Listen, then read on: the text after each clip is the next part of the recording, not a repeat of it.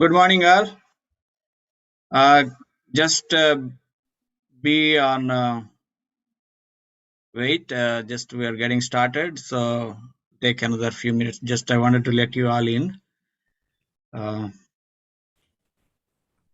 sir. Good morning. Bhupinder here. Yeah. Bhupinder ji, good morning. Sir, actually what happened yesterday, we were unable to mute ourselves. So if that is we are okay, but if that is the case, so can you open the chat so that we can communicate, reply back to... Yeah, we'll do, Bhupinder ji, don't worry. Relax the Thank silence. Hi, Ram. Yeah. Hi. Yeah, I'm just checking. Yeah, Bhupinder ji, be enjoying the silence for few times. Good morning, Ram. This is Prasad Tata.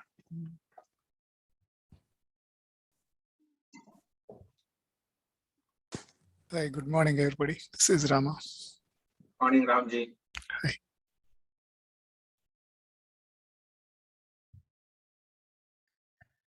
Okay, you hear your own voice, Bhupendra?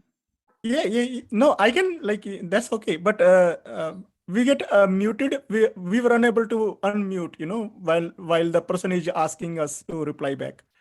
Yeah, don't worry. That time we will open. For now, Okay. keep quiet. Thank you. I mean, yeah, we are just getting started, no? So let me, yeah. Okay, so we have Karthik. Are you able to be co-host now already?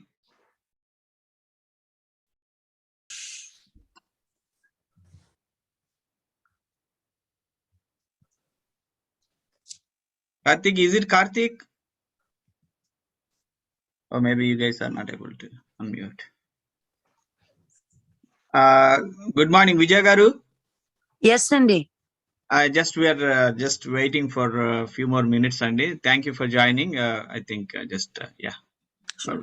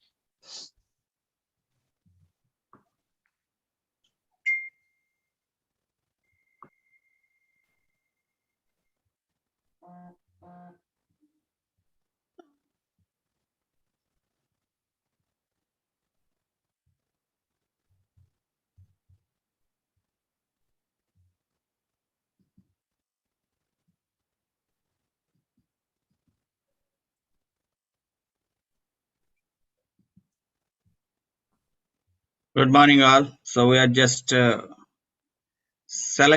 basically we are admitting by looking at the first name, last name, so that we don't have any hiccups in the meeting. So please be patient. That's the reason it is going to take a few minutes at the beginning, because we don't want to just let everyone. So just to make sure we have the right people.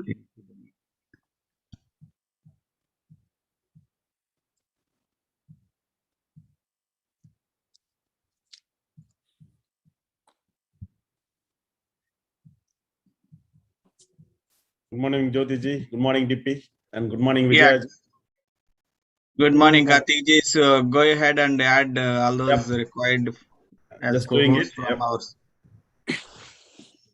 Yeah. Good morning, Jothi ji. Good morning, DP ji, Vijay ji. Good to see you. Morning. Vijay ji, good to see you. Yep. Very good seeing you. And Jothi ji, hi. I think Jothi ji, you are on mute. Yes. Sorry. Can you all hear me now? Yeah. Yes. Okay. Good morning, ma'am. How are you? Good to see you, ma'am. Very good. Thank you. Thank you, ma'am. Same Thank you here. so much.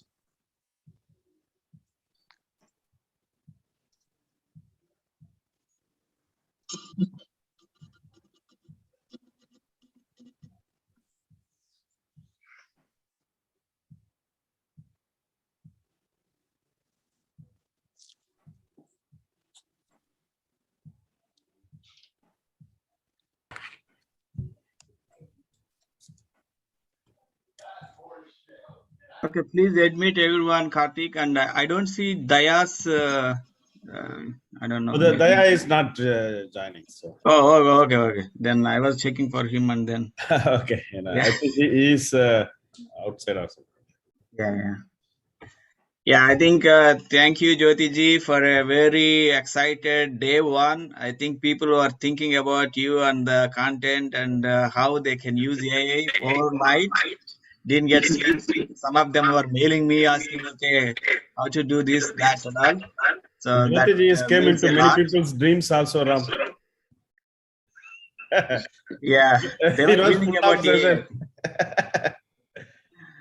Yeah, so I think we'll have more people to join, but I think let me see if I have Satish Vemuri from TANA. Okay, sir. Satish Garu, are you there? If you are, just can you unmute and say hi? Morning, Ramji. Morning. Morning, Karthik ji. Morning, Reddy Garu. Morning.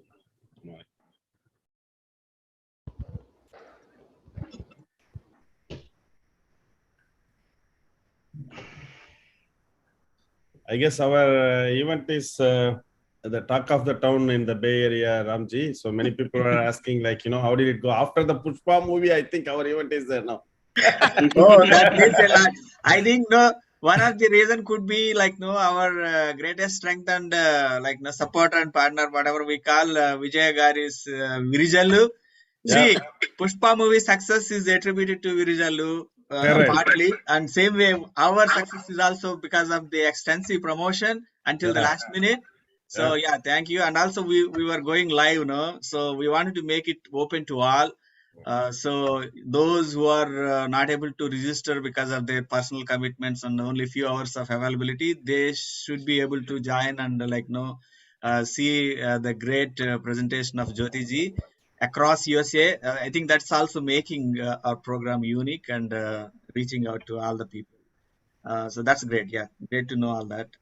Thank you. Thanks to Vijay ji, as you said, our Virijallu, program, the promotion and all, I think it helped a lot to sign up from the Bay Area, because we did the Bay Area like three events continuously, right? But this really helped a little bit from California. So yeah, thanks Vijay. Yeah, so welcome Niranjan Srungabaru, the Executive Vice President of TANA. Let me make him so that he Hello, can. Ram Garu. So how are you? And how is hello and Vijay Garu and Karthik Perumal and Vemuri Garu and everybody. Hello. Good morning, Niranjan Garu. So good morning. In a short while, we will have a quick leadership introduction, and then we'll take it from there. But I think I'm still waiting for Satish Vemuri Garu. I think he just. No, Vemuri Garu, I see him. Oh, excellent. Surprisingly, he's at home too. iPhone? I think I have always difficulty finding his name. Satish iPhone is there. Yeah, okay. Got it. నాదే ఉంది ఇవాళ అందరూ మనం నిన్న మాట్లాడడం చెప్పాం అందరికి ఉంది. Just I want to thank each and everyone Vijay గారు అంతే కానీ గో హెడ్ రా. Yeah, sure. I think we have most of the people present. I think please Karthik and whoever. I think DP, I'm also going to make you as co-host. So please admit whoever there waiting in the waiting room, and we will start our program. So again, welcome all. Thank you for a great day one, and all the participants rigorously practiced and listened to whatever Jothi ji presented, and very excited. So we are very happy for the outcome of the day one, and so we are looking forward to a great day two. And I would like to invite our Executive Vice President of TANA, Niranjan Srungavarpu Garu, as a guest of honor to give few words of wisdom to this boot camp and kick off the second day boot camp. Thank you, sir. Thank you, Ram Garu. Thank you for inviting me. Looks like we are all meeting like Bay Area friends here, and Vemuri Garu, Vijay Garu, and all everybody. And I know a lot of people joined from the overall country for this artificial intelligence boot camp. Definitely, because in my recent India trip, I got an opportunity to see one of the demos in artificial intelligence. They are using in the real-time life. Like they used to capture that live stream from the video cameras, and then they are trying to analyze the data using this artificial intelligence. That's what I got see this. I got to see the demo, and then I realized how important this in the recent days. Definitely, TANA is like identifying this kind of community needs. It's not really community need, but definitely it's like for all our like to grow professionally in our day-to-day lives and day-to-day jobs. These technologies, especially Python and AI-related data engineering, data science, all these are really crucial to survive in this country. As we are all like professionally technical people, and we need to know and understand what is happening in the real-time market. So definitely, thank you, Ram Garu, for bringing this into TANA platform, and with the help of everybody's in Bay Area's help, I think we were able to help the community. So I want to thank you for Jothi, and as well as Karthik Garu and Vijaya Asuri Garu and our secretary Vemuri Garu and the rest of our friends. And I wish you all the best. And definitely, if time permits, I will also join and learn this AI in the next few sessions as well. Thank you for giving me this opportunity, Ram Garu. Thank you so much, Niranjan Garu. We are very glad you made it to this second day inaugural session, despite all our busy schedule. So thanks again. And right now, I would like to request our Secretary Satish Vemuri Garu to introduce our second guest of honor, Vijaya Asuri Garu, with the introductory message. Vijay Garu, welcome to AI session. This session possible because of you, Andy. Adi open ga cheptanu without hesitate. I told so many times, Vijay Garu, you are here. You are for community for last maybe 30 years in Bay Area. You are inspiration to all of us, Andy.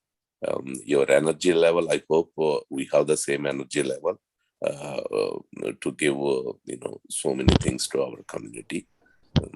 అడగంగానే కూడా మీరు మొన్న కూడా just few days back when you are announcing the day in and day out this in radio, really so whatever the information it is there, she is going to share to entire our community. That is what her great asset is. So she want to, whatever in hands, she want to support entire our community. Please, Andy, please give few words, Andy. Vijay Garu. Thank you so much, Satish Garu. Thank you so much, Ram. And thank you so much, TANA team. So good morning, everybody. And I think from wherever people are connected, good morning and good afternoon as well. On behalf of Bay Area Telugu Association and on behalf of Association of Indo-Americans, huge thanks to Jothi ji and Karthik ji, Daya ji, Ramesh ji, the masterminds behind these sessions that have been happening so successfully, first in Bay Area, and now I would proudly say global. When an organization like TANA shows interest, the larger community benefits. The larger community in US and across the globe also benefits. See, that's the beauty of it. And it's not an easy task. I think on behalf of AIA, we did twice, and that too back-to-back in a span of 2 months. And last year, you had a couple of amazing sessions. But to have another session within a span of another 2 months, I think, Karthik ji, correct me, a span of 2 months and with such great support from everyone. So it shows the level of interest about this particular topic in the community, and also shows the level of commitment. So, if there is a reason why people don't join these sessions, is because, we have to spend 2 days. But imagine the commitment that you guys have, Karthik ji and particularly Jothi ji and your entire team that supports you in your entire organization. I know it's not an easy thing. We connect and we speak for a couple of minutes and we we log off and we get on with our day-to-day stuff, but you are there from morning through evening. And despite being part of a successful company and still want to share this and want the whole world to benefit out of this, hats off to you guys.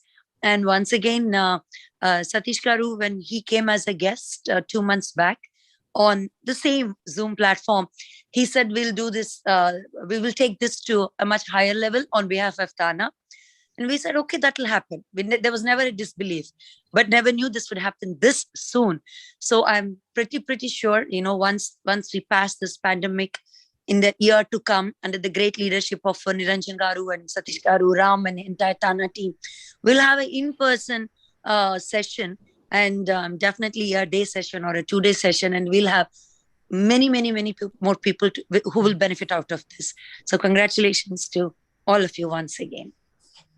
Yeah, you are right, Vijay Garu. Actually, we were really thinking, should we do this, immediately, because after that, we did like 2 sessions, but Ram was continuously behind us, like, hey, we should do this, because it will be benefited, across the US and globally, That's the only one reason, we really pushed our Jothi ji too, right? Can we do it again, because it's coming from TANA. So we just thought like we will do that. And actually, like yesterday, we had a great, support. Actually, we expected a lot, actually, because it's a global organization. But because due to the holidays and everything, I think the sign up was not that. But, we will do better in the future. A lot of people are traveling now. And, exactly, yeah. And it's a holiday season. Yeah. Exactly, yeah. We will do a better one in the next summer. Oh, yeah, definitely. I think Vijay Garu, Karthik ji, yesterday just I'm asking, end of the day, I'm asking the team and Ram about how many people watched. Yeah. There is 200 people watched a live stream for hours and hours. Yeah. It is 6 hours, 18 minutes or something like that. The session is. So there is 200 people constantly they are watching. Yeah. So they are not sure because if they register, they have to attend. So they didn't register, but they are watching. Oh, very nice. Okay. Yeah.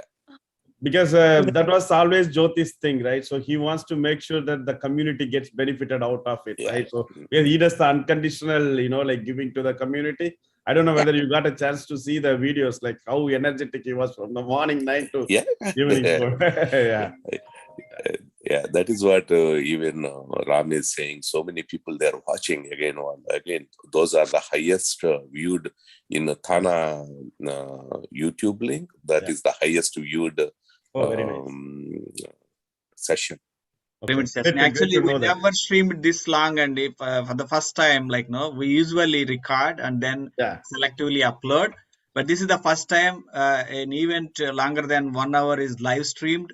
And that is for like almost 7.5 hours session was there, but we took 1 hour break.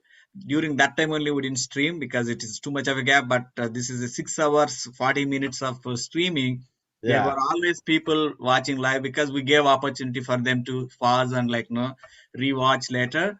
So it's that definitely I think maybe made people comfortable to not to attend Zoom session. That's true, because that's what while we were doing for even Tamil Association or anywhere, we never did the YouTube link because we know that, right? People will get lazy, then, why do we need to sign up, right? So we just attend later, we watch later. But anyway, it's good, we didn't announce the live streaming, but we thought, with the permission of Jothi ji, which is generous, he always wanted to make it as a community thing, and he doesn't want it to keep it very closed. So we are very thankful to him. And again, I wanted to reiterate that TANA has a reach across US, and in this session we have almost from 30 states, representation of 30 states TANA members joining this one. That shows how much reach it has. Even though the reach may be less, but then people watch it all over USA, and it will be continuously watched in the TANA YouTube channel. So that's what we wanted to bring it to. And Jyothi's name is very across USA now among Telugu community and TANA community. So we are very happy for that. And going forward, definitely yesterday Satish Garu was saying, with the help of all the people, we'll make a better, larger Zoom based event where now we will have 500 plus kind of people joining and doing intense hands-on coding Yeah. and all that stuff. Yeah. So Ram, I would like to add a point. Sure. In 2018, I was working at the Harvard Labs as a data scientist. Jay Ranjan IAS officer, he's the industrial secretary for Telangana government.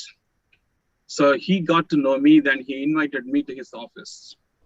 I gave a presentation to him and KTR about digital transformation for Telangana government. And Wipro was working. So through them, I got connect with Naveen Mittal. Naveen Mittal is an IAS officer for the educational secretary, line of services for Telangana government. So that presentation went to Naveen Mittal. And Mr. Naveen Mittal asked me to come and give a presentation to his team. I did this on 2018. Then the next day we signed an MOU, which is basically bringing all the government-owned educational institution, polytechnic, schools and everything, upskilling the faculty into artificial intelligence. So the assignment, still we have a contract, DeepSphere have a contract. It was supposed to start on March 23rd of 2020. And that's when we got hit very badly under COVID. We couldn't go back till now, correct? So I'm known to the Telangana government, both at a senior leadership level, as well as more than 100 plus universities. JNTU, VC knows me. And Osmania University, VC knows me because I met them, I coached them, I helped them to form these type of programs, correct, in 2019 and 20. So I was so grateful and thankful to the Telugu community. So they gave me such a platform to meet all these global leaders, correct? And also across the state of Telangana, I traveled, okay? Almost 3 weeks I was there. I visited all the colleges, correct? Like any college you name, I visited all the colleges, all the universities. I have given presentation in terms of upskilling their faculty, correct? So more than, I would say, 10,000 plus faculties, like people who's done PhDs, who's teaching these classes, correct? Including IIT Hyderabad, okay, including IIT Hyderabad. So I think the HOD name is either Dr. Mohan or something, correct? Like now, so I did a lot of work, a lot of presentation for the entire state of Telangana. So I'm well known to the state in all aspects. And I would like to say thanks to everyone who helped me to get there. Because I didn't go out and ask, okay, somebody sent an email to Jay Ranjan, then he contacted me, everything went from there itself. Okay, anyway, thank you once again for giving me such a wonderful platform to come and help our community learn and understand, because what is missing right now, there is a lot of information out there. It's not just only, I am the one who knows this one. That's not the message, correct? The message is how do you connect all the dots, correct? Getting a more clarity, conceptual clarity, correct? This is what you are supposed to do if your goal is to become a data scientist, if your goal is to become a project manager, if your goal is to become an entrepreneurial, correct? Where do I start? How do I go? What should I learn, correct? So that clarity is missing.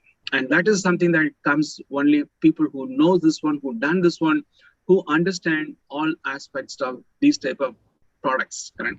So how do you use this, and all those things? So I feel, so we as a community go more empowerment to bring a lot of people to learn, because this is where the world is leading. And this is where everybody is going. It's up to us how we want to take it, correct? If you want to take it, learn it. If you don't want to take it, you will be obsolete. You will be obsolete. There's no question. It is not that people is going to take your job. It's about the skill level. What skill you have, correct? Do you have, even for a doctor, correct? So doctor is not just holding a medical degree. The doctor also need to work with, understand how do I work with the, like an artificial intelligence, such as robots, correct? So all these things is a new skill building. So people has to understand. So when we have a collaborative team to create such platform, I'm to be honored to part of this team and part of this, like, community. And once again, thank you all. Great to Thank hear. you so much, Jothi ji. Yeah, go ahead, Vijay ji. I think. No. Great to hear this association, and great to hear the stuff that you're doing and your reach all the way up to the Telugu community. Great. Yeah. For sharing. Yes, I done a lot of JJ. Again, you have been such a wonderful, like, support for us, correct? So like, it's not how good you are. It's a question about how well you can take to this market, correct? Like, there could be like when Google came with search engine, before that, there was a product called AskG, correct?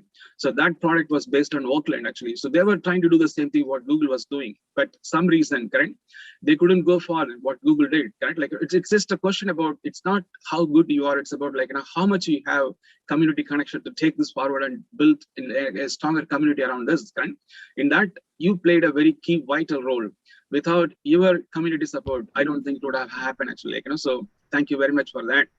And I also want to add this one, actually, correct? So I've been invited by the Prime Minister Office of Dubai, correct? So I was with them. There was a Minister for Artificial Intelligence. I coached them. How do you apply artificial intelligence public services, correct? That one thing. I built the digital transformation for the government of Malaysia.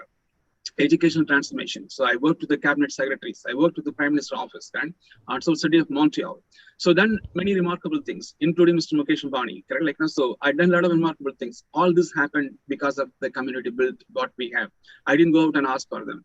So people got to know me. People got to understand what I can do, what I am doing, etc.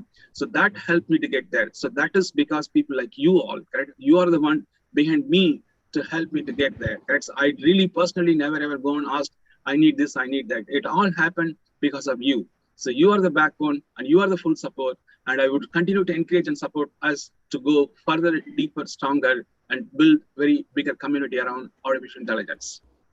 Very well said. Very well said. Great to hear you. Jothi ji, Jothi ji, this is your personality too, Jothi ji. Yeah. Thank you, sir. I know. To have that kind of commitment to give the maximum reach and to benefit maximum number of people, so that takes some great personality, and you have that. Thank you, Jothi. Thank you, madam. Yeah, so great, Jothi ji. Like I mentioned with you yesterday night, it is a partnership that we started, and it's going to grow, continue, and definitely we wanted to see you reach more heights, even reaching White House and invited to the White House and all that. So we wish all the success, and definitely we are privileged. The TANA and TANA membership is very privileged to have you today, to have this boot camp where people are getting knowledge and getting all the information needed to succeed in their lives. Thank you again. I think we have Daya joining. Yes, thank you, Ramji, for arranging on behalf of TANA the wonderful event with our excellent person in the world, Jothi ji, and with him we have definitely reached out to almost 1,500 people who would have benefited by our program itself, like the one which we involved. There are so many other programs he has conducted, but the one which we involved with various associations. Now we are in TANA. Likewise, there will be many more to come, and the sessions are going great. And thank you, Jothi ji, for again, and thanks to Karthik for being instrumental in pulling this event from background and helping Ram along to do this wonderful program. Thank you so much. Thank you, Jothi ji. Thank you, Dayan. Thank you, sir. Thank you. Jothi ji, this is just the beginning for you. You are just coming to limelight. Your peak is still very high. You can climb much more. There's nothing like that, sir. Actually, still I'm learning. Still I am humble. It's okay. There's so many people. That's what makes you different and special, Jothi ji. And this is just the beginning. You have a lot of things to do. Yeah. You'll do it. Yeah. Yeah. So the only one point I would like to make, so I know there's so many people out there who can do better than me. There's no question. There's no doubt about it. And I myself studied in Stanford, actually, correct? So I have seen faculties who's coming from Stanford and teaching and all. I also taught courses for MIT. At MIT, that's where everything started, correct? I was not known to Karthik sir. I was known to Daya sir. So I got introduced to them. One of my students who studied at MIT, correct? I was teaching this artificial intelligence for business course at MIT. So she was the one who introduced me to all of them. So then everything gets started, actually. I'm talking 2017. Okay, there is so many people out there who's doing better than what I'm doing. But what is really missing, the audience who's learning this one, not all at the same level. Okay, somebody understands well, somebody understands technical, somebody understands business, somebody understands strategy. How do you connect all of them, correct? How do you bring everything together, correct? So I think that is a missing puzzle, correct, at this point. So as a technical subject, you can learn so many things out there. Go to YouTube, go to Google, go to LinkedIn, whatever, correct? You can find material, you can study. But what is really missing actually, in a simple layman term, anybody can understand what does this mean, right? So that's a missing piece. And that what I feel we could do together. We could do together actually, right? And that is the real need at this point, right? Not everybody on a technical level where can go and code, right? The majority of the population, if you see who's in the IT industry sector, right? They're all working professionals. They have 10, 15 years of experience. Some of them have 20 years experience. How they can benefit, how they can transition into this one, how they can understand all the things, right? There's no clarity. Okay, you talk either math or a stat or very technical, you will get lost. You have no clue what the heck going on here, right? So it needs a simple, polished way to teach and educate people, which I feel something that we can do as a community together to make everyone empowered in the field of artificial intelligence or data science or anything around that. Actually, I think that is the key. What I see, what we are bringing to the table compared to what others are doing. Actually, yes, there are so many institutes out there. There are so many colleges out there. So many people are doing this one.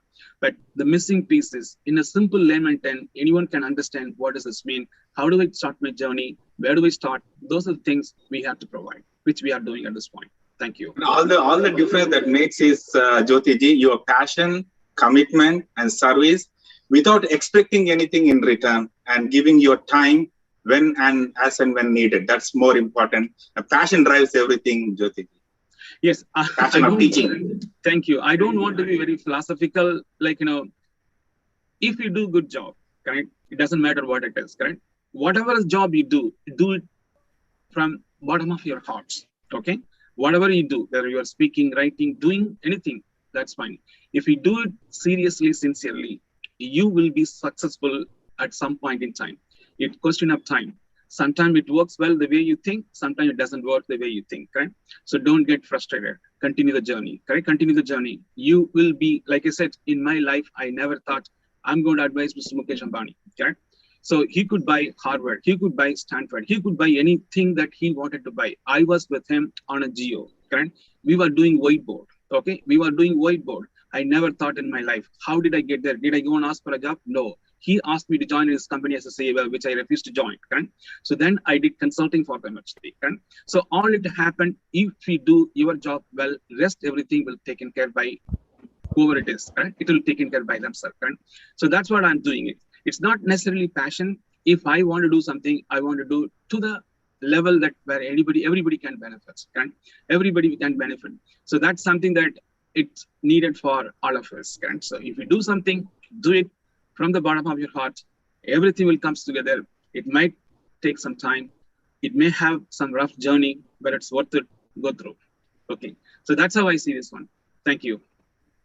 Thank you very much, Jothi ji, for your comment. Sure. Thank you so much, Jothi ji. Again, there is no end to thanking you for your great service. Definitely, I would like to ask Vijayasuri Garu to give her closing remarks. And then I think I have a few more people to thank, a few more organizations to thank. Yeah, thank you, Jothi ji. I always, as Jothi ji mentioned, it's amazing to know the levels that he has reached. And only one thing I can say is the best is yet to come. And this will be a great association, Jothi ji, with you and with the entire community and, all the leaders that want to take you to have their communities benefited. So it's wonderful. And all that I have to say is, I think at this point, I'm sure everybody is eagerly waiting to get connected to the second day of the course. So congratulations and good luck to all of you again. Thank you, Vijay Garu, for I know you are very busy and taking time out of your busy schedule. Not at all. This is our event, everybody's event. It's our response. Thank you. So yeah, actually we also wanted to have the BATA, Bay Area Telugu Association, which is our partner organization in Bay Area, where Vijay Garu is the advisor and the leader, and we invited the president Hari Chikoti Garu, but I think due to his prior commitments, he sent his message but not able to make it. He wanted to thank Jothi Garu for his great service. He wanted to thank TANA for the great programs that we are bringing in, and he extended his unconditional support to all the services and programs that TANA is going to do. Thank you, Hari Garu. Thank you, BATA. Also, we wanted to mention a few other people like Viru Uppala from BATA. Thank you for your help. Yashwant Kudravalli, thank you for your help. Also, AA, all the AA leadership, thank you so much for your unconditional support. Of course, our media partner Virijallu. So thank you, Virijallu team. Kalyan Garu, I call you. I think again you are busy to be able to make it to this meeting. Thank you again for your support, Vijay Garu. Definitely, thank you on behalf of Virijallu. And I think with that, I think we are done with the initial second day inauguration session. Thanks to all the special guest joined, Niranjan Garu, Vijaya Garu, and our secretary, and Daya, Karthik, and everybody, whoever joined this session and made it a special second day inaugural session. So thank you. And with that, I think, yeah, Jothi ji, so Okay. It's back to you, and you can announce the schedule of the day. Sure. All right. So thank you all once again. Actually, so without your support, we would not got here. Actually, I sincerely thank you from the bottom of my heart, each one of you. And we will continue to build this kind of program, and we'll continue to evolve, and we'll continue to learn and grow this program. Actually, so goal is to go to, as Vijaya Madam said, go to the level that where everybody look at us and say that it's one of the best community who brought this kind of high-end education to everybody at the easiest level they can understand. Okay. So we'll work towards that actually. Thank you all. Thank you everyone. With that said, I'm going to take over from here actually. Okay, the participants, once again, I know it's not easy. You have a lot of commitments, you have family, you have kids, you have things to take care. In spite of all, coming and sitting and learning this one, it means there are certain goals to achieve. There's commitment to fulfill. There's things that you want to accomplish. And I think that's what brought you here actually. With that said, I sincerely appreciate all your effort. It's not easy. Correct? Telling is something that people can make statements, but making it happen, it is not easy. It takes a lot of guts. It takes a lot of interest, commitment, everything's involved. Correct? So I appreciate your commitment. I appreciate your passion. I appreciate everything that you're putting forward, coming back here and learning from this session onwards. Correct? So with that said, let's go into the session. Can you make me as a I'm not able to present. Can someone has to make me as a co-host, or so it says host to disabled participant sharing screen. Yeah, we are doing. In this excitement, I think we forgot to do that. Yeah. Yes, sir. Now you are. Yes, I have the session right now. All right. So I sent some material for Mr. Ram and Karthik and Daya to circulate to you. I hope you got those materials. In case if it's not, I can ask them to send it to you. There are two materials may have sent it to you. One is the lab we did yesterday, building simple machine learning model. The second is the lab that we are going to do today. So please ensure you have that one actually. So that is needed actually. So today our focus is going to be data engineering. But before we go to data engineering, there are certain things that we couldn't cover yesterday. I want to focus on that. I also want to have a small assessment. This is not whether you learned or not. This is more for how well this program is reaching. Okay, so that we can adjust the content, we can adjust the the delivery mechanism. So that is what the assessment is all about. Okay, so today we are going to focus on, there are certain pending topics which we need to understand in terms of machine learning. So that we are going to focus. Then we are going to take an assessment. Okay, once we've done the assessment, then there are three models we want to build: classification, regression, and then we'll move on to data engineering towards the end. Okay, so I want to keep this at the end. Data engineering, it's one of the most interesting topics, so you will get to learn this one actually. All right, so the first thing what I would like to do, I would like to do a small recap. And before I do this one, so I was just trying to tell, I believe the secretary said that he watched some demo, or he watched something that streaming video and understanding how you could build analytics around data which comes from live stream. Correct? So what we have done, we built a solution for energy efficiency, energy benchmarking. What exactly it means actually, in a commercial real estate building, such as schools, hotels, restaurants, correct, etc. If no human is there, okay, there's nobody in the room, correct, then we don't want the electricity to be consumed. We want to turn down the electricity usage, correct? So example, so if a commercial real estate building like a school, there's 1,000 rooms. In the 1,000 rooms, the lights are on, heaters are on, it's Saturday and Sunday. There's no one is going to come there. It is waste of energy cost. So how do you basically build such energy efficiency, energy benchmark solution? That is what this is, correct? So this is completely built on deep learning model. Okay, you will understand when we go through this process. So what I wanted actually, so I wanted to basically live stream the data. So this is the URL we want to use to stream the data. I'm just going to say so you'll understand this. Okay, so this is the actual video that we wanted to live stream and analyze this one. So it's asking first data source from where you have data. So I'm going to go ahead and select it's a YouTube or a camera. It's a YouTube video. Okay. All right. It's asking the URL. I'm going to give the URL. So now what happens? It starts the process. Okay. It's asking me to build data pipeline. So that means it's going to start streaming the data. Okay. It builds the data pipeline.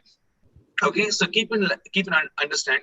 It's a combination of both data engineering as well as model engineering. So it starts the data pipeline. You see this one, it collects and inserts into a particular storage that we use. In this case, it's a Google BigQuery. Okay? It dumps the data in the form of a frame that we can analyze this one. Okay? So it's basically start processing the data. So all I want you to understand actually, how can you build this kind of application? Okay, so this is one of the example. Our secretary was saying that when he went to Hyderabad, where he was able to see a demonstration, which basically tells, click a live video, which is a streaming, and then process them, analyze them actually, correct? So it basically tells this one. So if we want to stop, I'm going to go ahead and stop. I don't want to continue this one. So it's a live stream. It's going to take more time. I'm going to stop this one. Okay. So when I start this one, it's going to ask me start being so I'm done with the pipeline. I'm done. Now it's the engineering process. So that means I want to extract the images in the videos, correct? So the video has a frames. These are all frames. What we looked at right now, frame. So now I'm going to start the engineering process. Okay, it's going to basically start engineering process means it needs to connect. Correct? This is what yesterday I was asking. So now I have a video. I want to understand in that video who are the customers, correct? So I wanted to understand the customer who's going to be working or involved in this one. Okay, so I'm just going to go ahead and then choose the customer. Okay, 1 second. Sample data. Right now, video has the frames. These are all frames. What we look. Okay, so this is basically I'm giving so who are the customer in this one? In case if you want to preview the customer, these are all sample data that I'm talking about. You see this one? This is basically tells in the video frame. I'm looking for whether I have Mark, Bill, Elon, Jeff. Are they in this frame? Yes. Okay. So I'm just trying to collect this one. So this is basically connecting this data, which is basically a customer data, back to the video frame. Correct? In the video frame, who are there actually? All right. So now I'm done with this one actually. So it's asking me how do I want to compare these data sets. Correct? Yesterday we talked about features. So compare their eyes, compare their ears, okay, nose, etc. So this is the feature what we talked yesterday. So I have a trained model. The trained model has all these features. Now I'm going to give a new data which we read from this frame YouTube.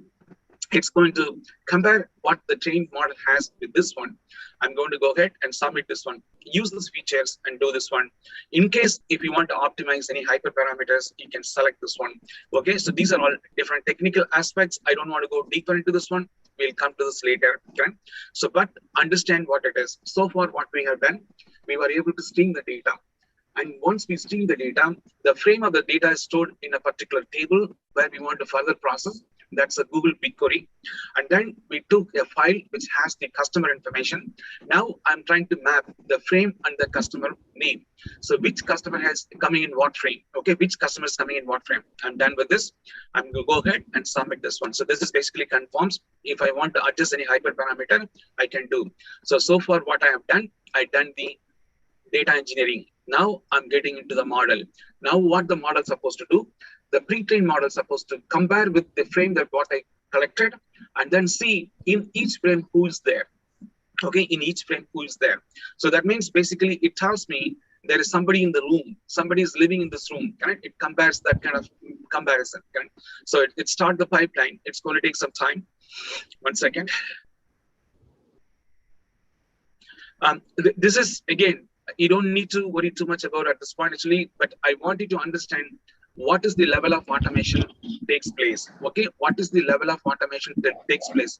Number one. Number two, you understand what kind of application we can build. So now I'm just saying it start the model pipeline means now the model is ready to accept the streaming data. Okay, the model is ready to accept it's a live stream.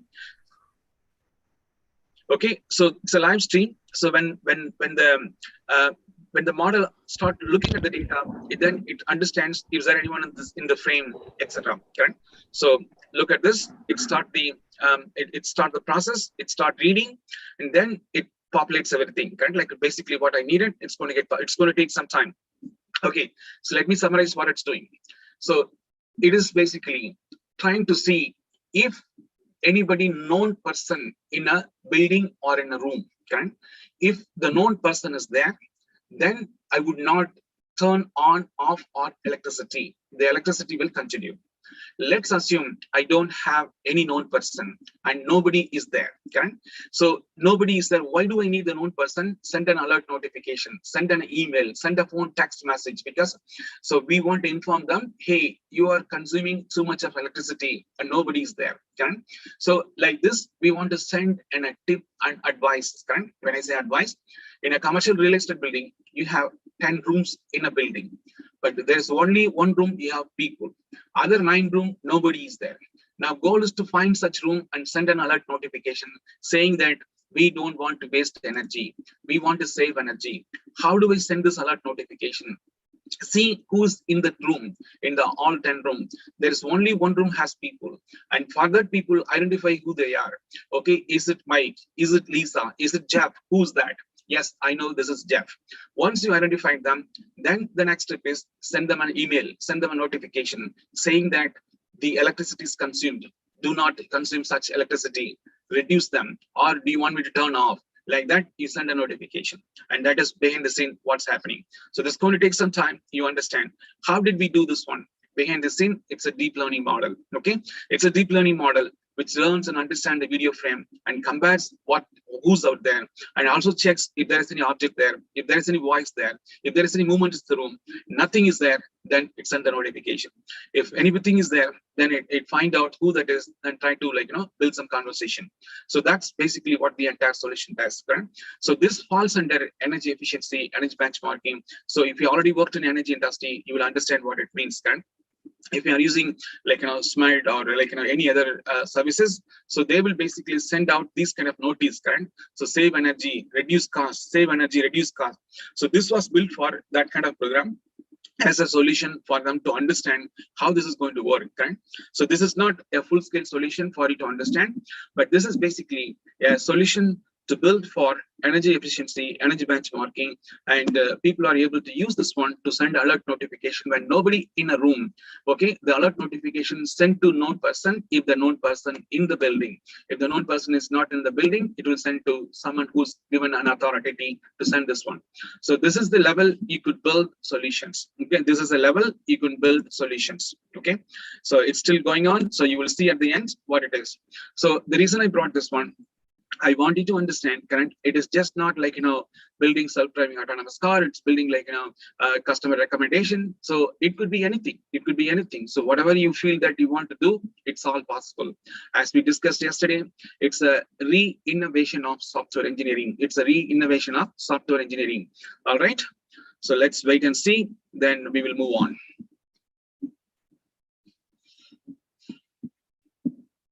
It's close to complete.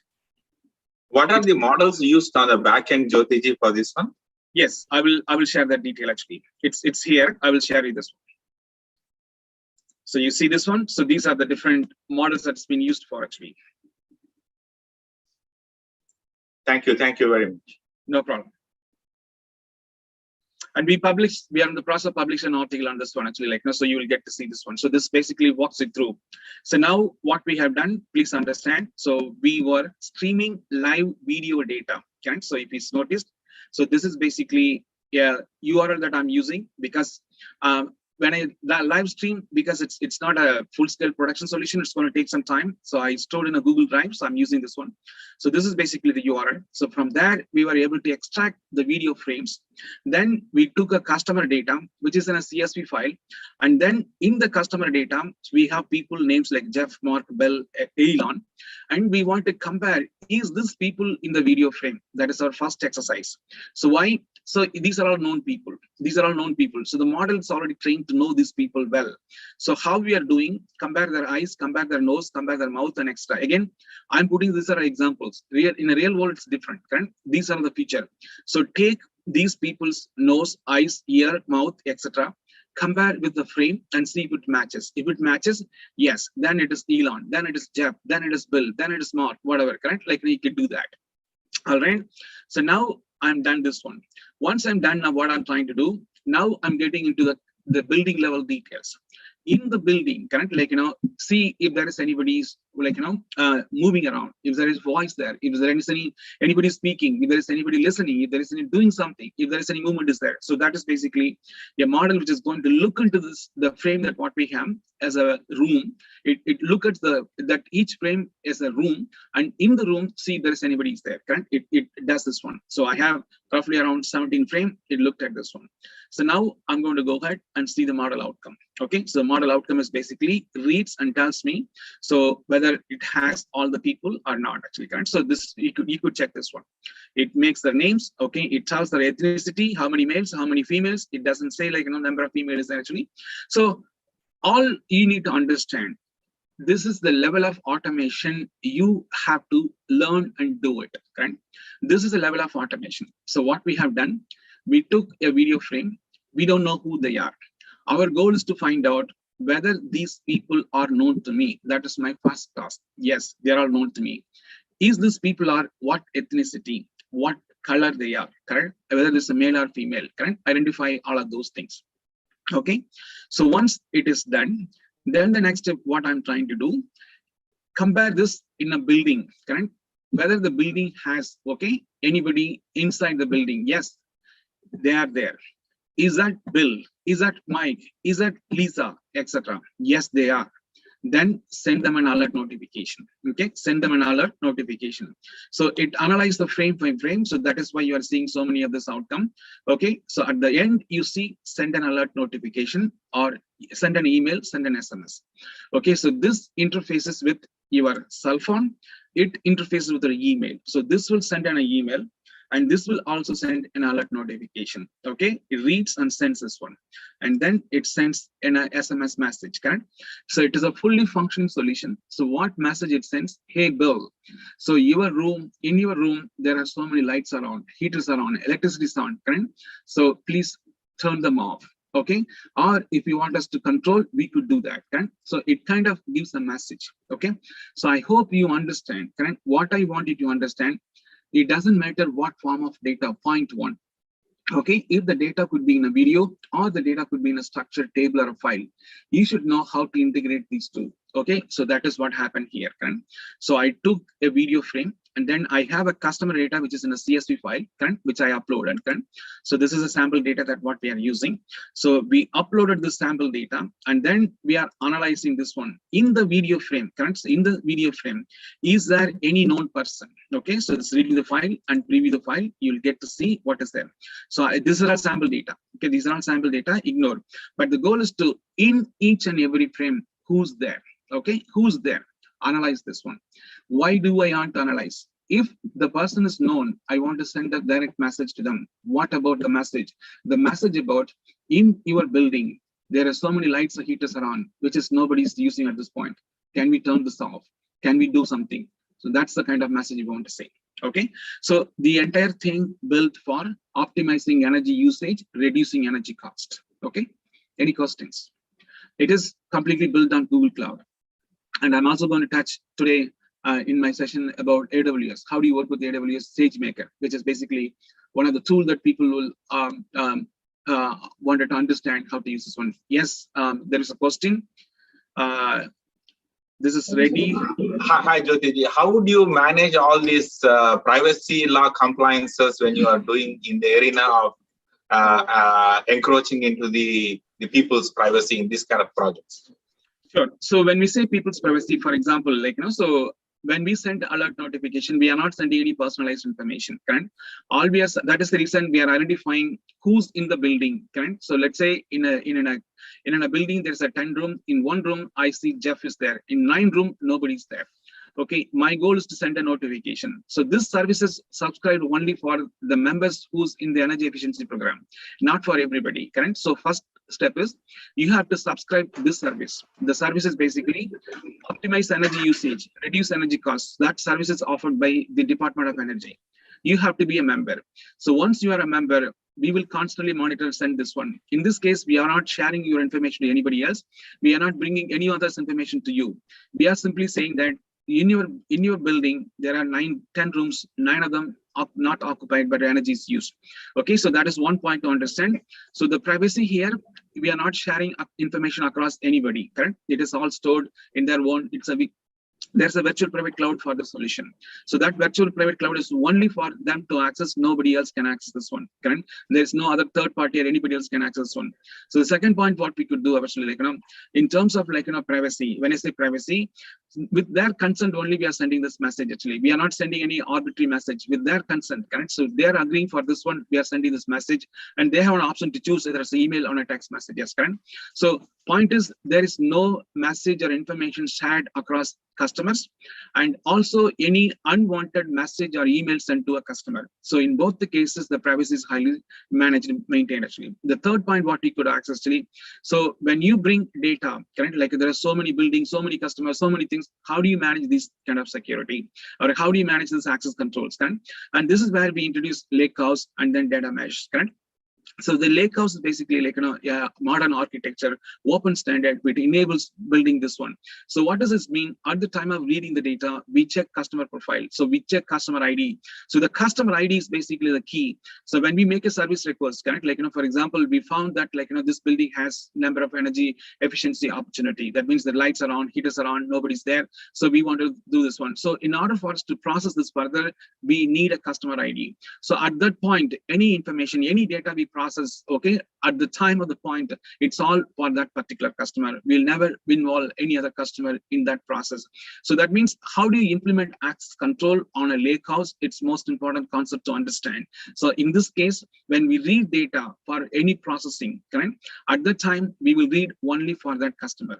So the customer ID is the key for us to connect and ensure and filter and secure the data only for the customer. So we are also ensuring during the processing, during the compute time, we don't bring other customer data.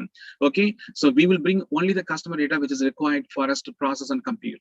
So there is security, compliance, and also governance involved in all aspects, correct? What you send, what you read, what you write, what you process, it's all controlled based on customers. Thank you very much. Okay, all right. So ladies and gentlemen, as I said, it is not just you want to go out and build. I want you to build, think through, because most of the time you see use cases, correct? People talk just jumping into Python, coding and doing this and that. It's nice, no problem. But you also need to understand, how does it work this in a real world, correct? Real world and live, correct? So as I said, so I can use this one. So I can connect camera also, correct? In case if I want to connect camera, I can do that too, okay?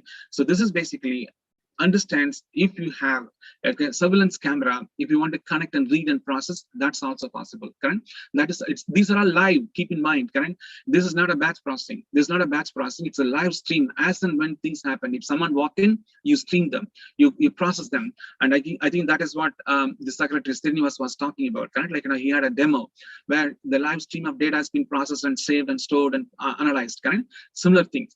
So understand, using artificial intelligence, such as deep learning, you can build these kind of solutions, correct? So when I say these kind of solutions, you can take any type of data. In this case, we are taking videos and camera images, correct? Videos and camera images on a live and process them, analyze them, see what's out there and take an action, take a decision. In this case, we are analyzing to know, correct?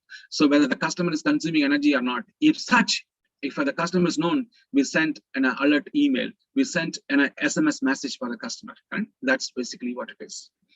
All right. I hope this helps you to understand how things work in a practical world.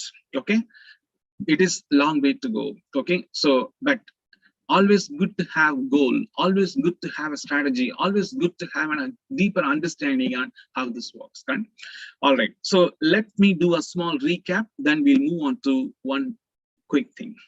Okay, what we discussed yesterday. Right? So I just wanted to recap small thing and then we'll move on. So yesterday we spent time. The first thing what we wanted to understand, okay, the very first thing, as I explained, mystery. When I say mystery, these terminologies, artificial intelligence, machine learning, data science, intelligent automation, and okay, digital transformation. So these are not able to, people are not able to understand very clearly. Okay, everything, correct? All the things, machine learning, data science, intelligent automation, correct? Digital transformation, it all falls under artificial intelligence. It falls under artificial intelligence. Why? The goal of artificial intelligence, what? Okay, so by definition, we understood what's intelligence, what's human intelligence, what's emotional intelligence. We all understood all of those things in a simple, plain English. Things what we do on a day-to-day basis. Whether you are a lawyer or a doctor or a scientist or a teacher or a police officer, it doesn't matter. Whatever you do, those are all intelligence. Such intelligence we want to create artificially. Simple. Why? Either that could become an alternate substitute replacement for a human intelligence. That's the by definition. Artificial intelligence, by definition, either an alternate substitute replace for a human intelligence, things what we do on a day-to-day basis. Whatever we do, that's what it is. Second, we understood how do we apply in industry. Only in two form. Please do not take if somebody says something else. Do not take. Okay, as I said, it is waste of time. You are wasting your time learning something which will not make sense. How you apply artificial intelligence in industry. That is our you can call workshop or you can call bootcamp, whatever it is. So our bootcamp is applied AI. So how do you apply this in industry? Only in two form: an intelligent automation, data science. Intelligent automation occurs without a human intervention. Data science basically apply science and data, extract hidden insights that we looked at. Okay, so we understood what's artificial intelligence. Then we understood how we apply in industry. All right. So the next thing what we understood, actually, it is one of the key things. Okay, so by using artificial intelligence, we can build intelligent automation, data science. When I combine these two, it forms a digital transformation. When I combine these two, it forms a digital transformation. We understood this one. The next point, what we understood, actually, we understood how can I do all these things? Okay, how can I build an intelligent automation, data science, digital transformation, teach the machine? What do you call machine learning? What do you call machine learning? Right? Again, machine learning by definition, it's a terminology, it is a concept. It does not dictate any underlying architecture how the machine is learning. Please don't get confused with this deep learning, all those things. That is just people talking without knowing this further.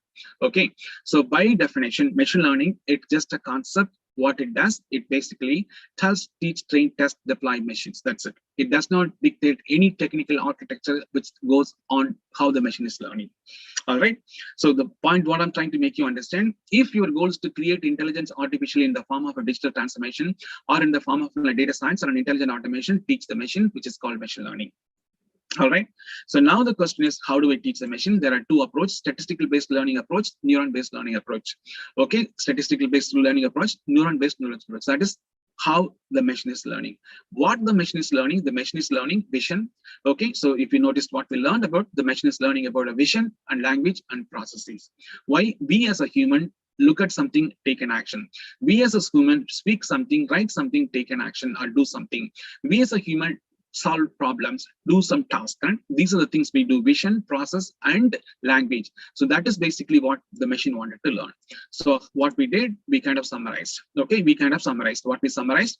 So two aspects to this one. Okay, when it comes to machine learning, how the machine is learning, what the machine is learning, how the machine is learning, statistical based, neuron based. All right, in that we learned about in the statistical based, supervised, unsupervised reinforcement, because the architecture, underlying architecture is different. Neuron based, okay, it could be deep learning, but in a real world, you mix both. Okay, you combine both. It's not that you do only this, you do this one. Actually, it could be combination of both. So it could be combination of both, and it could be only one, it could be all together. It is uncontrollable. We cannot say this, do this, and do that. Okay, but the message what I want you to understand, the architecture of supervised machine learning is different than a deep learning. The architecture of unsupervised machine learning is different than a deep learning. The architecture of reinforcement is different than deep learning. But in a real world, you can combine these two, build models and train models, etc.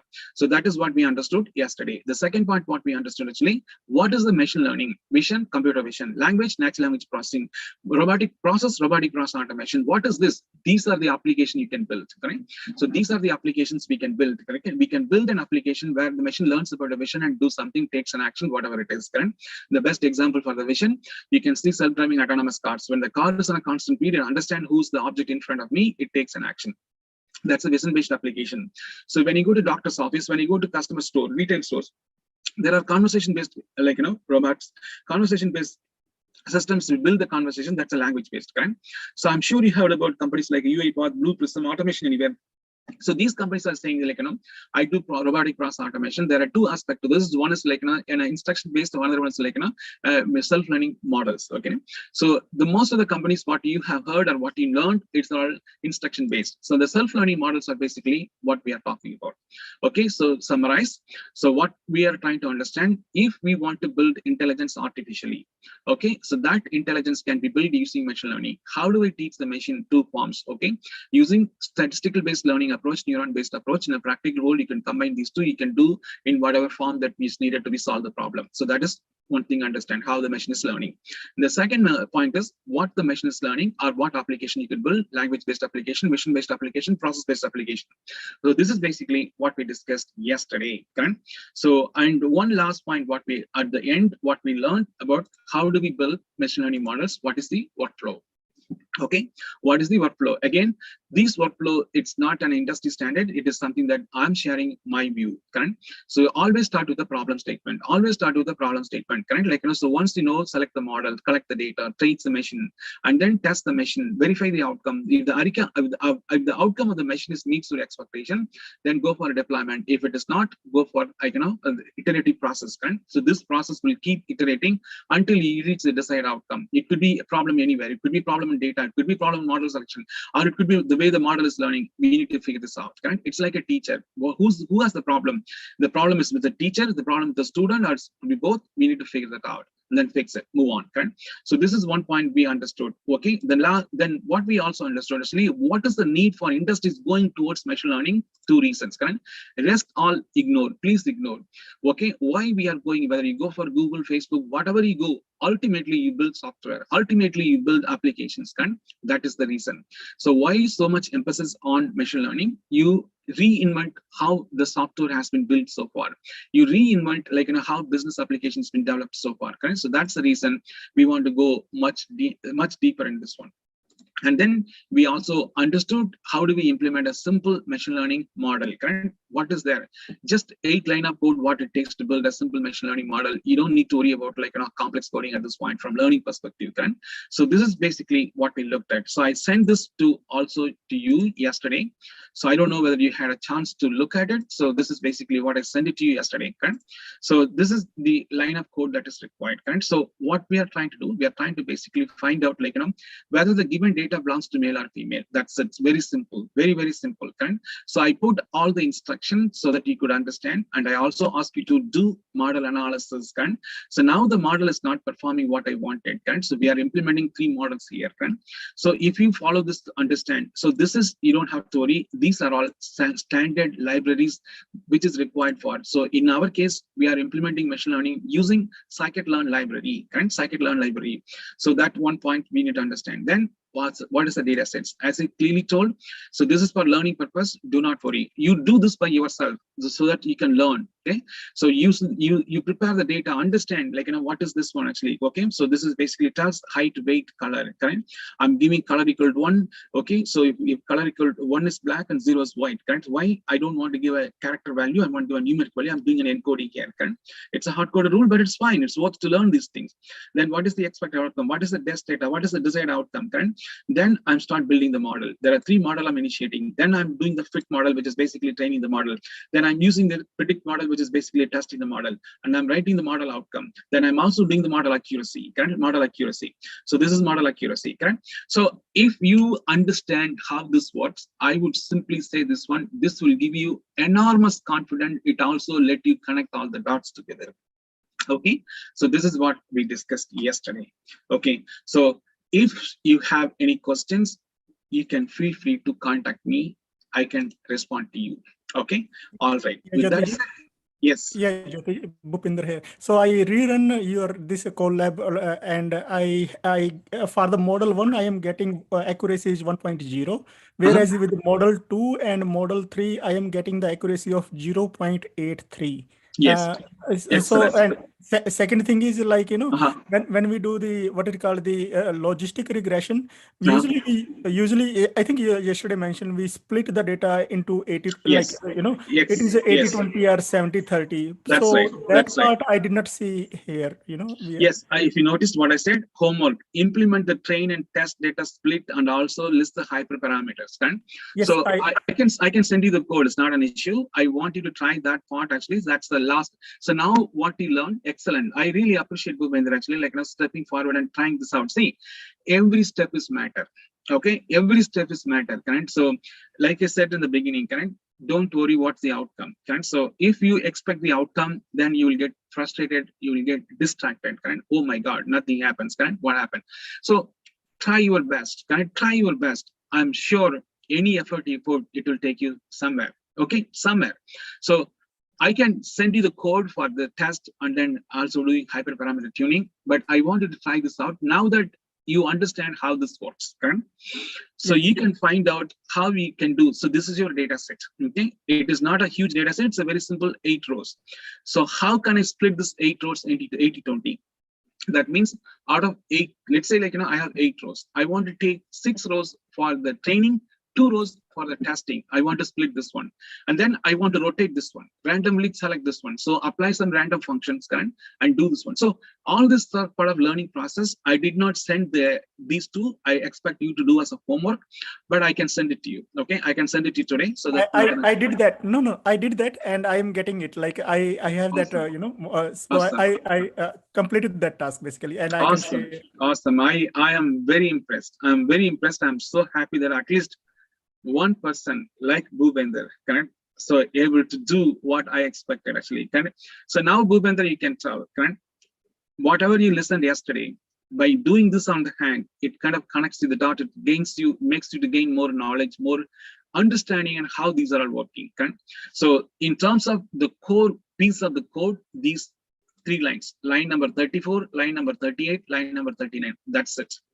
The rest all it just I would say not model related code. It's a code the model is expected to have, like a data related stuff and all. But as far as the model side, line number 34, line number 38, line number 39, that is the model related code. It is not very complicated thing. What is needed? Understanding. What is needed? Understanding. What is needed? Hands-on work. If you do, you will get to know this one. So I'm very impressed. This is our first step. And that's why I told. So this is our first step. Your first step to learn, implement simple supervised machine learning model, binary class classification. Okay. What we are trying to say. One question, Jothi ji, when we are doing this split, you are taking 80-20 or 60-40.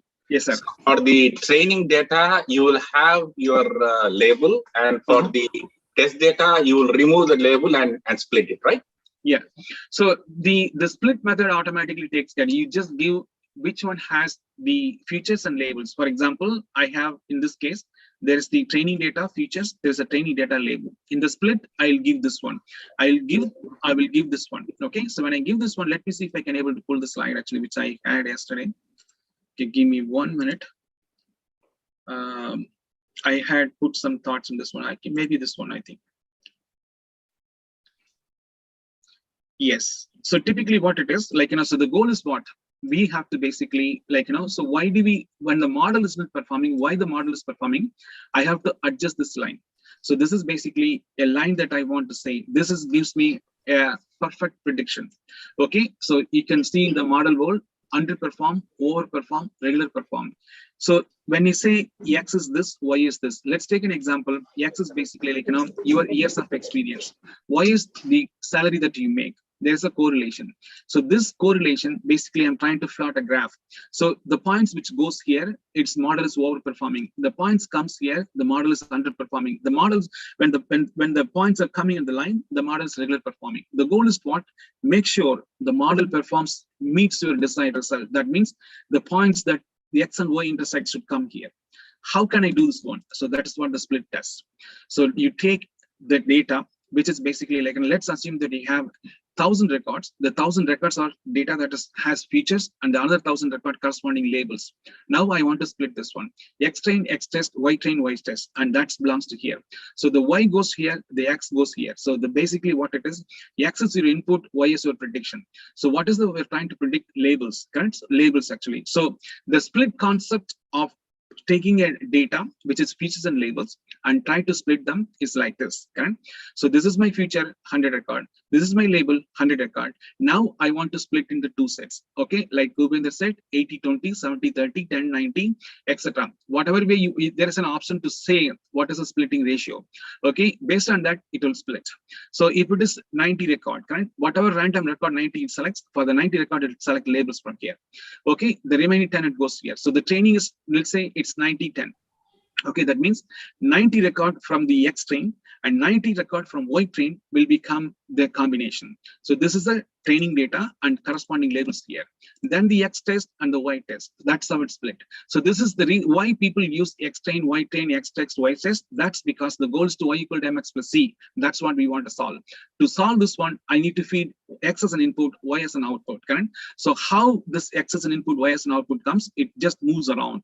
Okay, so goal is to get to this level. So that is basically your desired outcome, what you want to do. So going back in terms of split, it's like this. So you have 1,000 record, which is your features. You have another 1,000 record, which is your label. You can split them X train, X test, Y train, Y test. X train, 90 record going for training. The corresponding 90 labels goes to the Y train. The remaining 10 record goes as a test, as a X test. The remaining 10 labels goes as a Y test, as a labels for this one. And that is basically what I'm expecting you to do here as the last step, which I did not do. Does that make sense? Yes, thank you very much. And also, do we have to run this for all the models to see which one gives you the best accuracy? You can run all the models in a loop, okay, or you can run one by one. I would suggest first time run one by one. Like for example, I'm commenting out this one, correct? So I commented these two. Okay, so or I can write into a file, I can analyze. There are many different ways you could do, correct? Like so point is, yes, you can run all in parallel and write in a file and see which one is performing well.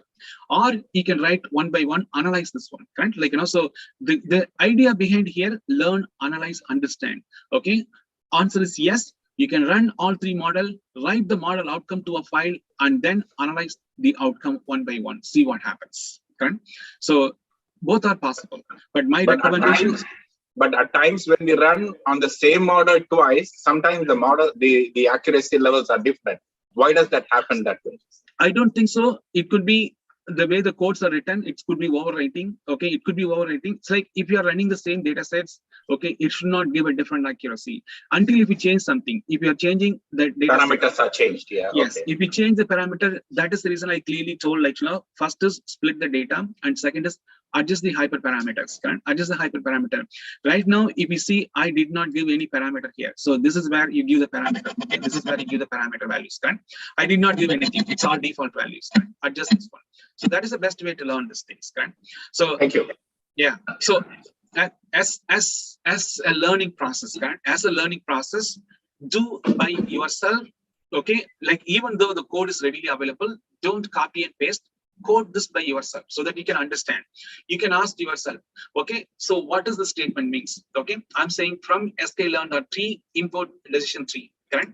So, or I can do this in other way too. Okay, you can play around this one. I'm going to get rid of this one. I'm going to say here tree. Okay, I'm going to here say tree, and then here I will say tree dot decision tree. Correct? So here I'm going to say model. So this is basically model. I'm going to say tree dot. So all these things I want you to try it out, practice, learn more. Correct? So going back, do not copy and paste. See if we can at least try to type and understand and what is happening here one by one, correct? And also you can place the cursor here, correct? You will get to know what these are, each one of the stunts that is doing, correct? If it doesn't come, you can check in the Scikit-Learn live website, correct? So you can see all those things. There's so many examples are there. Okay. So anyway, it just best way to learn. I'm just telling you, like, so this is not like an end of the world. It is first step to get involved, get started actually, correct? And also play around with collabs, correct? Like I said, there are many different features you could involve, correct? So you can mount your G drive, correct? Like, so you can go here and see this option. How do I mount the G drive? How do I bring the file here actually? How do we do refresh? And how do we read the file, etc. Correct? How do we change the runtime? So let's say if I want to use the runtime, actually like change the runtime type, I want to use some GPU or I want to use CPU. How can I do this one? So once you start playing around, you will get to know this more. Correct? So I would encourage and see this one. And same thing, what I told you, this is a hosted where we connected. This is basically directly connected to Google Cloud, and this is a local setup, etc. Just move around, check all different options, because it is so difficult to teach everything in a one single session this weekend. So there's a lot more involved, play around, so that you can slowly build your skills, knowledge, and expertise on this space. All right. With that said, I do want to have a small interactive quiz. There are two reasons I want to do this quiz. Why? I want to understand how much you are able to use collabs. Okay, so this is basically what I want you to do. I want you to create your own collabs. Okay, so it is very, very simple. All you have to do, okay, type, okay, so type collab.research.google.com. okay, so I will put this in the chat window. Okay, so click this one. So this will take you to, okay, 1 second. So it is the chat window. When you put this one, okay, it will take you to the collabs. All it is, if you have a Google account, that works really well. Okay, if it will not, you could use any other account that you may have, it will get connected there. At the bottom, you see, create a new notebook. Okay, create a new notebook. Okay, so once you do this one, okay, the first thing what you do, give a name to this one. So here, type your name. Okay, so type your name. So type your name, sorry. Okay, type your name. So whatever name you want to give, type here. So then answer this 10 question. Okay, answer the 10 question and then share this one to me. Okay, share this one to me. So why we want to do this exercise? This will help you to at least get involved in collabs. Okay, get involved in collabs and understand some basics. You don't have to write program. You don't have to write program, but start using this tool. Start using this collab notebooks, correct? So that is the intent behind. Okay, so let me make sure you understand. So in your browser, type collab.research.google.com, hit enter. Okay, once you hit enter, it will bring up this particular pop-up window. At the bottom, you see a new notebook, click new notebook. When you click the new notebook, that means it has two sections, code and text. Okay, for now, ignore this, we will revisit. We did talk about it, but for now, just leave it by default, it's in the code, that's fine, leave it there. And here, all you have to do, so change the name to your name. Okay, change the name to your name. So give whatever name you have. Okay, whatever name you have, give your name. And then what I want you to do, I want you to basically type your name, okay, email. That's all I need. You don't need to worry about this one. Okay, you don't need to worry about this one actually. So let us try to answer this question together, and then I want you to send your response. Okay, so I want you to send your response. How do you send your response? Click share. When you click share, it will ask you whom you want to send. Type my email, which I'll give it to you. Okay, so you can type my email and then it gives an option. What option they like, for example, so I'm going to choose Jothi Periyasamy. Then it will ask you select here editor so that I can understand what's been written here. All right, it won't take too much time. Let us just quickly run this through so that I understand how much you understood. Then we can move on to the actual topics. So whatever we want to cover today. All right, so I'm going to bring the questions. You don't have to worry. All you have to do is answer this one. Okay, so this is my email. I will put it in the chat window. Okay, I'll put it in the chat window. All right, so in case this is needed for you to share your quiz outcome. Okay, so whatever you are going to record, I want this to be sent to me. How you want to send it to me, you just have to share the Google notebook. Okay, so your answer is simple, true or false. That's all I care. Okay, I don't need any explanation. Number 1 true, number 2 false, number 3 true, number 5 false, number 6 false, something like that, correct? So what I'm asking you to do, I am asking you to, correct, in your Colab notebook, correct? Number 1 true, okay, number 1, number 2 false, okay, okay, okay, so number 3 true. So that's all I need, okay, that's all I need. Once you type, click share. Once you type, click share.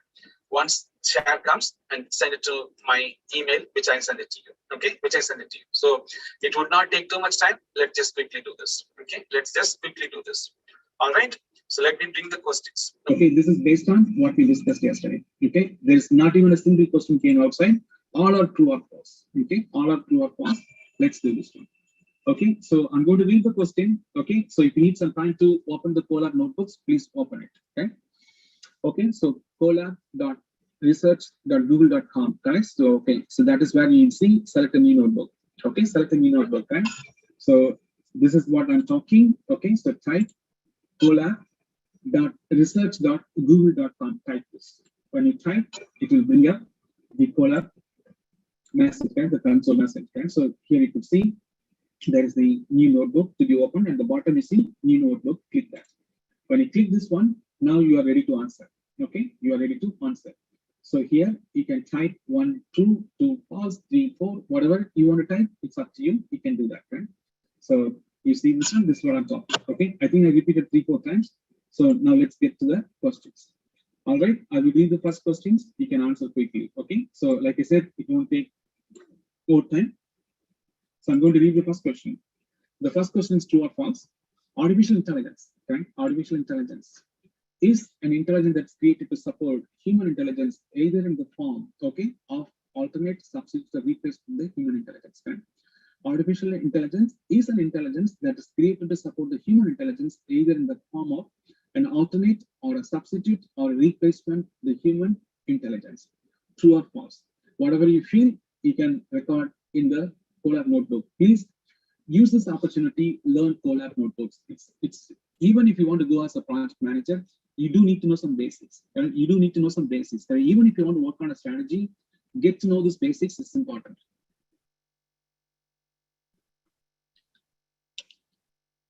All right.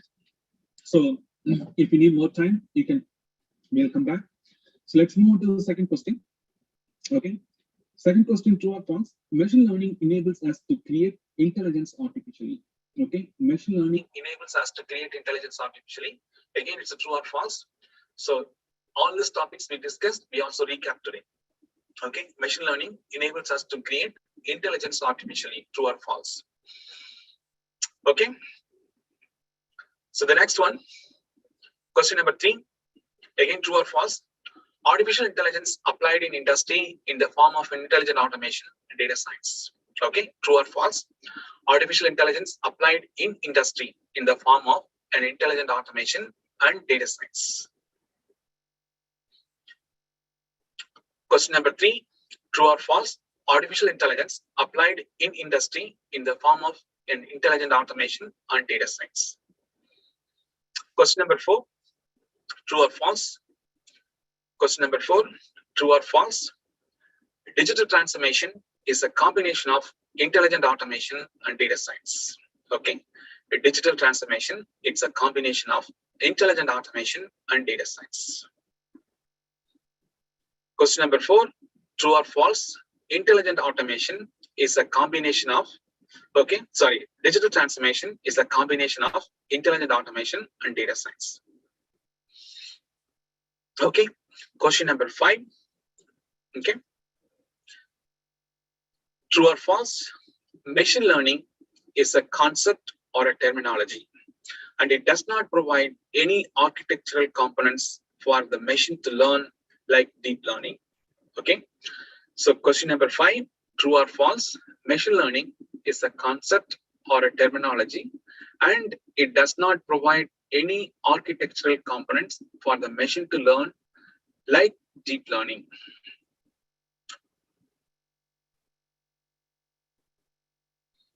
Question number 6, true or false?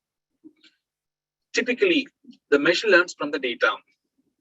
And the machine learns based on statistical based learning approach or a neuron based learning approach. Okay, or it could be both.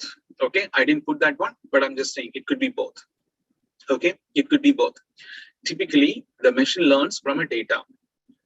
The machine learns based on statistical based learning approach or a neuron based learning approach or combination of both. Okay. Question number 6, true or false? Typically, the machine learns from the data and the machine learns based on statistical based learning approach and or neuron based learning approach. All right. Question number 7, true or false? Computer vision, natural language processing, robotic process automation, or different type of machine learning application we can develop. Question number 7, true or false? Computer vision, natural language processing, robotic process automation, or different type of machine learning applications we can develop. Okay. Question number 8, true or false? Data science is applying science on data and extracting hidden insights on data. And the term science represents data analysis techniques like decision tree, random forest, logistic regression, neural net, and others. Question number 8, true or false? Data science is applying science on data and extracting hidden insights on data. And the term science represents data analysis technique like decision tree, random forest, logistic regression, neural net, and others. One more time. Question number 8, true or false? Data science is applying science on data and extracting hidden insights on data. The term science represents data analysis techniques like decision tree, random forest, logistic regression, neural net, and others. All right, let's move on. Question number 9, true or false? The autonomous car is the best example of understanding intelligent automation. Okay. Question number 9, true or false? The autonomous car is the best example of better understanding intelligent automation. Okay. Question number 9, true or false? The autonomous car is the best example of better understanding and intelligent automation. Question number 10, true or false? Okay. In healthcare, data science solutions predict the patient length of stay in a hospital and also helps us to analyze readmission rate and discharge rate. Okay, readmission rate and discharge rate. So question number 10, true or false? In healthcare, data science solutions predicts the patient length of stay in a hospital and also helps us to analyze readmission rate and discharge rate. Okay. Question number 10, one more time, true or false? In healthcare, data science solution predicts the patient length of stay in a hospital and also helps us to analyze readmission rate and discharge rates. Last question, question number 11, true or false? Okay. Google Colab is the best collaborative development environment. Okay. To develop simple machine learning models as a first to get started with machine learning. You are learning learning. So question number 11, true or false? Google Colab is the best collaborative development environment to develop simple machine learning models as a first step to get started with the learning. All right. If you have any question on, I can go to the particular question and ask for it or answer for it. So I'm going to just stay here for 2 minutes. So in case if there's anything that you wanted to review and answer your questions, please feel free to solve. So keep in mind the idea behind why I want to conduct this one. I wanted to use collabs, okay, so that you can understand how to work with collabs and also how to share files in collabs, correct? So understand that point. So that's the intent behind how to save this one, how to share this one, okay, how to work with one. Those are all just getting started with this, correct? Just getting started with this. So the expected thing is, so 1, true, 2, false, 3, true, 4, false, etc. Like this, I just need true or false answers. That's all I need, and share the file to me. Okay, share the file to me. I will handle that part. Okay, all right. So I'm sure you are able to answer.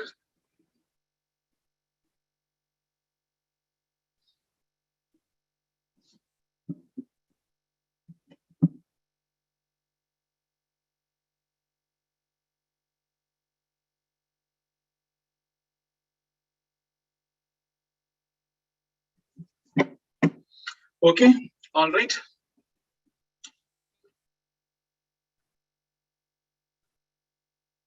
Do you all able to do this? Can anyone tell? Like, you know, so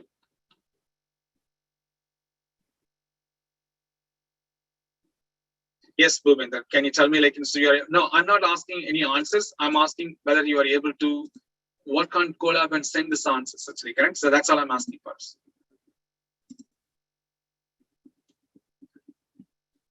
Okay, excellent, excellent. So I'm getting some responses. Yes.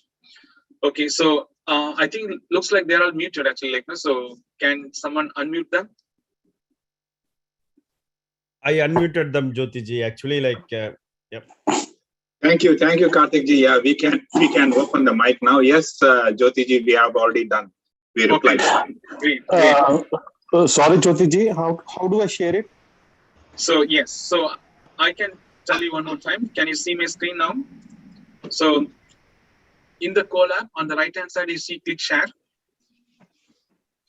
So first, to make sure you put your name there actually, like, you know, so what we need actually, like, you know, so the file name should be something that relevant to your name. Correct? So here, make sure you have your name. Okay, so this is what I'm talking about. I'm just going to say this is Jothi dot file extension. No read at this point. Ignore, and then click share. When you click share, it brings up the screen. So here you can type my email. Okay, so here you can type my email. Okay, so I can select. Okay, so this is my email. When I select this one, it gives an option, select edit and then send. Okay, if you want to type any messages, you can type, otherwise send this one. So this is just wanted to make sure actually. Yes. Okay, any questions further?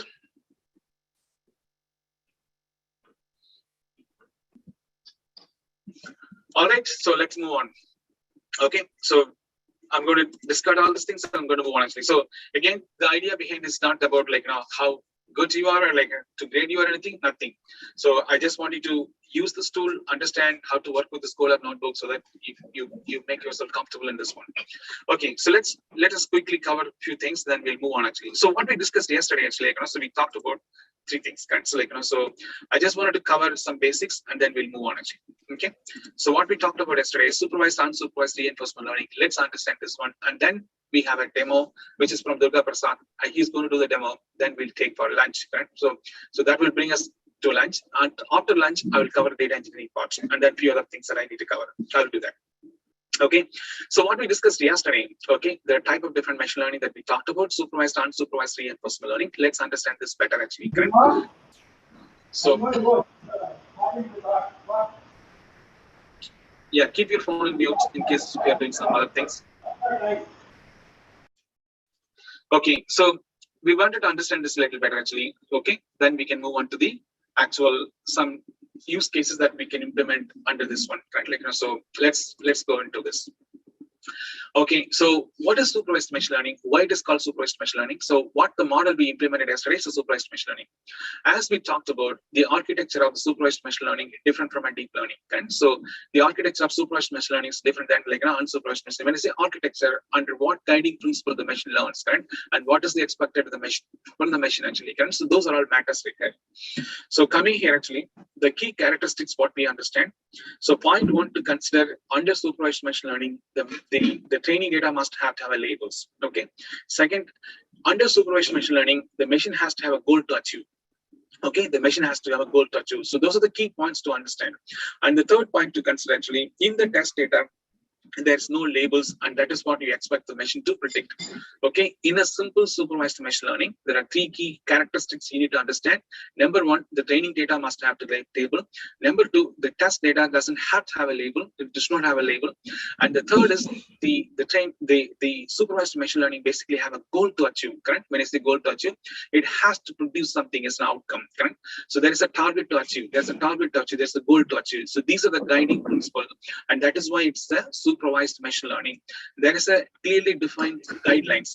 It has to follow the guidelines. Based on the guidelines, the machine learns. Based on the guidelines, the machine functions. Correct? So going back to this, the starting point. Okay, the starting point for you to get started and build some models, it starts from here.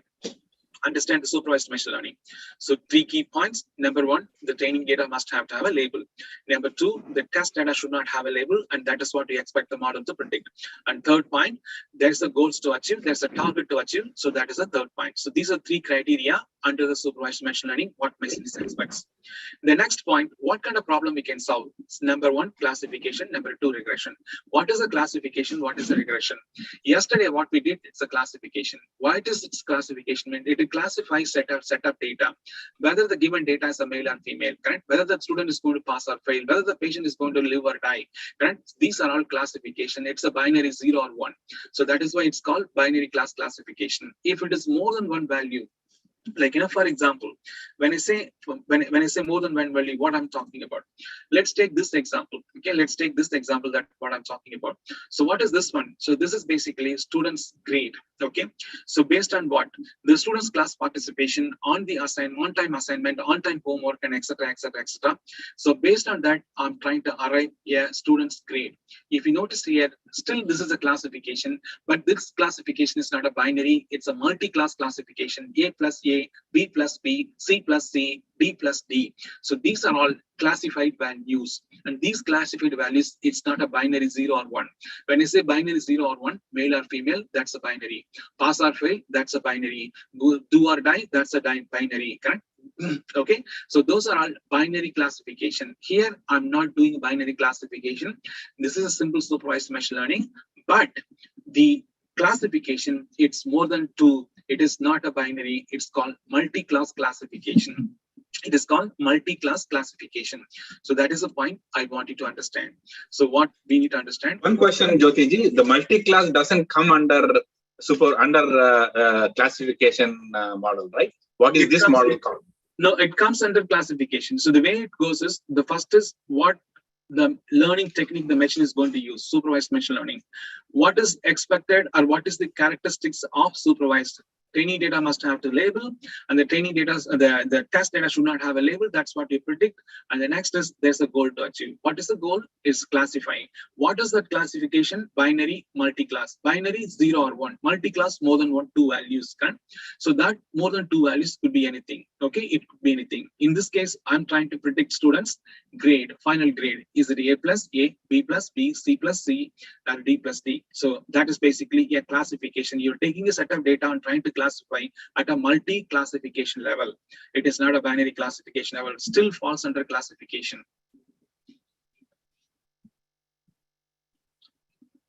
Any questions? Thank you very much. Okay.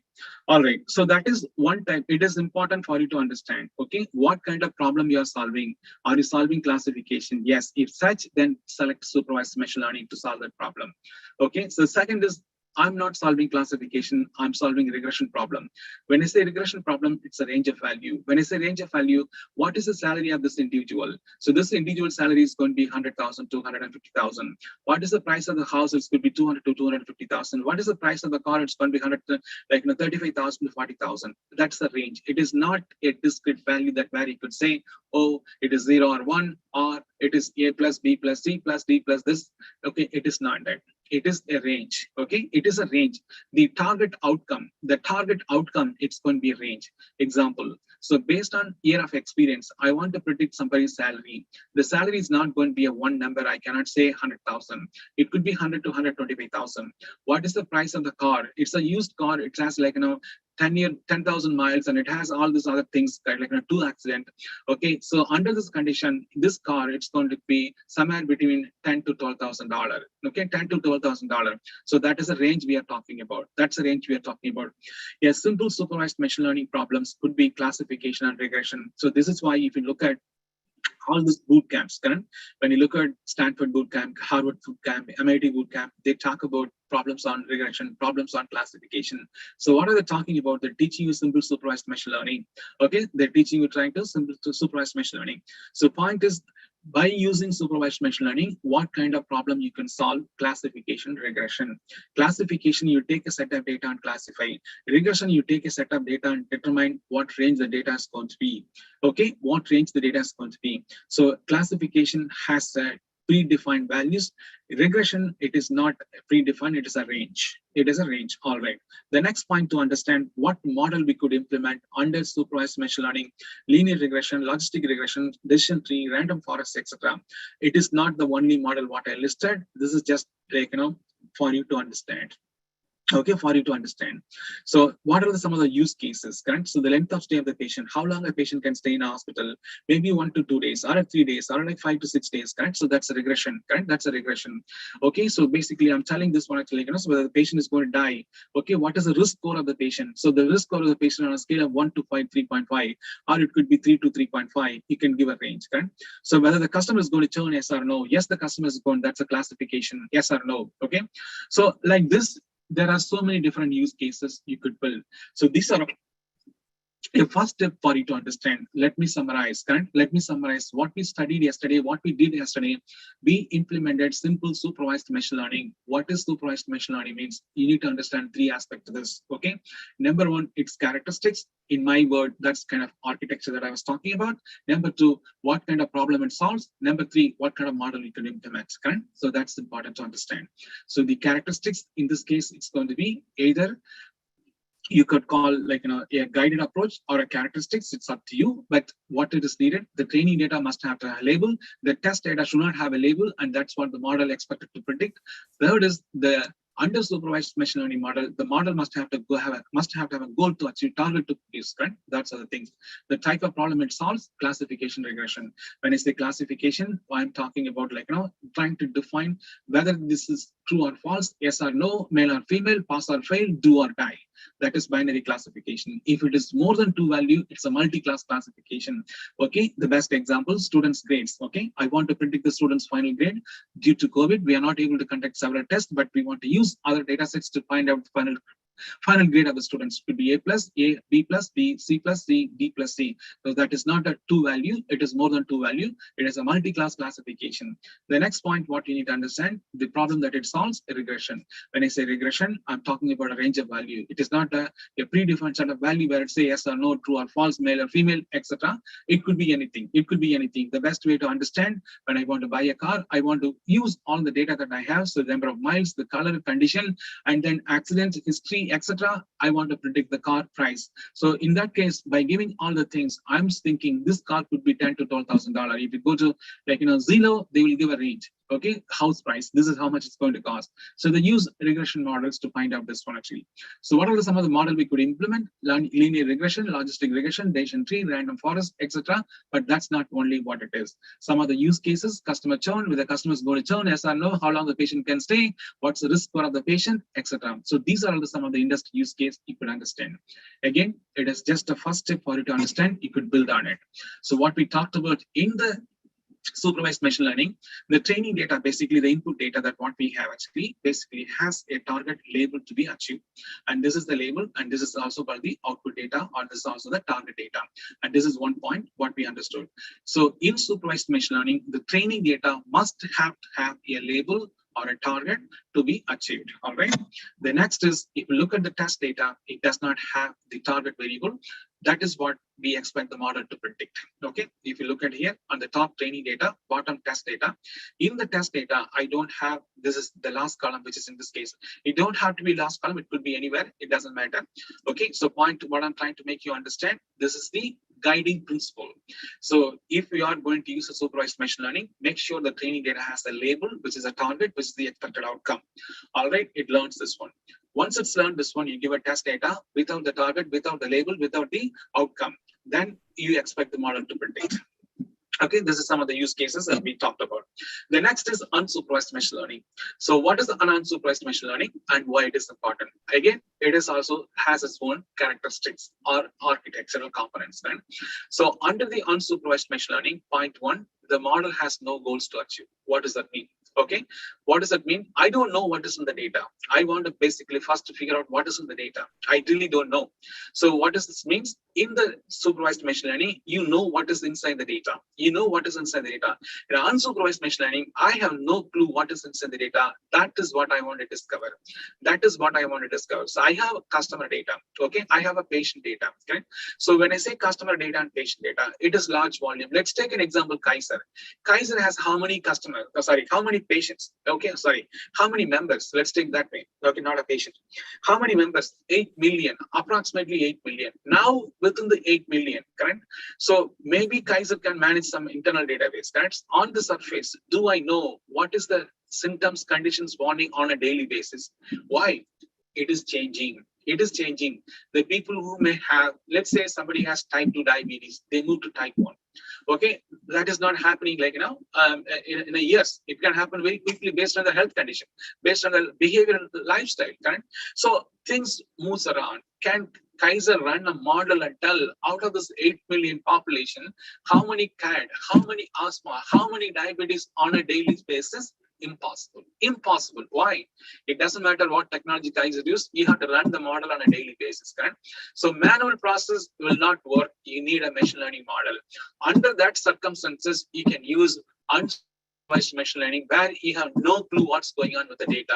Your goal is to find out what you see in the data set. Okay, so unsupervised machine learning, the model has no goals to achieve. What does that mean? Let's say we run the model on the Kaiser data. There is no movement from yesterday to today. Yesterday, we had 1 million population who had a type 2 diabetes. Okay, so now we are trying to find out, is there anyone moved from type 1 to type 2? Correct? So today I'm running the model. I'm not finding anything. That means no outcome. Since no outcome, I cannot get a target. I cannot set a goal. I cannot set and expect an outcome. And that is the nature of this model. That is the nature of this model. So this model may not produce an outcome. If it produces an outcome, that means there is some correlation in the data sets. Okay. So point to consider unsupervised machine learning, as the name indicates, the data does not have any supervision. It's just not a guided approach. Correct? So the machine has no goals to achieve. Okay. The machine has no goals to achieve. If such, what it could do, it forms a cluster, it creates a clustering, it creates it does anomaly detection, it forms association, it does dimensionality detection. So these are the type of problem it solves. Okay, these are the type of problems it solves. As I told you, what is clustering? Okay, so let's take an example. Kaiser, it has an 8 million population. On a daily basis, I want to find out patients' disease condition, patients' behavioral pattern, right? How they are behaving, how many abnormal patients I have. I want to group them. I want to form a cluster based on what? Certain condition. Based on what? Certain condition, right? So what is the condition? You take one data set and compare another data sets and see is there any correlation. Okay, see is there any correlation, right? So using unsupervised machine learning, you can solve problems like clustering. What is the best way to understand clustering? Customer segmentation or patient segmentation. When you say patient segmentation, grouping patient based on the disease condition, based on the lifestyle, fitness, etc., correct? So you want to group the people. Same thing for a customer who want to buy this one, customer who don't want to buy this one, customer who's loyal, customer who's not loyal. How do I group them? That is what clustering does. That is what clustering does. So if you are trying to solve a problem where you need grouping data based on the correlations of the one data sets to other data sets, then you will go with unsupervised machine learning and clustering algorithm to be implemented. The next is association, correct? Let's take an example. We are a household family of 4 people. So we share a common phone plan. Our phone plan usually $150 to $200 per month. But this month, our phone bill came, oh my God, it's about $1,500.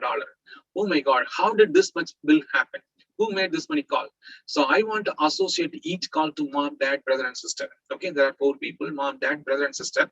So who made this many number of calls? Whose phone is this one? I want to do some kind of an association and see where I can see this spend as happening. Correct? So if you want to associate one data set to another data sets, you can do this one. And also anomaly detection. So like I said, okay, in a data set, there is something unsuspicious. Let's say you take a random data sets. Okay, let's say you take a random data sets. So the goal is to find all the customers. When I got the customers, I am looking at the customer gender. The customer gender, it says only male. That is impossible. Okay, that is impossible. Why? My customers I have females as well. I have unknown customer as well. Correct. So it cannot be just only male. That's an anomaly. Correct. So that's just an odd man. Correct. So as I said, if you want to find out these kind of things on a data, you could use unsupervised machine learning. So point to consider, in unsupervised machine learning, the machine have no goals to achieve. Okay, so typically primarily unsupervised machine learning used for problems like clustering, association, dimensional detection, okay, type of problem to be solved. So whatever the model we could implement so k-means clustering, hierarchical clustering, dimensional detection, etc. K-neighbors neighbor. So these are the type of models you could implement actually. Industry use cases, customer segmentation, patient segmentation, correct? So these are the things that what we kind of wanted to understand this one. So this is another type of model you can build. Okay, so what we learned, you could build very simple supervised machine learning model, which we talked and we implemented something on our hand. We understood what does this means. And second, we understood supervised, unsupervised machine learning. The next is reinforcement learning. It is quite tricky. So what is the intent behind? Okay, the intent behind this one actually continuous decision-making process. One question, Jothi ji, before we go to the, can we go to the unsupervised, please? Sure. In this unsupervised learning, in the list of models, like you said, we have just worked on. Yeah, this is a few of them. There's more into it. Yes, go ahead. Do we have libraries of these to work in collab, or how do we get to? Yes, you have libraries, collabs. Like scikit-learn is the library. So if you notice in the collab, we have scikit-learn, correct? So scikit-learn basically is the library which has all the things, correct? So if you are looking for a model, you need to find out which library in scikit-learn has to. For example, scikit-learn.tree is a decision tree. Scikit-learn linear model is the logistic regression. Scikit-learn so the neighbors model is a k-neighbors classifier, correct? Like this, you will see all the models there. If you go to scikit-learn. Is there any list where we can get what kind of model libraries are? Yes, I can send you the list. Okay, I can send you the list. No problem. Thank you very much. Yes, so getting to know all this model also is important, so that you understand what are the different models. But it is not a difficult task. It is already readily available, so we can use them. And also, Jothi, can you give me some information on association apart from clustering? Yes. So what I was trying to say actually, so I wanted to the example that I gave you, correct? So let's say we have a common phone plan. So family plan where we have 4 members are sharing the same phone plan, like mom, dad, brother, and sister. So our monthly bill used to be $150 per month, or $200 per $150, $200. But this month the bill of phone came about roughly around $1,500. Oh my God, correct? So how could this happen? $1,500 came actually. So how does that happen actually? So I wanted to find out an association, correct? When I say association, you take all the phone call and associate with these 4 people who made this call, number of calls made by height, how much time it's been spent, correct? So the call could be more, less, but the amount of time spent is huge, correct? So who actually spent this much money? I'm associating all the phone calls, the time spent on the phone call to the 4 people, mom, dad, and brother, sister. It found out that the brother is one who made this one. So if I want to build such model where I can take a data point and associate and find out where happened, how it happened, when it happened, why it happened, and that's when you use an association, correct? So my goal is what? So find out who made how many calls. Okay, mom made 10 calls, dad made 100 calls, sister made 15 calls, and brother made 10 calls. Okay, but where the money is spent within the 10 call? Why? The call length is huge, correct? Each call, the 10 call, each call he spent roughly around 4 hours, correct? So that is the time that where the money went in. Correct? So I want to travel and find out how one data set has been associated with other data sets. Correct? So let's take another example that so people, the customer who bought this one, they also bought the other one. Correct? You see this one? So when people associate this, correct? A customer who bought this product, they also bought this one. So I'm trying to associate this, telling that you could buy this product, making some kind of a recommendation. Does that make sense? Do you follow? That is also something like clustering, right, Jyotiji? What is the fine line of demarcation between clustering and association? So you say if you are associating that he bought this, she also bought that. That is also your clustering, saying that who bought what, right? So what is the fine line difference between the two? Yes. So the clustering is basically like, statistically, mathematically, there are some insights. I don't think that we want to go that far actually at this point actually. In a simple way to understand this one actually. So the cluster formation is based on a correlation. Okay. So when I say correlation, who has these type of properties? Who has these kind of characteristics? Correct? So there, I'm not really concerned about like, the association, how strong this association takes place. Correct? It's just the pooling of like things together. Yes. Association is more of a stronger relationship that we're building. Like, for example, if we go out in a LinkedIn, correct? So when I go to LinkedIn, it tells me, correct, like the person who are all connected with you, correct? There are 10 people connected with you. First level, second level, third level. That's an association. Okay. So let's say in LinkedIn, I'm trying to go, who are our data scientists? I don't care who's associated to whom. So these people carry title as a data scientist. Do you see the difference? Okay. Now, for example, in COVID, you say this is a cluster in, say, San Jose. But that cluster is associated because they wanted to trace back. So they got one guy and this guy met 20 people, that becomes one cluster. So that is also association, right? You are associating. So, no, the clustering is basically one case. Clustering is basically based on a condition, correct? Like I'm saying in COVID, correct? Let's take an example, correct? So how many people vaccinated, correct? Like, so let's say cluster 1, people vaccinated Johnson & Johnson. Cluster 2, people vaccinated like, Moderna. So in that cluster, who shot first shot, who shot second shot? So if you see here, that's a condition you're using. Association, I'm trying to define certain relationship, correct? So the best way to understand, you take LinkedIn. When you go to LinkedIn, if you're trying to look at somebody's profile, what it tells you down below. So this person connected with you, first level, second level, third level, etc. Or you have a common connection between these two people, correct? Like, so the people who knows you, they also knows you, correct? So I would not call this more of a cluster. This is more of a relationship in an association. I'm associating this to this, correct?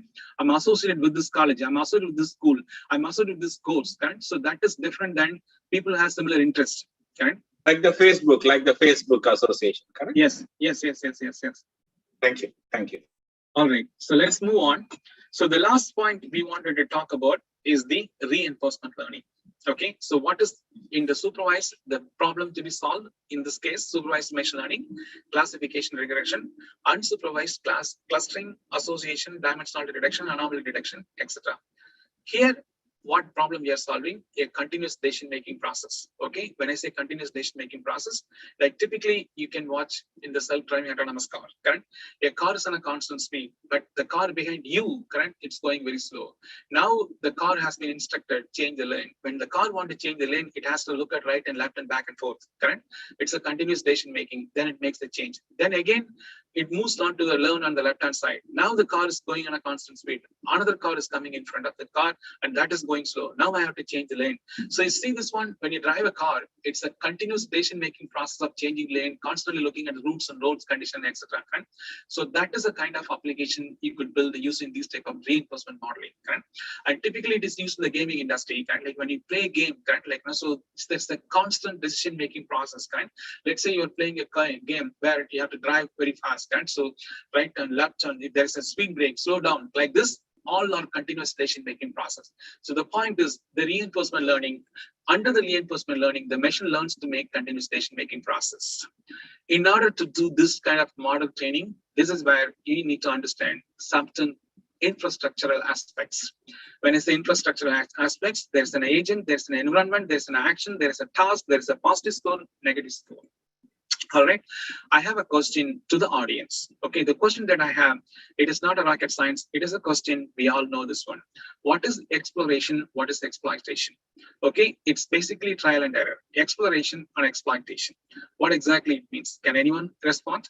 So in our worlds, whether we are an IT professional or a non-IT professionals or an entrepreneurial, we heard the term trial and error. We heard the term exploration and exploitation, correct? So what I'm trying to make you understand, so how the model is learning here, it is learns on exploration and exploitation, okay? Exploration, exploitation. So can anyone tell what is your view of exploration and exploitation? Exploration is trying to find something through research.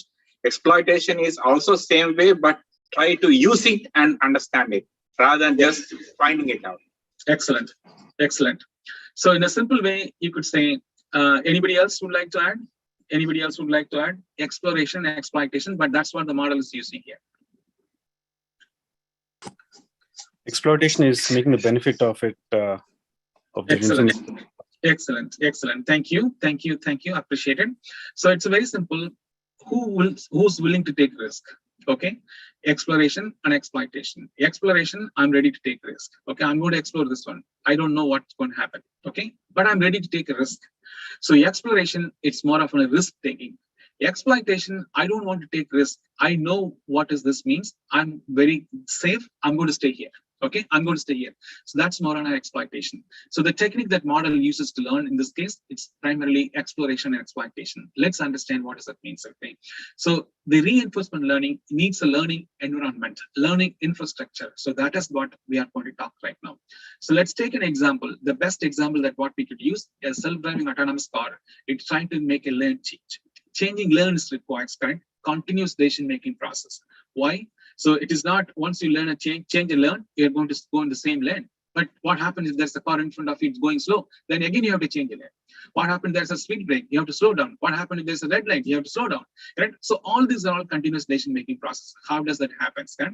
So the first what we need a learning environment. So the learning environment is basically, in this case, the road condition. Okay, when I say road condition, and what speed you can go on a highway, and what speed you can go on a city, and what are the different rules that you need to follow. Okay, red light, stop. Green light, go. Yellow light. So you have to create that environment for the model to learn. So that is why an environment is required. Second is an agent. Who's an agent? In this case, the car. The car is an agent. Okay, the third is a task. So what is the task the car is doing? Lane change, right? Following rules of the road condition, right? Following the rules of, that's the task the car has to follow. So that is a task. Okay, what happened? Let's take a hypothetical example. So now we are training the model. Okay, the model is trained to understand learn change, correct? So we have a road condition. Yes, we do. And there's the agent. Yes, we do. Okay, the task learn change. So now the model is in the training mode. So how the model is being trained actually? Let's say a car is going very slow. Now I want ready to make a change. So the car is looking back on the back. There's on the side, there's another car coming, okay, in the same track that where I want to change. But that car, the distance between my car, the car is on the back, it's roughly around, let's say roughly around 100 meters. Okay, I'm just throwing some number. So now the car thinks, okay, I'm safe. I'm going to make a change. Done deal. Good. No problem. So that time the car is getting a positive score because it successfully changed the lane. It's good. No problem. Let's say the second attempt. Now the car is in the third lane. Okay, so that car in front of the car, it's going very slow. Now the car want to change the another lane. It's looking at the left-hand side. Okay, so the first time it made a change in the right-hand side. Now it's looking at the left-hand side. In the left-hand side, there's a car. So what is the distance between this car and the car on the back? It is not 100 meters. It's about roughly 50 meters. Now the car is trying to change the lane. It's done. It's fine. No problem. It learned.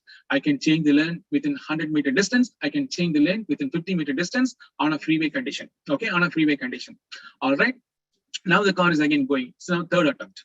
Now the third attempt is the car is in front of me. It's just going very slow. My car is ready to change the lane. What happened? Okay, it looks on the side. Now this time I'm not going to change the left-hand side because there are too many cars. I'm going to see the right-hand side. There's only one car behind me, and I'm just roughly seeing what is the distance. Now it is not a 50 feet. It's, let's assume that it's going to be somewhere around 30 feet. I'm trying to make a change, but I got into accidents. So that time the car is getting a negative score. Okay, negative score. So why? Because it couldn't successfully make a change. It was not able to execute the task successfully. So it failed.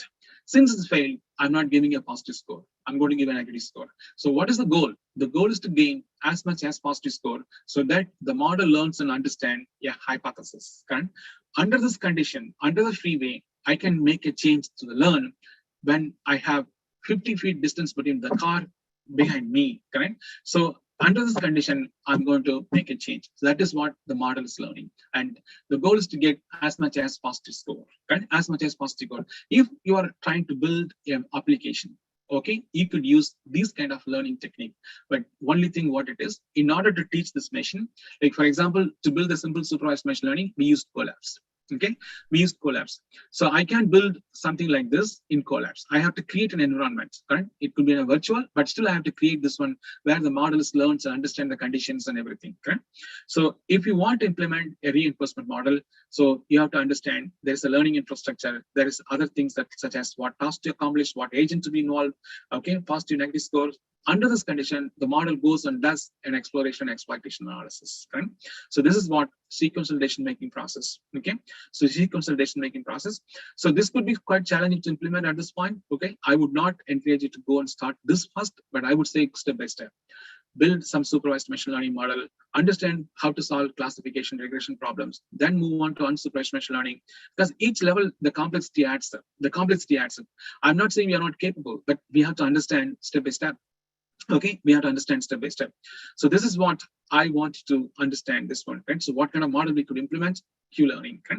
So deep Q learning, deep Q network, right? So these are the different models we could implement. Again, all these things basically like, will come one by one. So don't worry too much about how am I going to do an unsupervised machine learning right away, reinforcement right away. Let's go step by step. So understand implementing supervised, solve the problems like classification regression, move on to the unsupervised machine learning, where you could form cluster association, anomaly detection. Then move on to reinforcement. So by the time you get to here, you will be very well versed, right? You can do. So if you notice most cases, if you notice if you notice most cases, you look at what other university, colleges, schools are teaching, right? I'm talking the US, right? If you noticed, actually, they primarily teach on classification regression, some extent clustering, some extent association, some extent anomaly detection. They wouldn't go this far of teaching about reinforcement learning. Why? It needs a different learning infrastructure and environment model to learn. Yes, I can take your question now. Jothi, one question. So like for the supervised and unsupervised, the base is the data. So let's say if I am your customer and so here also base is the data. Okay, that's fine. So if I am your customer and if I bring my data to you, so what are the first thing you will check whether my data is a good quality, bad quality, or a true data or false data? Sure. So definitely that's a very valid question actually. So I do data pre-processing, which is basically like, let's take one example, right? So you said you're bringing a customer data. So the first thing what I want to do, your customer, let's take an example. One of the fees that I'm trying to do, I want to do a recommendation. Okay. So I want to recommend certain things to customer. So that recommendation goes based on a gender. The gender could be male or female. So first thing what I do, distribution. What kind of distribution you have, correct? The distribution of the data in this case, let's say the data what you gave, it's all male. It doesn't make any sense for me to build a model, right? Why?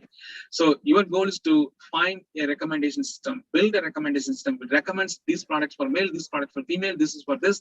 But the data what you gave, it's only male.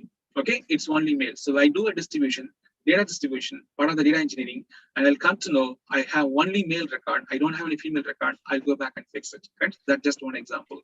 Okay. So do you understand what I'm saying, Bhupender? Yes. But let's say in real-time scenario, we don't have all the, there are null data, there are missing values, there are so many things, and we can impute those data based on Yes. So the data pre-processing involves completeness, clean, accuracy. Okay. When I say completeness, let's say in the supervised machine learning, I have 10 features. Do I have all the 10 features? No, I don't have enough. That means basically the data is not complete, right? So the 10 features, let's take an example, height, weight, color, body, this and that, correct? So do I have in each and every record, do I have all the data? That's the completeness. Second, accuracy, okay? When I say accuracy, I'm talking about like, let's say I'm looking for Asia Pacific region. I'm trying to understand customer behavior in India, but the data that what I have, it's not from India, it's from United States.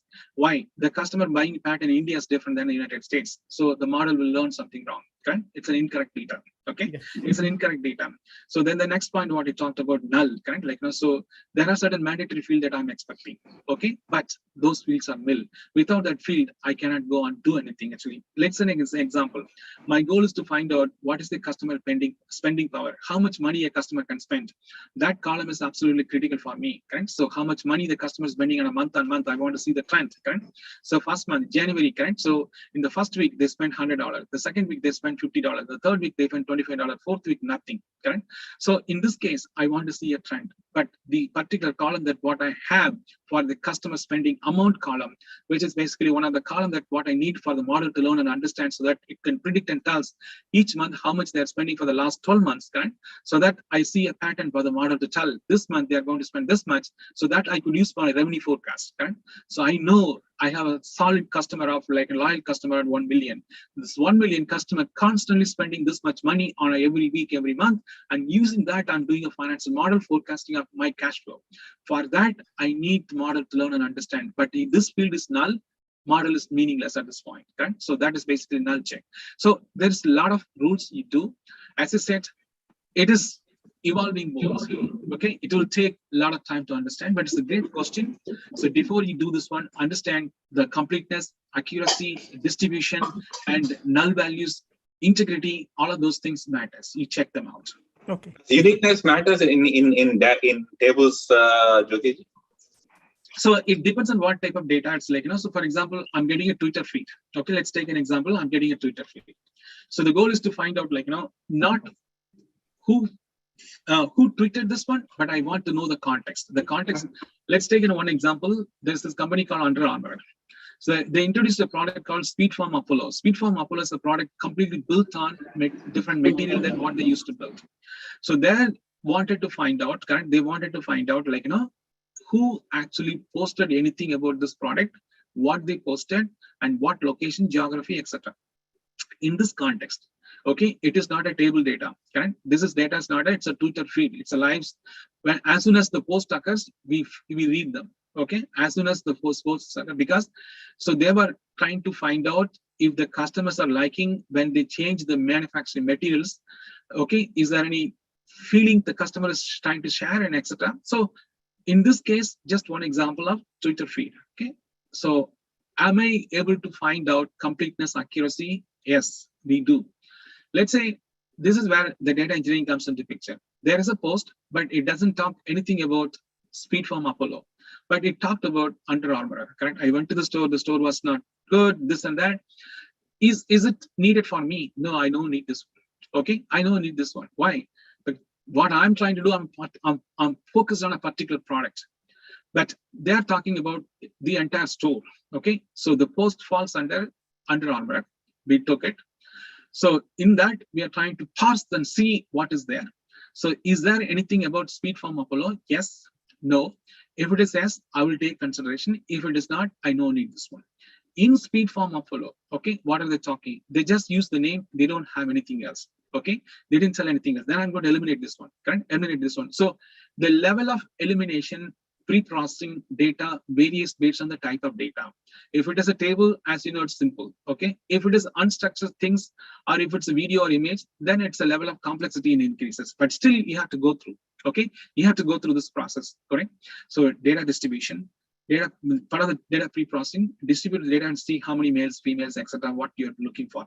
And second, the features, what you're looking, is it in the data? And third, completeness, accuracy, integrity, null, etc. Look for it. The complexity, building all these things, where comes very tricky, very tricky. It varies based on type of data. If it's a table, I'm sure we all rock, okay, no question. So we all understand basics like SQLs and PL SQL, etc. But if it's getting into unstructured data or like sensor data or any of those one, that needs a different level of technology, skill, expertise, etc. But still, as a data pre-processing, you must have to do it. In your example, you took the Twitter data. So yes. Say, for example, in supervised learning, you need tables. In the other two, you don't need tables, but it can be unstructured. Hold on. Okay. Data type does not dictate what model you implement, correct? Okay. Even supervised machine learning, you can use unstructured data. I have to build the data in that form, okay? So I can take Twitter feed, I can construct the data in the form that supervised machine learning needed, correct? Table form. Yes. So, but the other two, unsupervised and reinforced, what kind of data is used there basically? Any data is fine, so any data is fine. It's like, so the previous conditions, what I was trying to describe, correct? One other feature, when you are trying to make a change lane, understand the distance between the car back on you, behind you, understand the distance. That's a feature.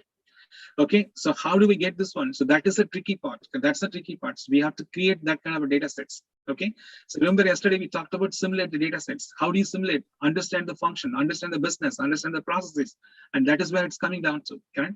In my case, the speed form. Yeah, every model need to have a table and a schema. That's what the underlying condition. And okay, I would not state that way. Okay, every model needs the data in the way the model wanted to learn. Okay, in the way the model is going to learn. Table schema, it is absolutely not required. Correct? Table schema, it's a traditional approach. Okay, so what is needed actually? Okay, let's take an example. The morning demo that what we looked at. Right? So we looked at a video. What we did, we took the video, the live stream. We took the video and moved into a different frame on frame 1, frame 2, frame 3, frame 4, frame 5, etc. Then we took each frame and processed them. In each frame, what we wanted to find out, in each frame, is there any human? No human. Is there any voice movement? No voice movement. So that is basically part of my data pre-processing. Okay. So I wanted to find out. So point what I'm trying to make you understand, regardless of what model you use, data is different. Okay. What you have to do, take whatever data you have and transform the data into the type or the model expectation. If a model expects a label to be there, then you build those labels. Okay, that is why you see a lot of tools are available to create labels. A lot of tools are available how to label the data, okay, etc. So I would not go the other way. So based on the model, I need to go to the data. No, you take the data and prepare the data for the model to work. So that is why data preparation comes into the picture. And you prepare the data based on what model you're going to implement, what model is needed. Thank you. In the reinforcement model, the last question, how do you validate and confirm that this is the model that we need to use here? The model selection you're talking about, the model outcome you're talking about? No, in reinforcement, then we have a positive and negative score. You said you have to look for more positive score, right? Highest positive score, yes. Yeah. So is that the deciding factor to validate and approve the model? Yes, that's a deciding factor. That's the highest score. Let's say what the highest score dictates and tells you. The highest score dictates and tells you, change the lane only you are in a 50 feet distance. Right? Do not change in that. That's what it learns. Correct? So like we as a student, like when you start learning car, correct? What happens to you? So first time you don't know. Second time you learn a little bit. Third week you learn a little bit. Fourth week you learn a little bit. Right? So when you constantly drive the car, you learn a lot. Right? So that is how it is here. Right? So now you understand. You don't even look at anything. You will simply just see on the mirror, oh my God, it's very close. I don't want to change this one. You look at the mirror, okay, I can change it. You learn. So how did you learn this one? That is just basically your experience, correct? So as I said, first week, second week, third week, fourth week, you compare. Every week your level of learn changes increases, correct? First time, okay, we all learned the car. First time it will be miserable, correct? Oh my God, I want to change the lane. It's going to be challenging, correct? So like this, you learn over a period of time. So the goal is to thank you very much. All right. So I think we are almost 11:20 now, correct? So so this is basically comes to an end. I just want to touch one point. What are the different type of data that is involved in this whole process? It's extremely critical for you to understand. Do not think when we say data, we are going to read from a table. Not at all. Not at all. There's a structured data. This is where SAP, Oracle, Microsoft, IBM comes into the picture. You can understand SAP HANA. You can understand Oracle database. You can understand Microsoft SQL Server. You can understand IBM DB2, Informix, etc. No question. Done deal. Unstructured social media, web blog, website, those are all other type of data you get. Semi-structured email, letters, and etc. You get that one. Videos, YouTube, Facebook, Twitter, you get this one. Images, Facebook, Twitter, you get this one. Voice, you get this one. So point is, in a real world, okay, if I am dealing with something like customer sentiment, it could be simple supervised machine learning only, but you deal with all this kind of data, okay? So what I'm trying to find out, like, a customer sentiment. How does the customer feels about me, okay? In order to implement, I have to understand all different type of data. So make sure you understand when you talk data, when you are trying to work with the data, it could be any of these, it could be combination of all, it could be combination of some. Make sure you are in a position to work with this one, and this is why data engineering become very vital skill. Okay, very vital skill. All right. Okay. So what I wanted to do actually, so I wanted to basically like do you want to take some break for lunch? Quick break, or do you guys want to continue? It's your call. I'm fine in either case. So do you need 5 or 10 minutes break, or do you want to continue? Like I said, I'm fine in either case. My goal is to complete some of the demo that DP put together. He's from India, so I want him to take some time off. Yeah, I think if you want, right, Jothi ji, we can, because DP is also taking time, right? We can finish up, right? Yeah. Because it's already 11:30, so rather than taking a break, we can finish up like a. Okay. Probably we can do it like 12:30, right? What do you think? 12:30, then we can give. Yes. My goal is to stop at 12:30. So. Oh, perfect. Yeah. So we are hungry by the time. That's true. Yeah. No, your voice is important for us. Yeah. Your vocals are important. Yeah. Exactly. I'm drinking a lot of water. Yeah. Okay, that's good. Thank you. I think looks like Redgaru is hungry, is satisfied with your voice. Today he's not going to eat. Okay, so what I have here actually, so I wanted to cover something, a real world example, kind of like, so there are certain terminology which I could connect and collect as well later. I will talk about it actually. So this is, you will understand how it works. And yesterday somebody was talking about the telecom. So I want to share the telecom use case that what we build. You will understand the amount of data that what we processed and how it works and everything. That's live example. Okay. If you have any use case example in mortgage investment banking, also you can share, please. Sure, I will do that. Thank you. Okay. So let me go back where I wanted to focus and complete this. Yes.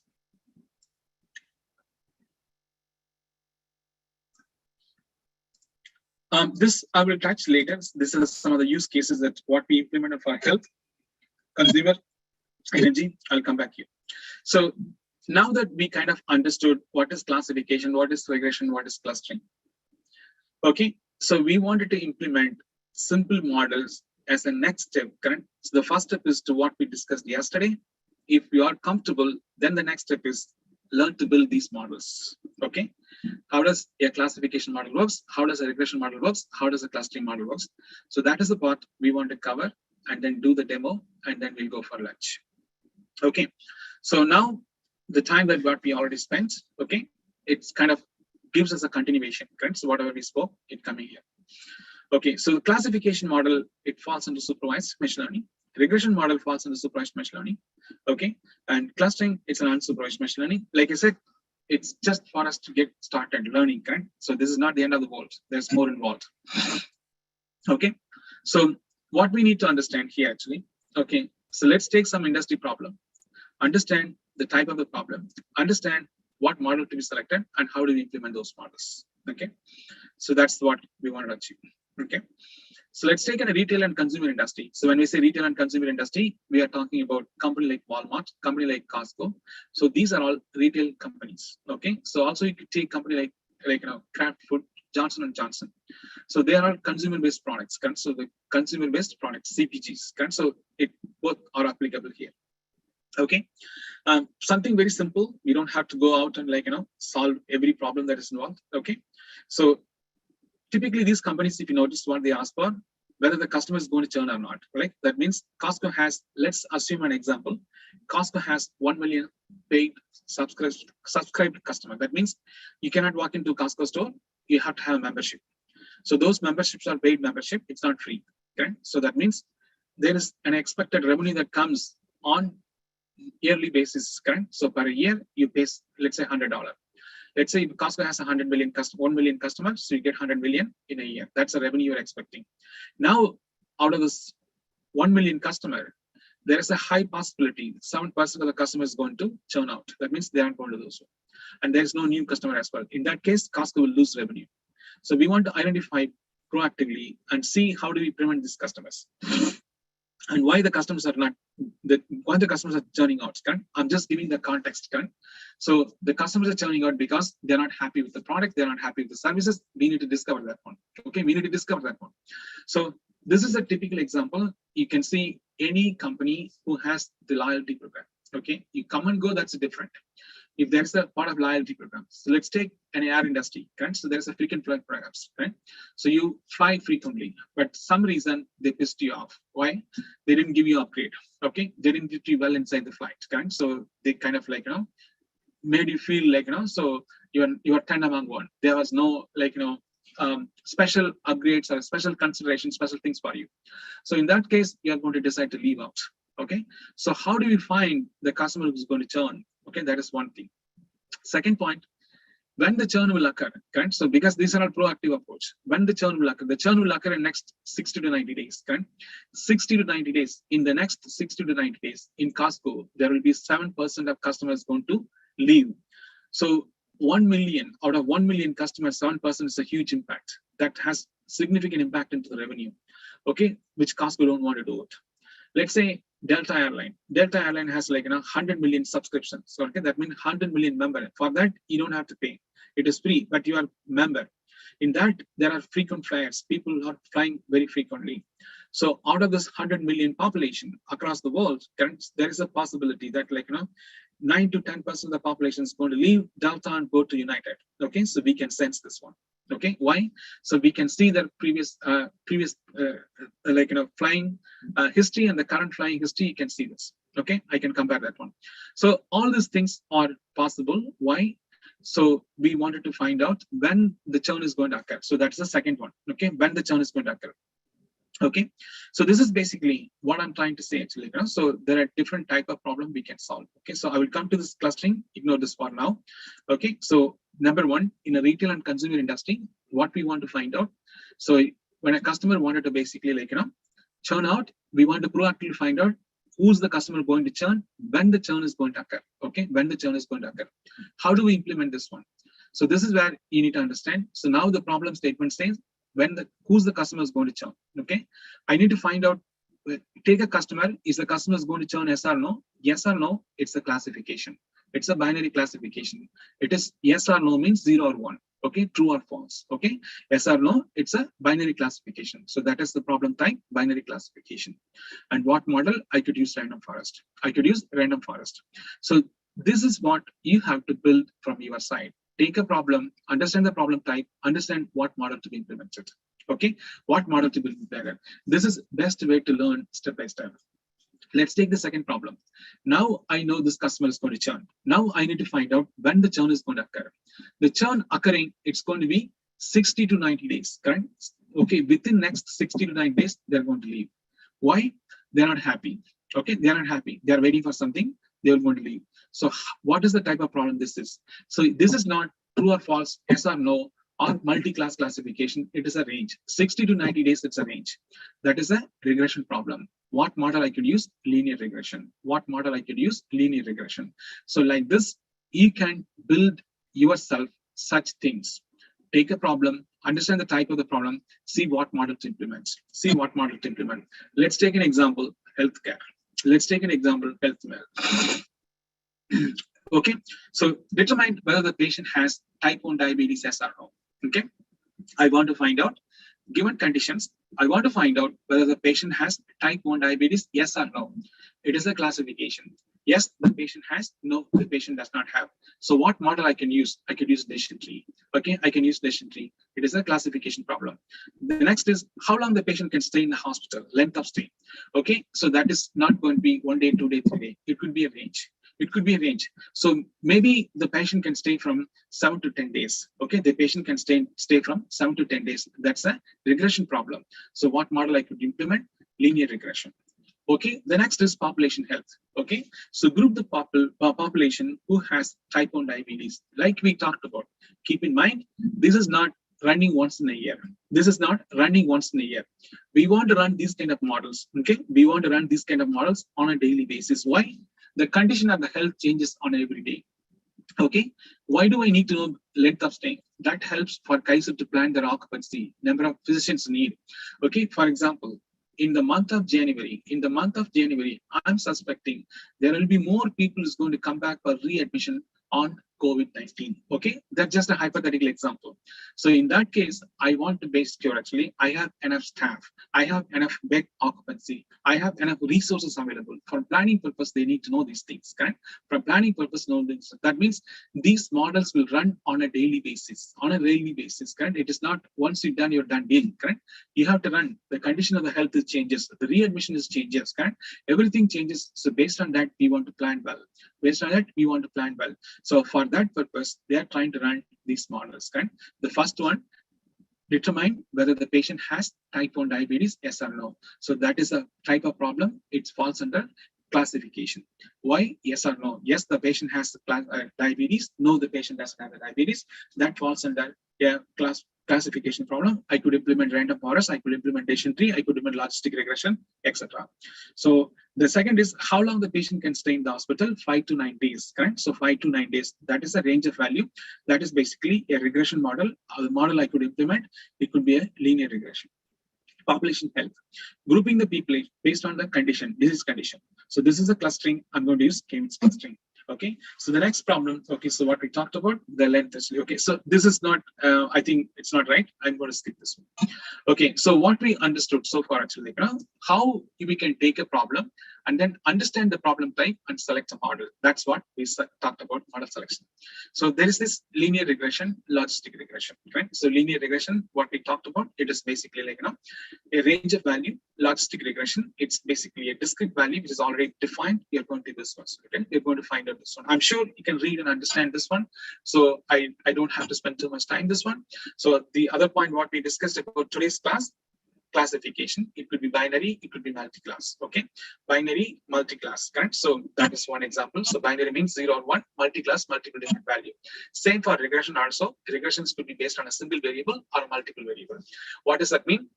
Let's say I'm trying to basically determine, based on year of experience, I want to understand what would be the annual salary for this person, how much offer I could make. The year of experience, basically the person has 10 years, I could make 100,000. The year of experience 15,000, I could make like 20,000, correct? So in this case, what we are trying to say, so there is the variable which basically used to make a decision. Okay, in this case, I am trying to tell the variable that I'm using, year of experience, and what I wanted to predict the actual compensation that I would like to offer. Okay, so that is one way to look at it. Year of experience alone, it is not sufficient. I also want to look at other variables such as year of experience, qualification, type of experience, education, etc. I want to look at this one. Then it calls multi variables. Okay, so the regression model. Okay, the regression model, you could use single variable, you could use multiple variable. Same thing here. Okay, binary classification, 0 or 1, multi-class, multiple classifications, more than 2. Here, single variable. I'm trying to predict the offer that I would like to make for a potential employee based on year of experience. 10 year, 100,000, 15 year, 150,000, etc. That is one option. Second option that may not be more viable, I could also use other things such as I can take in terms of like their experience, year of experience, education, employment history, and criminal activity, etc. I can use all those variables and arrive this one. So that's basically a multiple variable regression model. So this is what we wanted to implement right now. Okay. So what we want to implement, we want to implement this one. So what I sent out yesterday, I sent out this link through Mr. Ram. Okay, so he may have sent you our collab link. So this is our collab. You can see DeepSphere collabs. Okay, so when you go here, when you go to DeepSphere, so this has all the things what we have done, correct? Like so for example, lab works, AI work, schools, industry use case. When you select industry use case, this lists all the industry use case that we done. Okay. So you see this one, these are all the industry use cases we built and deployed. When you expand, this is about healthcare.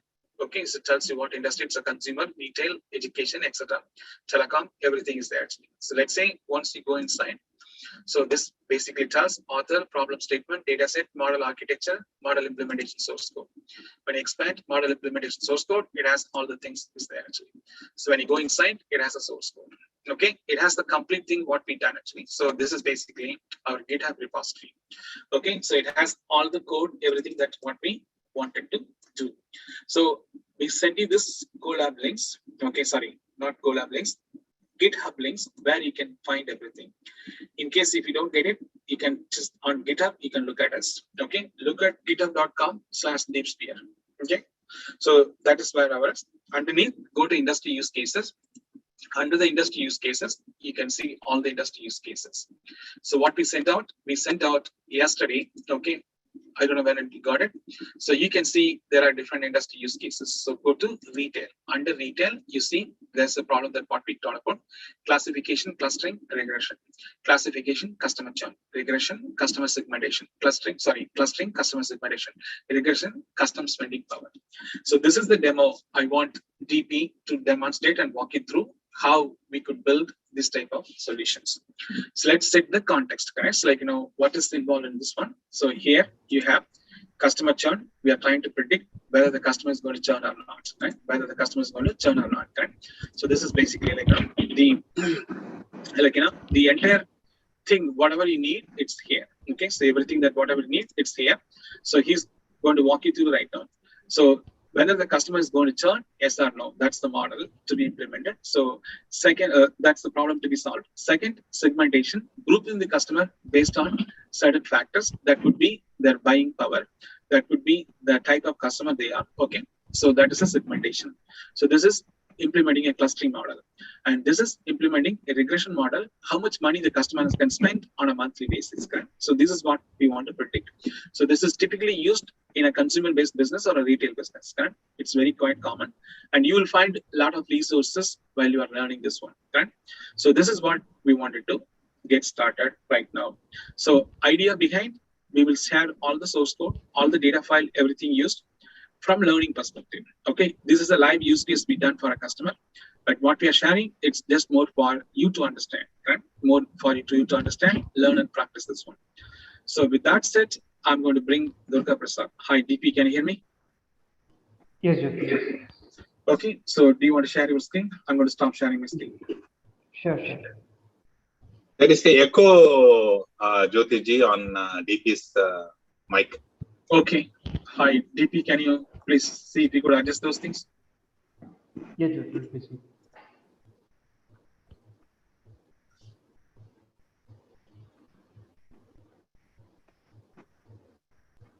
Can you see my screen, Jothi?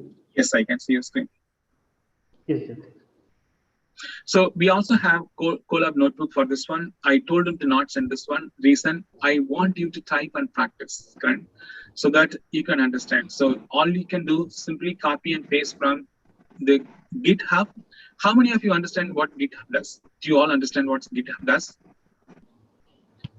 It is become an integral part. Not in detail, Jothi ji, but we know what basically GitHub is, but we don't know what capacity, sure. What functions. Okay. So maybe I will touch in my next session. GitHub is one of the many heavily used tool across software development right now. Correct? In order to save or version control, manage any document, it becomes a single point of repository for source code document management, which is related to software engineering. Correct? It may not be applicable for all other things, but when it comes to software engineering, if you want to manage source code, version control source code, build the collaborative way of managing codes, correct? Let's say DP and I are working in the same file, so he can commit, I can commit, we can edit, I can edit. So how can we do? So that's what GitHub does. Okay, there's a GitHub, there's a GitHub, GitLabs. Okay, so we are using GitHub. Okay, so he sent the GitHub links. The intent behind, reason I told him to so, I want you to type by yourself so that you can learn these things. Okay? Anyway, let's move on. So go ahead, DP. Thank you. Sure. Yeah, Jothi, yeah, sure. So we are going to solve this problem, customer churn, and we are going to use a supervised machine learning technique. And there are a series of steps that needs to be followed. So below I have listed the steps that we need to follow. So in total, you might have 8 to 9 steps that you need to follow in series to get this implemented. So the first step, what you need to do is bring all the data files. So right now you have all the data files in your G drive. So if you want to bring all the data files into your session, go on Google Colab session, you'll have to mount the files from your drive into the Google Colab session. So this is the code that I'm trying to use. So you import drive from google.colab, and then you say google.mount, and you give the path and try to mount. So let me execute this code. So if you noticed, the code is written in individual blocks. You see line number 56, that is a block of code. So can you click and run this one, print so that they can understand? Line 56. Yes. So if you noticed actually, so that is a separate block. You can run the entire code by itself. On the top, you see there's an option to run. So you can run all the codes, or you can run individual block of code, correct? So it's written in such a way that it's a step by step. The mount option also, correct? Sometimes what happens, it is based on the Google's version. Can you, on the left hand side, can you click the file? On the left hand side, can you click the file? Yes, click that. And then on the top, you see the mounted drives are coming here, correct? Now go ahead and unmount that one and click on the unmount on the top. Yes, unmount this one. So when you unmount this one, actually, the drive is gone. Okay, that means you are not able to bring every data that is sitting in your Google Drive. So what we are trying to do, we are trying to basically bring the data from the Google Drive into your Colab runtime. Okay, can you do refresh? Can you do refresh? Can you click on the refresh? No, yes, click that. So when you click this one, what happens? Okay, you can see the mount is gone now. Okay, so can you click on refresh? It should go away. Yeah, let me do this.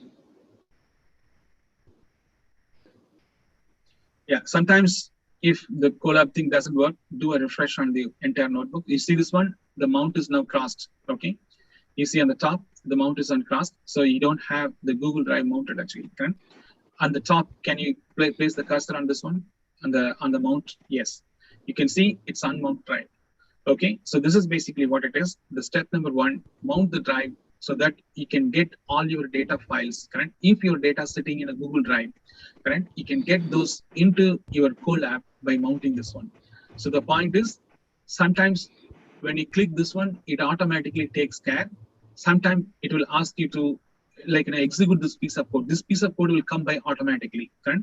So you don't have to worry. So what we are trying to do, we are trying to basically bring the actual data which we stored in the Google Drive into Colabs. That's what it is. Go ahead and execute that. Yes, sir.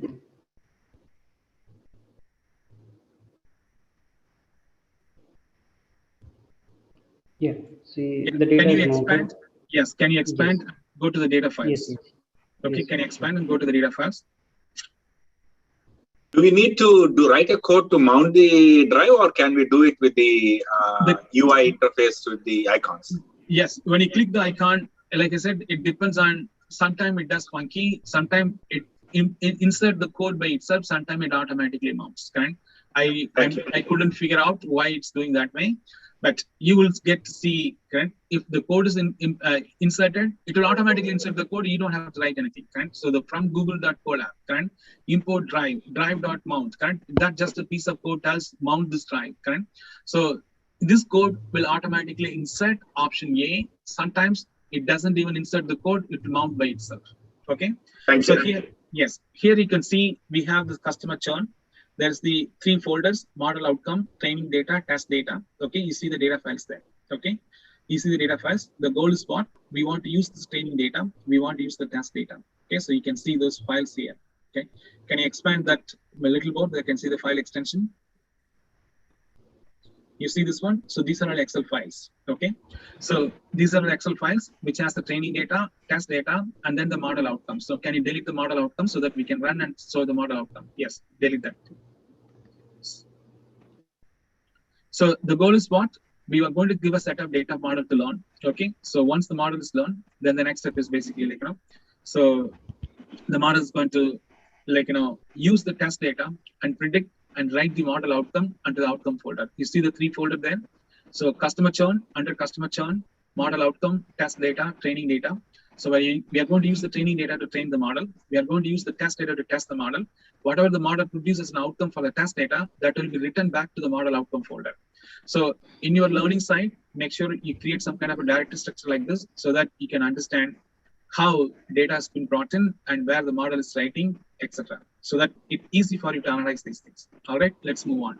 So step number 1, we mount the drive. We are able to get this one. So close the left-hand side panel. Yes. So if you want, if you want to execute the code, go ahead and execute. There's nothing, it's not going to harm anything. Okay. So if it's already mounted, it will say mounted already. Just go ahead and execute. So there are 2 options. Either you can press the icon or you can press Control Enter. To execute a block of code, you can, like you see the black icon, the black and white dot icon. So on the left-hand side, you can do that, or you can press Control Enter. Yes, that's the one. So you can press Control Enter. You can see this Control Enter. So that's also an option to execute this code.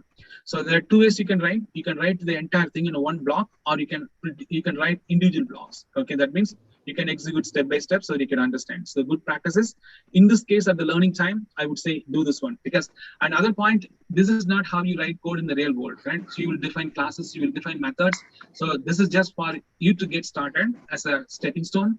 In a real world, there will be separate methods. There will be separate class for this one. There will be separate methods for this one. So those are heavy concepts. We don't want to go that far. All right. So we are able to mount the drive. That means we have data ready to go. So what's the next step? Yes. So once the data is there, so you have the training data in place. So you will need to import all the libraries that you require for the use case implementation. So in this case, like we need the library pandas. Pandas is basically data analysis and data manipulation library, which you need. And the model is logistic regression. You could use other models like legendary random forest.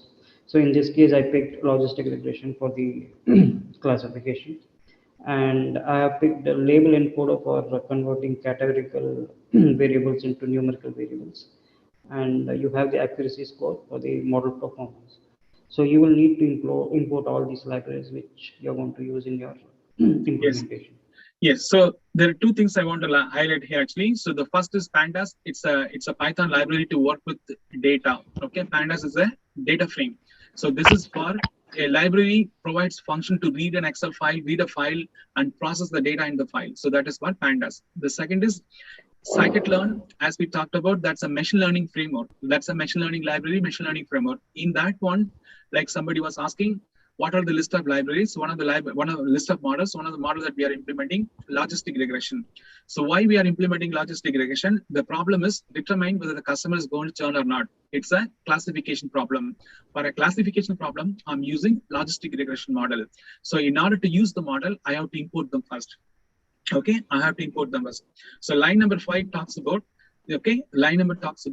importing logistic regression model from scikit-learn library. Okay. The second is, so the data has some character values. I want to encode the character into a numerical value. So that's what label encoder, line number 7.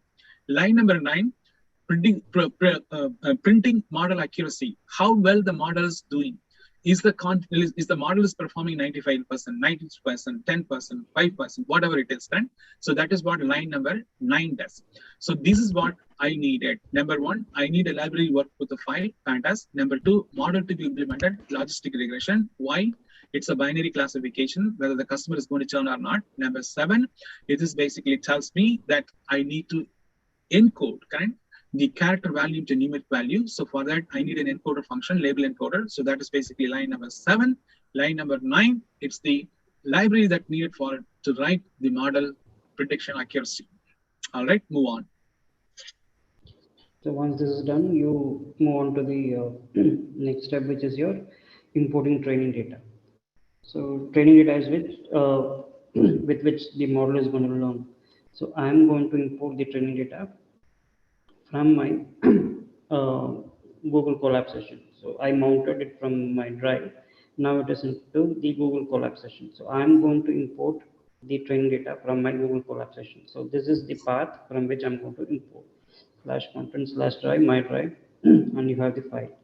Okay. So I'm basically yes. Yeah, So yes.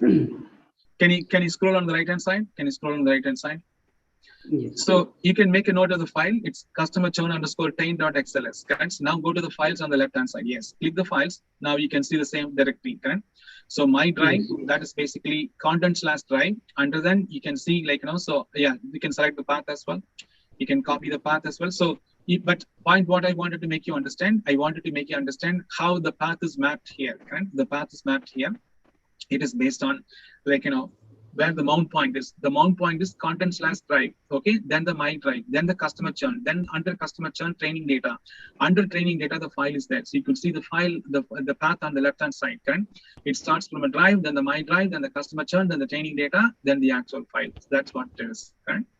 All right, let's move on. Do you want to print the header of the file and see if they can what is there in the content? Yeah, sure.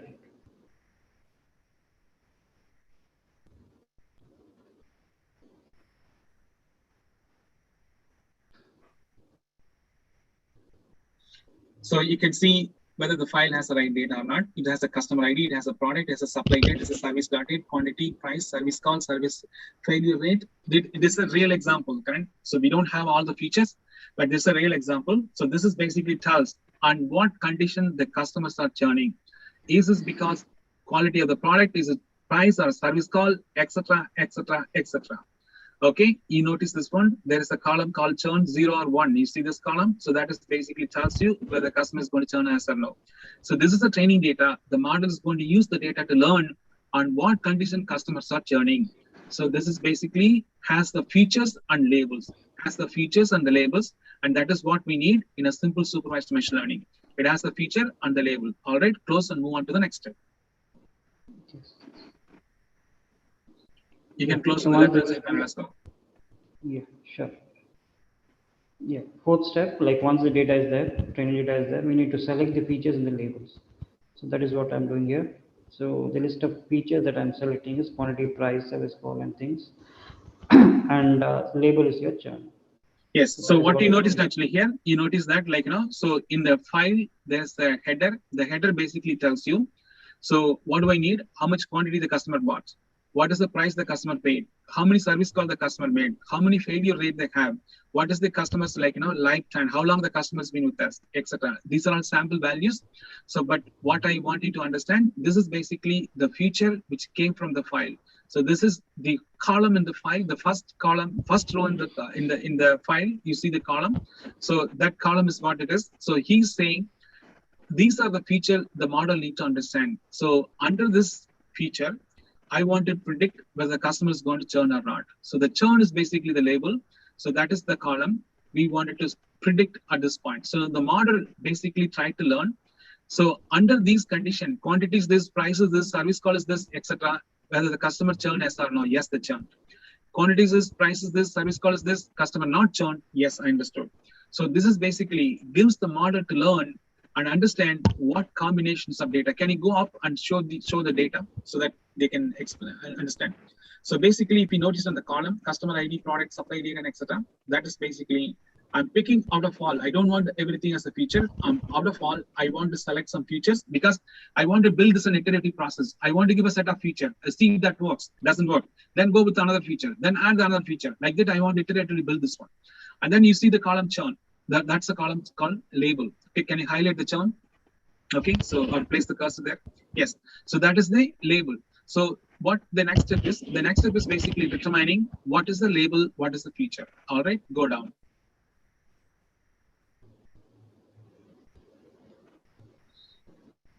Okay, so we have our training data ready. This is basically from the file, we are able to bring into the model runtime, which is in the form of pandas frame data frame. So now we have the training data, which has the features and labels. Now we have trained the model. Okay, so how do we train the model? The fit method. If you go back and look at the code, you will understand. Right? So this is basically the fit method. In the fit method, I'm giving the features and labels. I'm telling, okay, hey, this is the feature, this is the label. What happens means, if this happens, the customers are able to churn. If this happens, the customers are not churning. Like this, the model learns and understands the patterns in the data sets. Okay? So that's step number 5, train the model. Okay. So one point you need to understand, the method that what is using, fit method. The fit method is basically make the model to learn and understand the patterns in the data sets. Okay, that is all it is. Where the fit method comes into picture, that's part of your logistic regression. Logistic regression is what? It's like a function. It's like a function. So the function takes an input and gives an output. What input it takes the features. What output it produces? The labels, the targets. Okay, that's what it does. So step number 5, you train the model. Let's move on to the next step. Okay.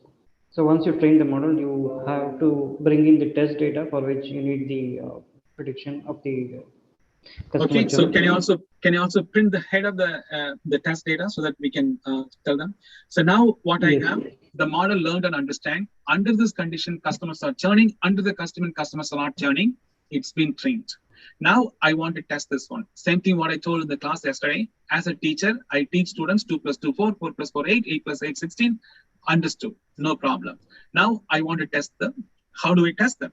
I want to give us different problem. I don't want to give 2 + 2, 4 + 4, 8 + 8. I want to give something different. I'm going to give a completely different problem, which is not that students have seen. What is 3 + 3? What is 6 + 6? What is 9 + 9? So now the data that what I have, it's like 3 + 3, 6 + 6, 9 + 9, etc. So here you see it doesn't have the label. Okay, that is what we expect model to predict. In the test data, I have all the data. It doesn't matter, but it will go only the feature that what I'm interested. That's what I'm going to tell. This is the feature you have to look for. Got it? But if you notice in the test data does not have a label. The test data does not have a label. And that is basically what we wanted to predict. Okay, what we want to predict. All right, now let's go ahead and test the model now. So what happens? Yes. You understand the model when you do that. Okay, it's going to write the model outcome to a file. So if you notice here, there's a predict method. There are 2 key methods. One is the fit method. The second is the predict method. The predict method is basically like now, it predicts whether the customer is going to churn yes or not. Okay. Then after that, if you see line number 5, line number 6, all these are all data frame. All these are all data frame. Writing this back to a file. Okay. You're writing this back to a file. All right. So continue this. Yes. So here you're using the fit, dot predict method to predict your outcome. So once the outcome is predicted, I'm writing the file back to an Excel file. So you have the file written in the corresponding path here. So which is your /content drive and model churn and / Okay. model So now run this one and go to the drive and see the outcome file. Yeah, sure. So now he ran this particular piece of code. So you can do so the model outcomes, which we deleted. Yeah. So it produces right now. So this is basically, yes. So this is basically the model outcome. Okay, the model outcome. So what it does actually, based on the test data, you can download and see this one. So based on the test data, this tells whether the customer is going to churn yes or no. Okay, so this is going to tell whether the customer is going to churn yes or no. So if you can notice the prediction, okay, so it also has the probability, it also has the accuracy and everything. Okay, you can see this one.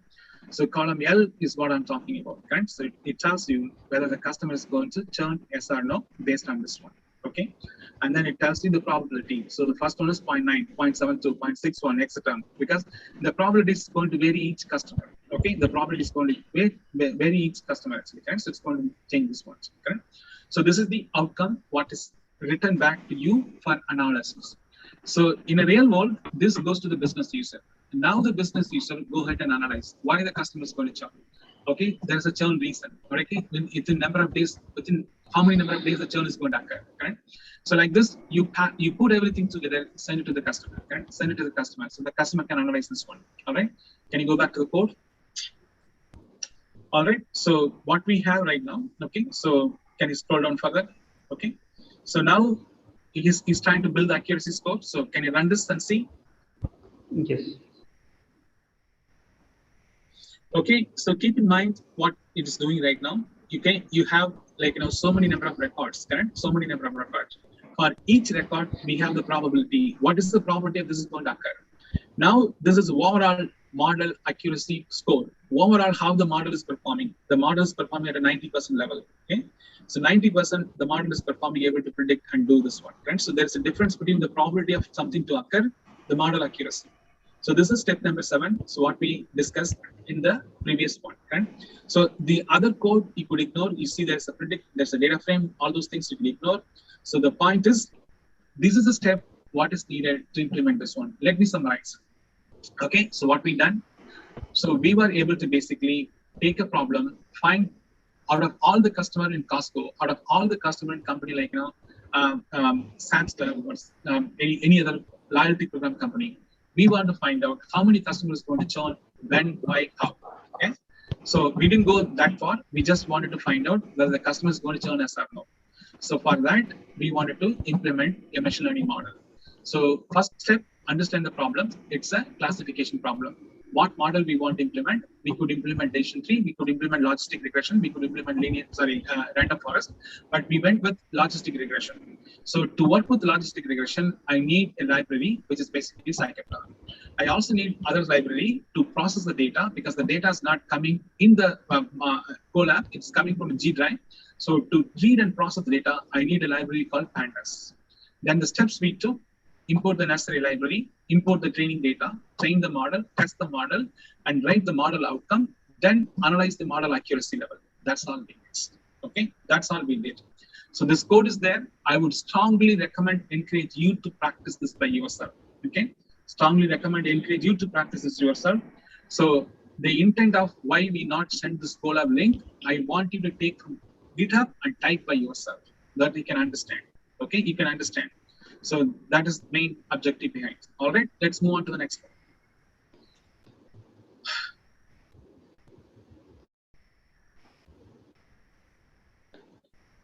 Yes, Jothi, we have the customer segmentation implementation.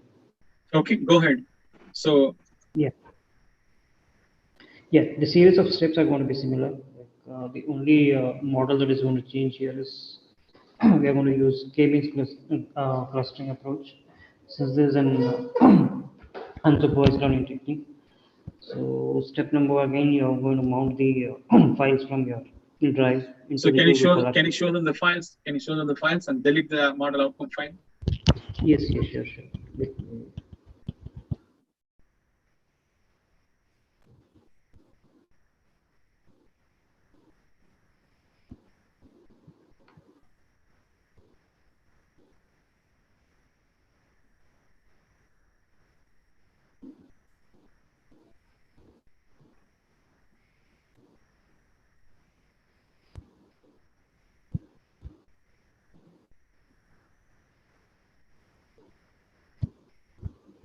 So that's a Google Drive. So same thing, drive, my drive, and go to customer segmentation. When you expand, you see the folders, training data, test data, model outcome. So it's a good practice always to basically create a directory structure like this and delete this model outcome file. So the goal is to what? So now the model is supposed to predict and create this file, so that this file goes to the business user for analysis. Do a refresh and ensure there's no success of that file. Okay, yes. Okay. The steps still remain the same. The first step is mount and get the files into Colabs. That's what it is. As I said, you don't have to write the piece of code. Sometimes when you click on the mount option, it automatically does it. Sometimes it doesn't. Even if it is not, it's not a complex code, it's just a one line. Okay, you should be able to set this one. All right. The steps is import all the required libraries. In this case, the library that what we are using. Okay, you see still scikit-learn, sklearn, use one, and he still needs pandas. That's to process the data. Okay, so in scikit-learn, what model we are implementing? K-means, right? So K-means model is we are implementing actually.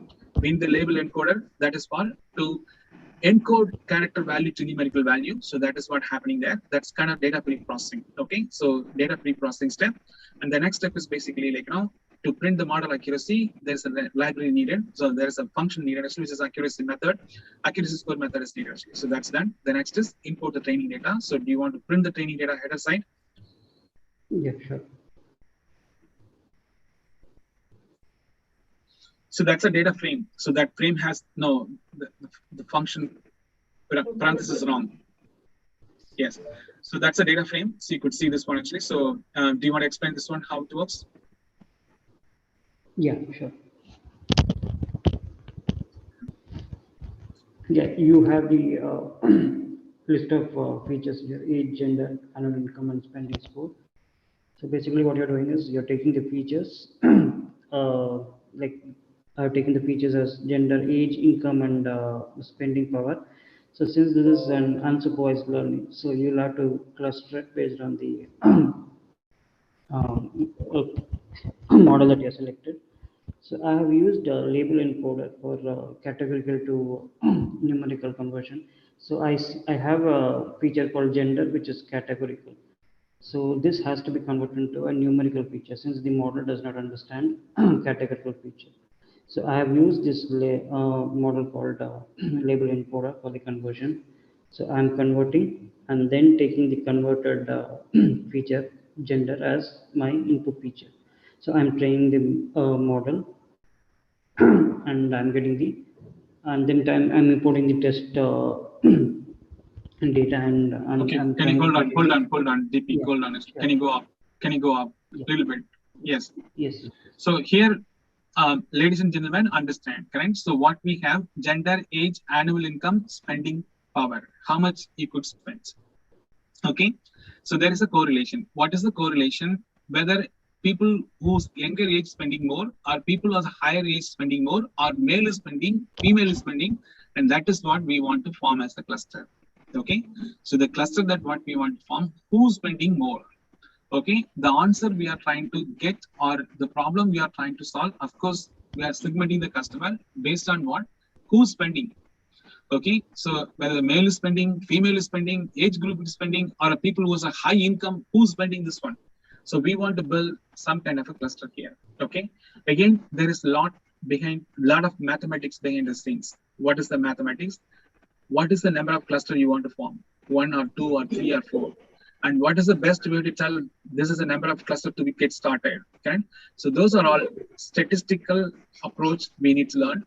As I said, do not worry too much at this point. Okay, so let us understand the basic concepts. Then we can go and understand how many clusters to be formed and what is the rules that I need to give to form that many number of clusters. Correct? If you see, there is a correlation. What is the correlation?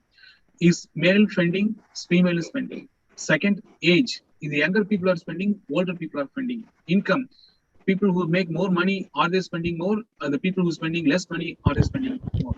So we need to figure out. We need to figure out. That's the problem we are trying to solve, the underlying problem we are trying to solve. Okay? I think all you mentioned, Jothi ji, is already on the top, right? On the problem statement, right? If you go to the top of the... Yes. Yes. Top of this particular case, right? Yes. So he explained the problem statement there actually. So this is just, I'm trying to make you understand when we say clustering, what is the cluster we are trying to form? The cluster is basically finding out who's the people spending more. Is it male? Is it age? Is it income? Okay, or combination of all. That is what the discovery. That by looking at the data, we don't know. This is just a few data sets, correct? Let's imagine how many members Costco has, correct? You could imagine Costco has at least each city one store. Each store, let's say 100,000 members. We are talking like millions. So running a model on a millions kind of data sets, correct? We don't know how much they're spending. We need to arrive. Who's the consumer going to spend high? In the month of January, during Christmas time, who's going to spend more? And what should I send them, correct? Because I want to send them something like, Christmas tree or something which attracts them to come and buy this, correct? I want to do that. So for that, I want to segment them. If somebody is not going to spend any money, why would I waste my marketing money to send something to them? It's meaningless, correct? It's meaningless. If this person is not going to spend anything, what's the point, right? I want to arrive this one. Anyway, that's the underlying problem we are solving. All right, so DP, you have to improve a little bit about talking in the business sense. Sure, Jothi, yeah. Jothi ji, in this example, if you have millions of customers in Costco, will the code be the same for the sample size of million, or will the sample size be, the code is still remain the same. The runtime infrastructure where this runs, that could be different. Okay. So for example, on the top, hey DP, can you click on the RAM and disks on the top? Yes. You see, this is limited. Okay. Yeah. This doesn't have like huge power to process that much amount of data. Okay. You got to go for paid version, yeah.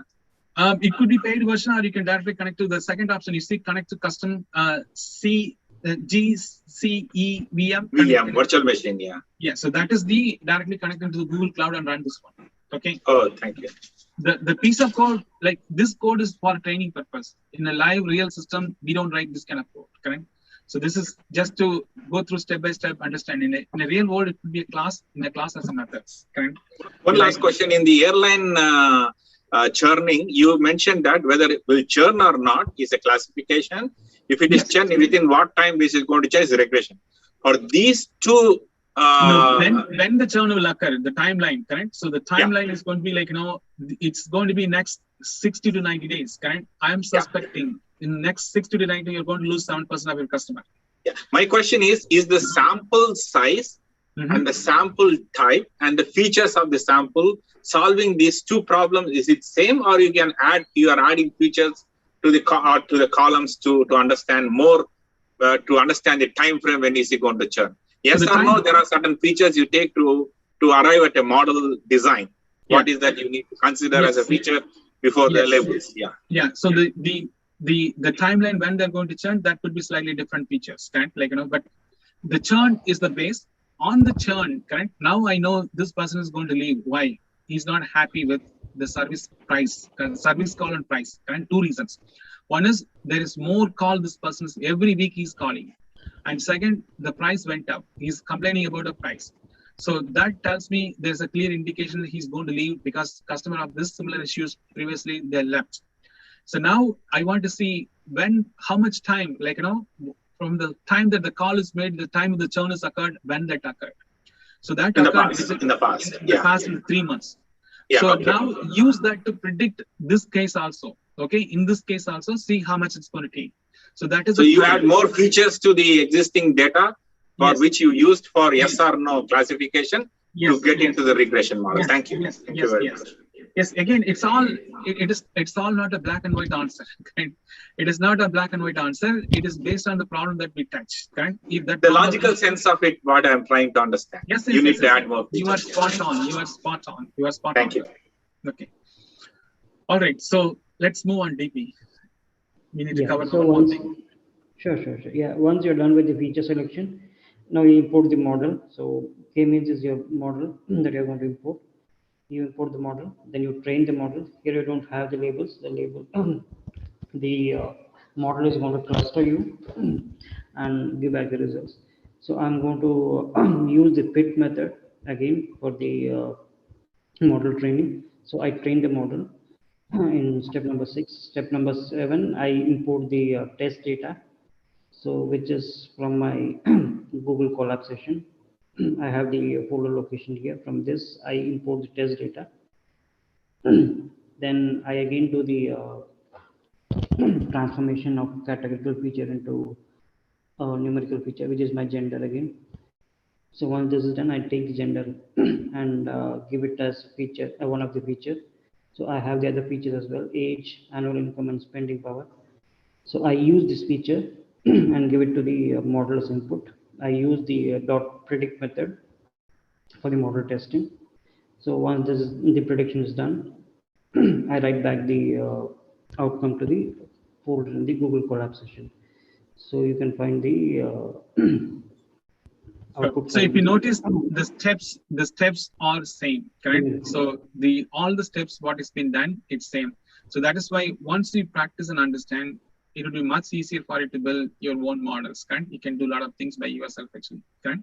So going back, what I'm trying to say, if you notice the steps, correct? So the step number 1, import the relevant library, okay? How did you decide on the clusterify? Yes, so that's a big topic. I don't think that we have time to talk about this one. So certainly I will cover after the lunch, or I can explain later. So I already told the number of clusters to be formed, what should be the optimal number to start with, correct? So how many clusters I want to form? As I said, the spend is by male, or the spend is by age, the spend is by like an income. So it could be 3 cluster I would like to form, correct? So it could be form the 3 cluster, but there is a scientific approach for to do this one. There is a scientific approach like a elbow method. So using elbow method, you can choose what would be the optimal number to form the clusters. To get to that, we need to understand some math behind the scene. That will take some time. So I don't have time. We need to wrap this up quickly. So what I'm trying to say at this point, the step, what you noticed, it will remain the same. So number 1, import the data. Number 2, import the library. Then prepare the training data. Then import the actual model we want to implement. Then train the model. Then test the model. How do we train? Fit method. How do we test? Predict method. Then write the model outcome. Correct? So this is a routine step. Once you do 1 or 2 model, this will become very handy, easy for you. Okay? It is not a rocket science. Then you can go back and understand all other technicality. Like somebody was asking about, how do I know how many clusters to form? What is the number? Correct? I said use an elbow method. Now what's an elbow method? I understand that point. Okay? So we have to go all these things. All right. So now go ahead and see the model outcome. Yeah, sure. So can anyone explain the model outcome? So this is just, I want you to see how much you understood. Can anyone explain? Can you on the top enable editing? Can you click on the top enable editing and then maximize all the columns? Yes. What is that? What is the question, Jothi ji? The question is, this is the model outcome. Can anyone explain what is the model predicted here? Correct. So it formed the cluster, correct? Like, can anyone tell how many cluster it formed and tell me how it is formed? Correct. 4 clusters. Okay. So where is number 2? I don't see anything on number 2.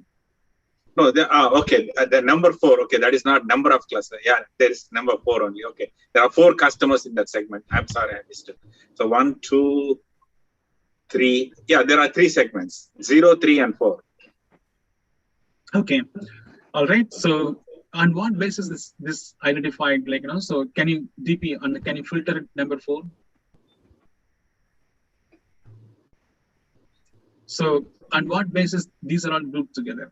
Correct. So this is basically what we have to understand. Correct. There is some correlation. Correct. So there is some correlation. It finds. So this is a very smaller data sets. You can understand it grouped them based on certain criteria. Correct. So that is what the future dictates. Okay. The future dictates. Now change this 4 to 3.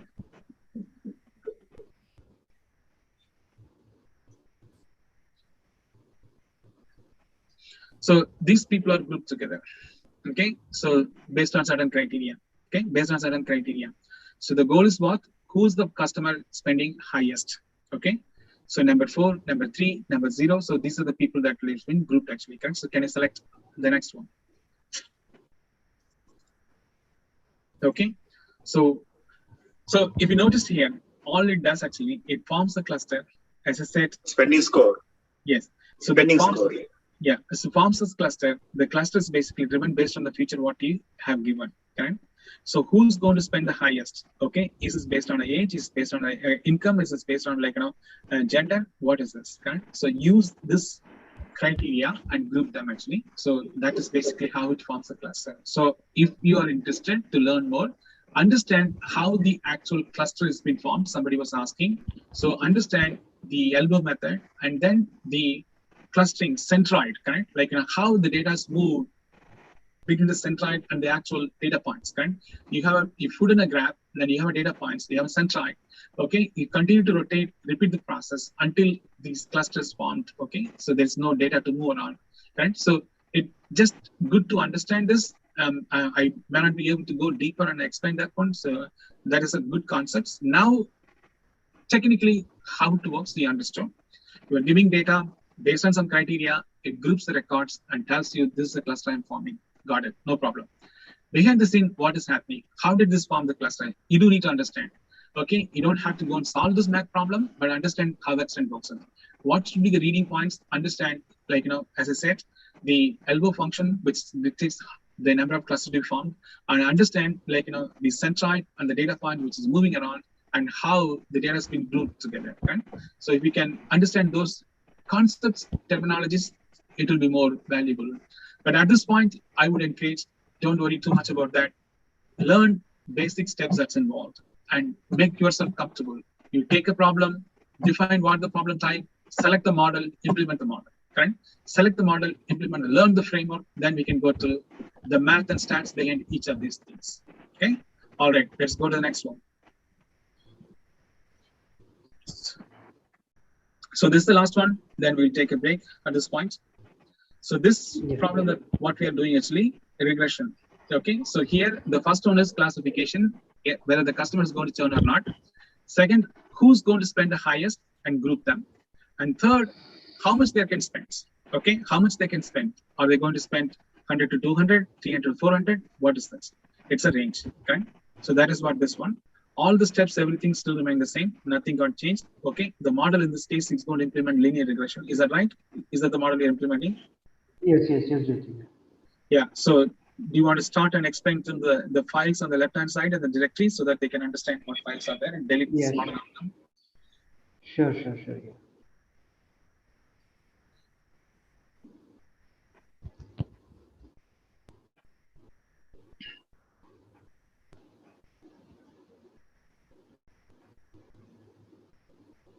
So what he's doing right now, so when you mount, it basically asks you to get authenticated. That means it will connect to your Gmail account or any email that's been used to it. So for example, can you show what account did user connect on the rightmost side which shows correct? Like it tells you what user ID that you used, correct? Yeah. So I use my company ID. So somewhere it shows. Yeah, click that. This doesn't select me. So basically, what is happening right now, when you try to mount, it does two-phase authentication. It is sending some kind of a notification to your Gmail or whatever mail that you used to connect.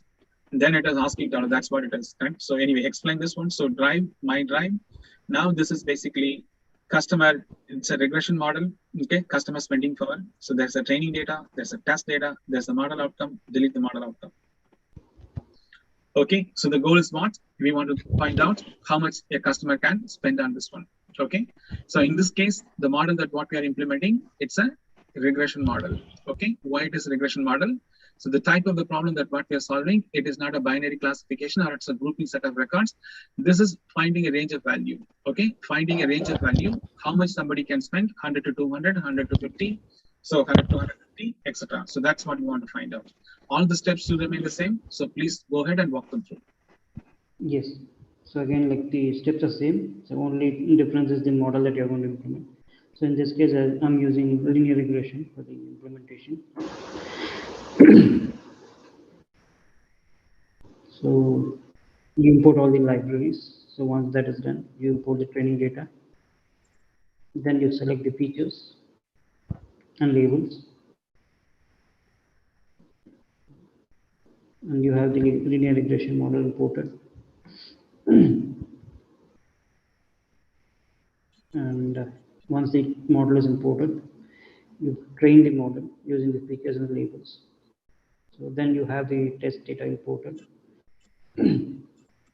You get the test data features. Once the test data features are available, you try to predict with the predict method. And finally, you write it to the outcome folder. So after that, like the final step is getting the accuracy score.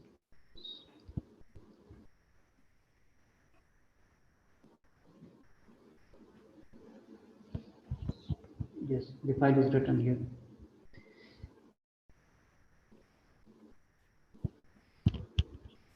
Hi, Durga. The accuracy is 0.02. Is it good or bad? Do you think it's a good movement there? No, it is not trained at all. Like it is very poorly trained. We need to improve the model. Yeah. So that is why I told these are all purely for training purpose, learning purpose. This may not have highest accuracy. So we have to optimize, continue to improve this one. So how do I improve this one? As we talked about, two things. One is work with the data. So when I say work with the data, change the training data, And if you have large amount of training data, split the training data and see what segment of the data is there. And also, Bhupender, you already asked a question. See if the training data has all the necessary things, such as the distribution, correct? So I'm trying to find out, like, in terms of spending power, let's say I don't have the column of spending power and training data. In that case, how could I expect the model to spend? So for example, so I have a customer, he's an Asian, okay? And he's Indian, he's age group of 40. So he's a male and his income is this, and he's spending monthly of 2% of his income in Costco, okay? So that is what I have. So now I have a similar person. I have another Indian, age is 45, okay? And his income level is same as the other person. And in terms of living location, the same location, he's got the same Costco. Can he also spend the same money? Quite possible, correct? So in that case, what is the problem? The data that what I have, it don't have the columns that what I need, the features that I need to compare these two individuals, correct? So one case, I have features where I have employment, occupancy, income, family members, households, etc. In other case, I don't have similar features. That's a problem. Then I need to change this data sets, correct? So like this, you have to play around an array to increase the accuracy. Let's say you did this, but still it's not working out. Then look at the way the model is learning, okay? So let's say you are trying to implement random forest, the number of trees, number of leaves, the learning level. So you have to go and adjust all this. So that is why it's a data science. It is a scientific research and approach, correct? Bhupender, do you follow what I say? Yes, I got it. I totally understand. Thank you. Okay. All right. So, Jothiji, like one last question, maybe from my side.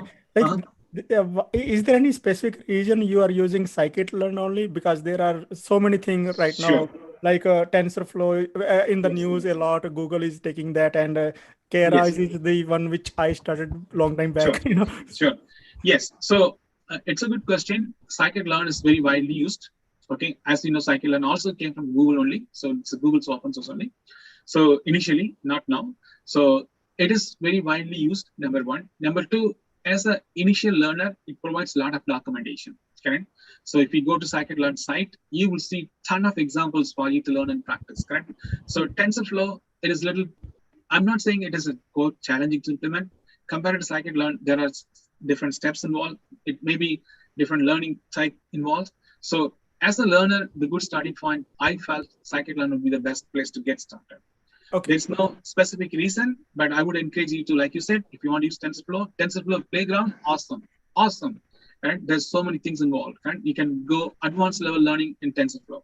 As a first step, so as I said, the first step is understand the simple thing, how to build a machine learning model. Second, implement classification regression clustering model. That set the stage. You understood basics on machine learning, how it works, correct? So the steps involved. Then we can go on to advanced levels, correct? We can implement use of the library. So using library, Bhupender, is not the key. Understanding the concepts and working on this one, correct? So how I can work with this kind of models, that's the key, okay? So learning these aspects of the framework is the key. Now I know the framework, I can work on it. I can go ahead and start building many different problems, many different models. Okay, understood. So to troubleshoot in this particular example, so the column which is absent, I will skip that column which is absent in the test data and present in the training data. So I will skip that row and I will try to implement my model on the different row which is available in both the cases, right? Exactly. So you can, first step is build your own data sets, correct? So build your own data sets, that's the key. So building data sets is not putting random numbers. We need to know business, correct? We need to know business. As I said, in Costco, I want to find out, correct, how much this person can spend. How do I know this one? I will look for historically people of that age group, people of living in that location, people of that income, people of that many number of household, how much they are spending, okay? It matters. So use that as a pattern to derive the other person's one. In that case, the data has to have all these features. If data doesn't have all these features, then it's an issue. Okay, got it. Thanks. All right. Okay, so thank you, DP. Okay, again, the whole purpose of this exercise, purely learning. If you look for any optimal code, quality of code written, any of those things, it may not have these things. So that is the reason we keep repeating the same steps for you to memorize and understand how it is how to do these things. Correct? So once you have understood the framework, like Bhupendra was talking about, you can remove all these things, you can do your own thing.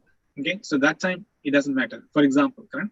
So until you learn, you need an instructor sitting next to you. Correct? So if you're learning a car, until you feel comfortable, you need an instructor. You need somebody who's sitting with you. Once you learn, you don't need an instructor. You can do by yourself. Correct? So that's what it is. Correct? This is more of teaching you how to drive a car. So that is why we put the same steps, the same thing. Correct? So once you learn and understood these three, then sky is the limit. You can go any extent. Correct? You can do everything. So let me summarize what we did now. There are three types of problems we wanted to implement and solve. So number one, customer churn. Number two, the customer spending power, how much customer can spend. Third, who are the customer and how much they're spending. Who are the customer, how much can spend, high, medium, low. Customer who's spending high, customer who's spending low, customer who's spending minimum. Correct? So low, medium, high. I want to group them actually. Correct? So this is the type of problem we took. The first is classification. The first is like, whether the customer is going to churn or no. That's a classification problem. We implemented a model called logistic regression. Okay, it's a binary class classification. Yes, the customer will churn. No, the customer is not going to churn. The model we implemented, logistic regression. The second problem is how much money a customer can spend in a month or a week, whatever. In that case, it is not a binary classification. It is not a classification. It's a range of value. So that is basically a determination of from this much to this much they're going to pay. 100 to 200,000 they're going to spend. Sorry, $200 they will spend in a week. Okay, all right. So that is basically a model that the problem type is in this going to be regression. The model that what we implemented, linear regression.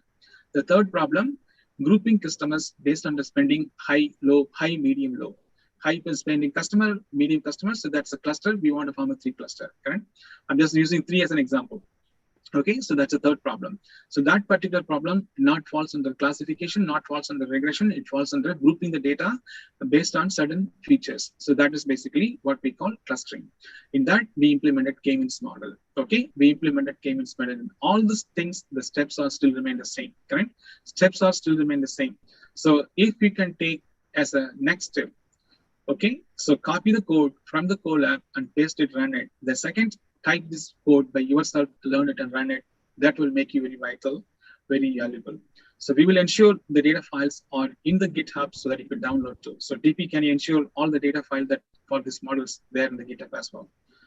Yes, Jothi, they're there. Okay. All right. I think that's all I have for the morning session. So please, if you have any question, ask me. One question, last one for this session. I wanted to know, if you have same data and you have solving the same problem, and if you are changing the number, the model, will the results vary in a big percentage? Answer is yes. If you noticed yesterday, correct, like I implemented 3 models. Like so the model that I implemented, the first model is like decision trees, second is K neighbors classifier, third is logistic regression. So if you look at each model has its own accuracy. Some has 70, some has 90, some has 100, etc. Why? That's the algorithm. How the model internally return and learns actually. So that's a learning rate is also matters, right? And that is why in a real world you always implement 2-3 model and see which one performs well and what data. So it's always try and see what is the best fit for your problem. What would be the best solution? Yes. So that is why. Thank you very much. It is data science. It's a research. Okay. Trial and error. Yeah. Yes. You do exploration, exploitation. Thank you. Thank you very much. Have a good lunch. All right. So please, all of you, take rest, drink water, walk, move around, and eat well. So we will see. Jothi ji. Yes, sir.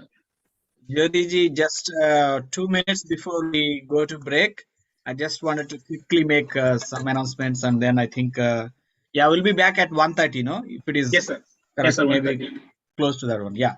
1:30 is fine. Yeah, thank you. Yeah, thank you. So I just wanted to take 2 minutes to quickly go over some of the missing pieces and also some announcements. I think, thank you guys for joining, and this is a very exciting session. And we mentioned about certificates distribution. Definitely TANA will take care of that, but it will be in the next few weeks because of this holiday season. We want to do it in a right way. So I will collaborate with Jothi G's and DeepSphere AI, and we'll get them later. So don't worry, we will reach out to you and then give all the certification. And Sure. the second thing is, yeah, definitely, I think we wanted to take feedback from the attendees and conduct similar programs in future. And we have something planned next month about career opportunities in Salesforce and related. Definitely, we will come back to something artificial intelligence related, but we need your feedback. So feel free to send me any feedback on what you want from TANA and also from, I think, DeepSphere and Jyothi's team. So with Sure. that, I just wanted to quickly thank few more people who are missing in the morning session, and I think then we can Sure. for Thank 1 you. hour. Thank Yeah, you, so Ram. I wanted to thank entire TANA executive committee.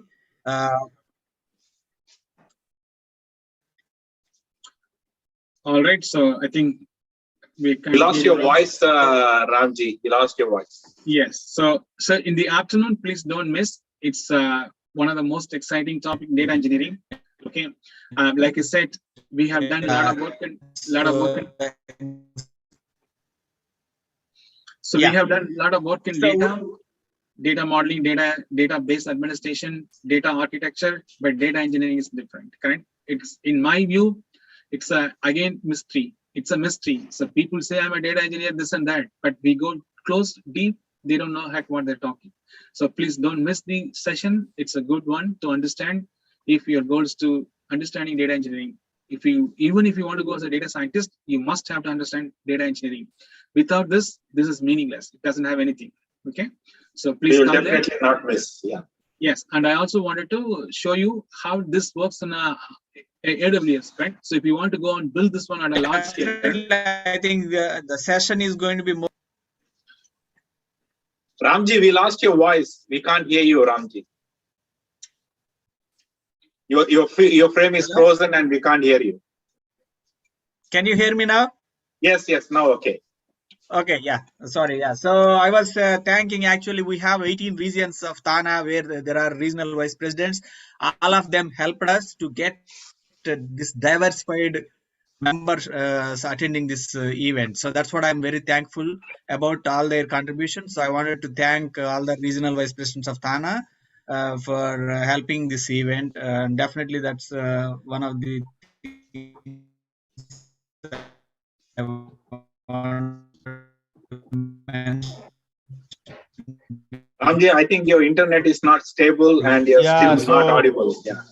We may need to talk later, Ram. I think, it's a lot of time for, Jothi ji and everybody also. They need to take a break too, right? So probably we can meet at 1:45.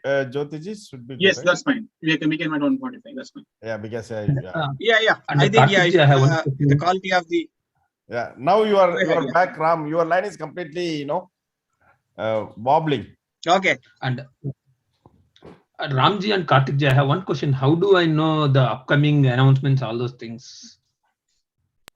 On this event or? On the new events. New events, you have to watch at the TANA website. And if you are subscribed to TANA, you will be getting the newsletter from TANA, right? So where you should be getting all those information.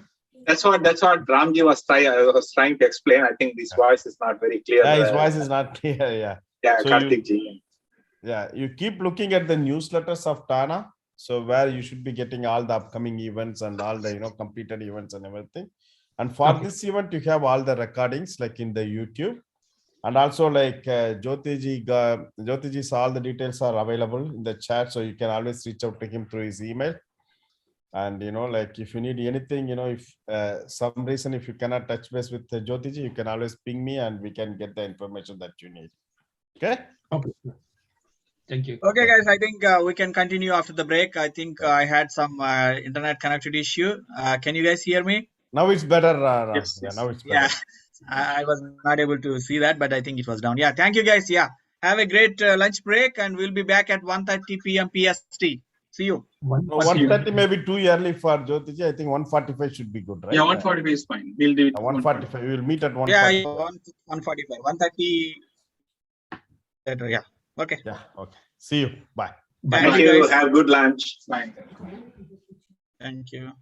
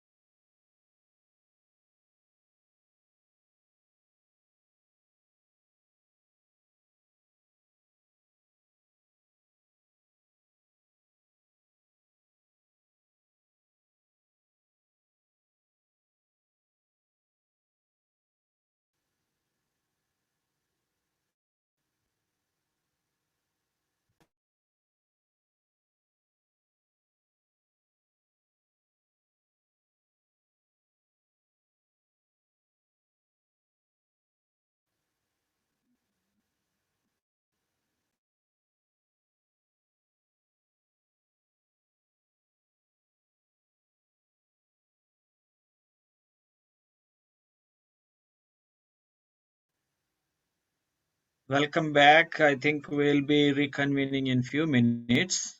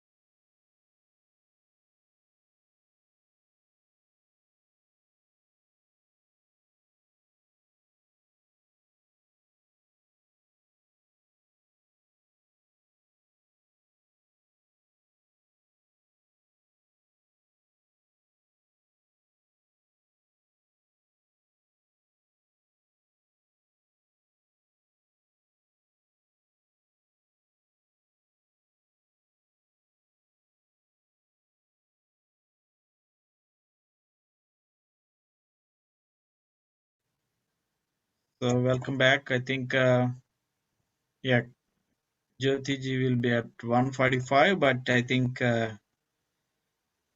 yeah, when people are there, I can just quickly answer about TANA questions that were there before. Can you guys hear me? If anyone can raise their hand, that will be great.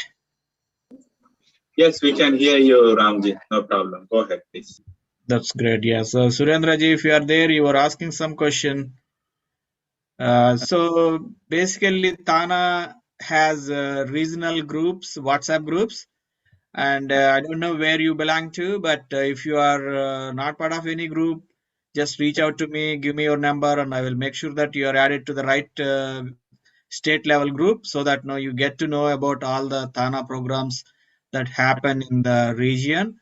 And if you belong to California, I will be your point of contact, and definitely I'll add to our TANA local group. And we also publish time to time on Facebook, and also we have, if you are a member of TANA, there is a member weekly newsletter that goes out to all the membership list.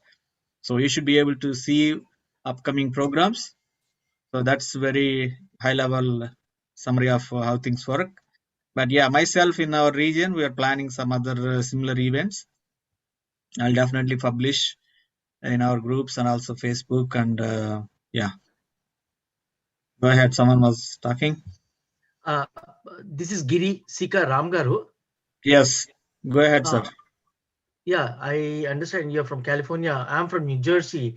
I'm not part of TANA organization, but I know I've been associated with TANA guys long time back. People, even the presidents of TANA came to my house and things like that. But I was not part of TANA organization or any organization for that matter. But how do I get connected? Because this is a very good training program which Jothi is doing it. It's phenomenally, I really like it. And coming back, yesterday's what you call the link for the link, if you can send it, that will be great. And the interesting thing is, can you introduce us to different programs which AI, machine learning kind of things, Yeah, definitely. So you mentioned you are from NJ. I think I don't know how did you get to know about us. We have a New Jersey regional coordinator who is Vamsi was part of this organizing team. So in our region also, I think outside of TANA, of course, yes, TANA WhatsApp groups mostly members are there. But some regions we have members and friends of TANA. So definitely I can ask you to ask someone to add you to one of those groups. And you be in touch with me. I'll definitely make sure that you get all the information no matter where you are. That way you can be part of next AI or similar program from TANA. I really appreciate. Thank you very much. Sure, Much yeah. appreciated. And also, can you send the link for yesterday's meeting? That was also a very good. Yeah, yesterday's one is also live. I don't know if you're on Facebook. Add me, Ram Space Tota. I shared I'm there, not but part of. I'm not part of Facebook, sir. I okay, don't that's have. okay. So I sent in the chat, but I can resend. Yesterday's and today's both are live telecasted on YouTube in TANA YouTube channel. So both are accessible there. We don't need to Send it send to me in the any. chat message so that people can see it. Yeah, I did send. I am going to resend it. Yes. Much appreciated. Thank you very much. Sure, no problem. Yes. Very nice. Sir, this is Prasad Tata. Is it possible to share the handout for this workshop? That I think is possible, but we need to check with Jothi ji once he's there. I think the slides. Are you talking about the slides? The yeah, handouts. Prasad ji. Yeah, go ahead. Jothi ji, if you can send the handout. Yes, I can. Make it available in a particular link. We can download it. Yes. So this will be. I will send you the link. You can be able to download it. Okay. Yeah, yeah, sure. Thank you. So like yesterday, if everyone wants to come on video before we get into the session, that would be great. 2 days we want to share our face with Jothi ji's bright and informative thing, and then in a collaborative frame. No, we want to be there. So feel free to come up on video, and then I think hopefully it is live. Yeah. So maybe we can wait. Yeah. So while we are chatting, people can unmute and then come on video. And yeah, any more questions on TANA programs? So yeah, basically I think that's what I wanted to convey. Like there was a break in the internet, but I think myself in our region we wanted to come up with a career related another program with Salesforce as a focus area. But I think after a couple of months, we'll be back with AI. This time maybe more for kids and. So we can also offer on cloud. Yeah, definitely. I think I will take help from. I think DeepSphere is not just artificial intelligence; it has multiple facets of. We can also offer on cloud. Yeah, definitely. I think I will take help from. I think DeepSphere is not just artificial intelligence; it has multiple facets of. We can also. Ramji, there is a echoing going on. The voice is doubling out. DeepSphere is intelligence has multiple. You may want to close your YouTube channel. I think maybe. Ramji, there is a echoing going on. It's because of I think the YouTube channel is open. Maybe that's why. No, it's not echo. It's you're in loop, repeating your voice again and again, and yours and Jothi ji's. Going on. It's because of I think the YouTube channel is open. Maybe.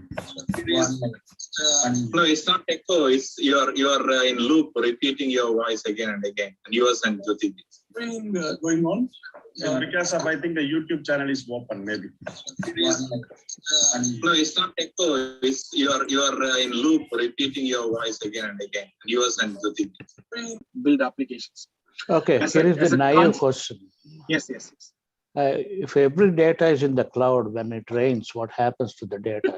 It falls down.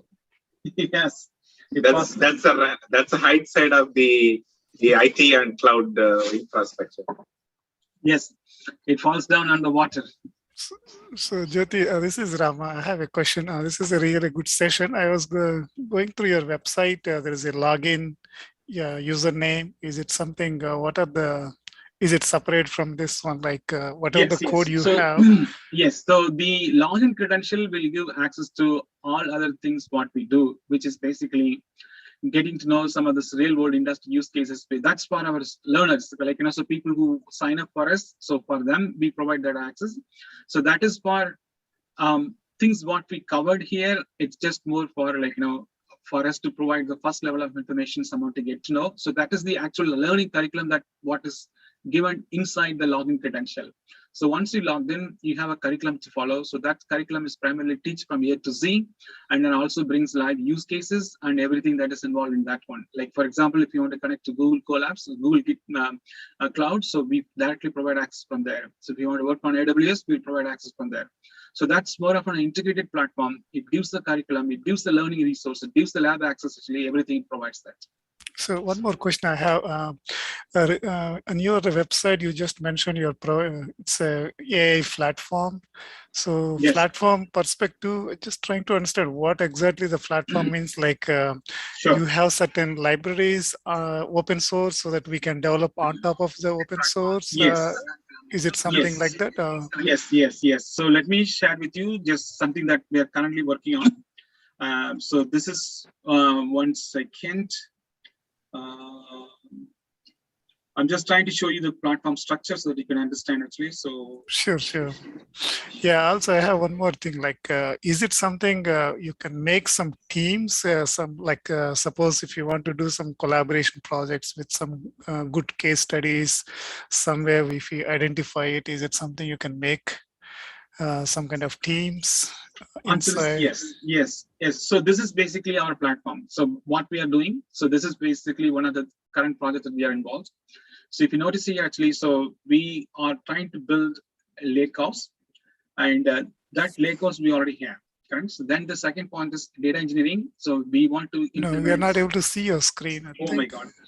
Okay, 1 second. So I'll Sure. do this.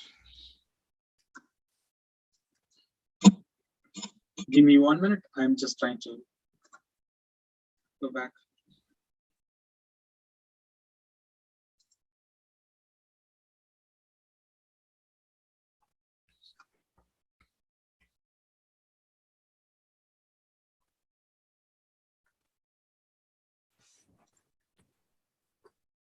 There is some proprietary information. I'm just trying to okay. take out and then show with you.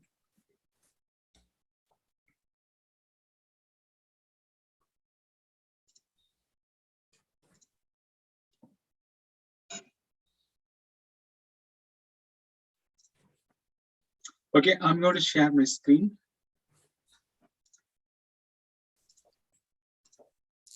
So can you see my screen?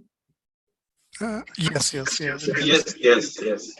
Okay, so this is a live project currently ongoing in collaboration with AWS.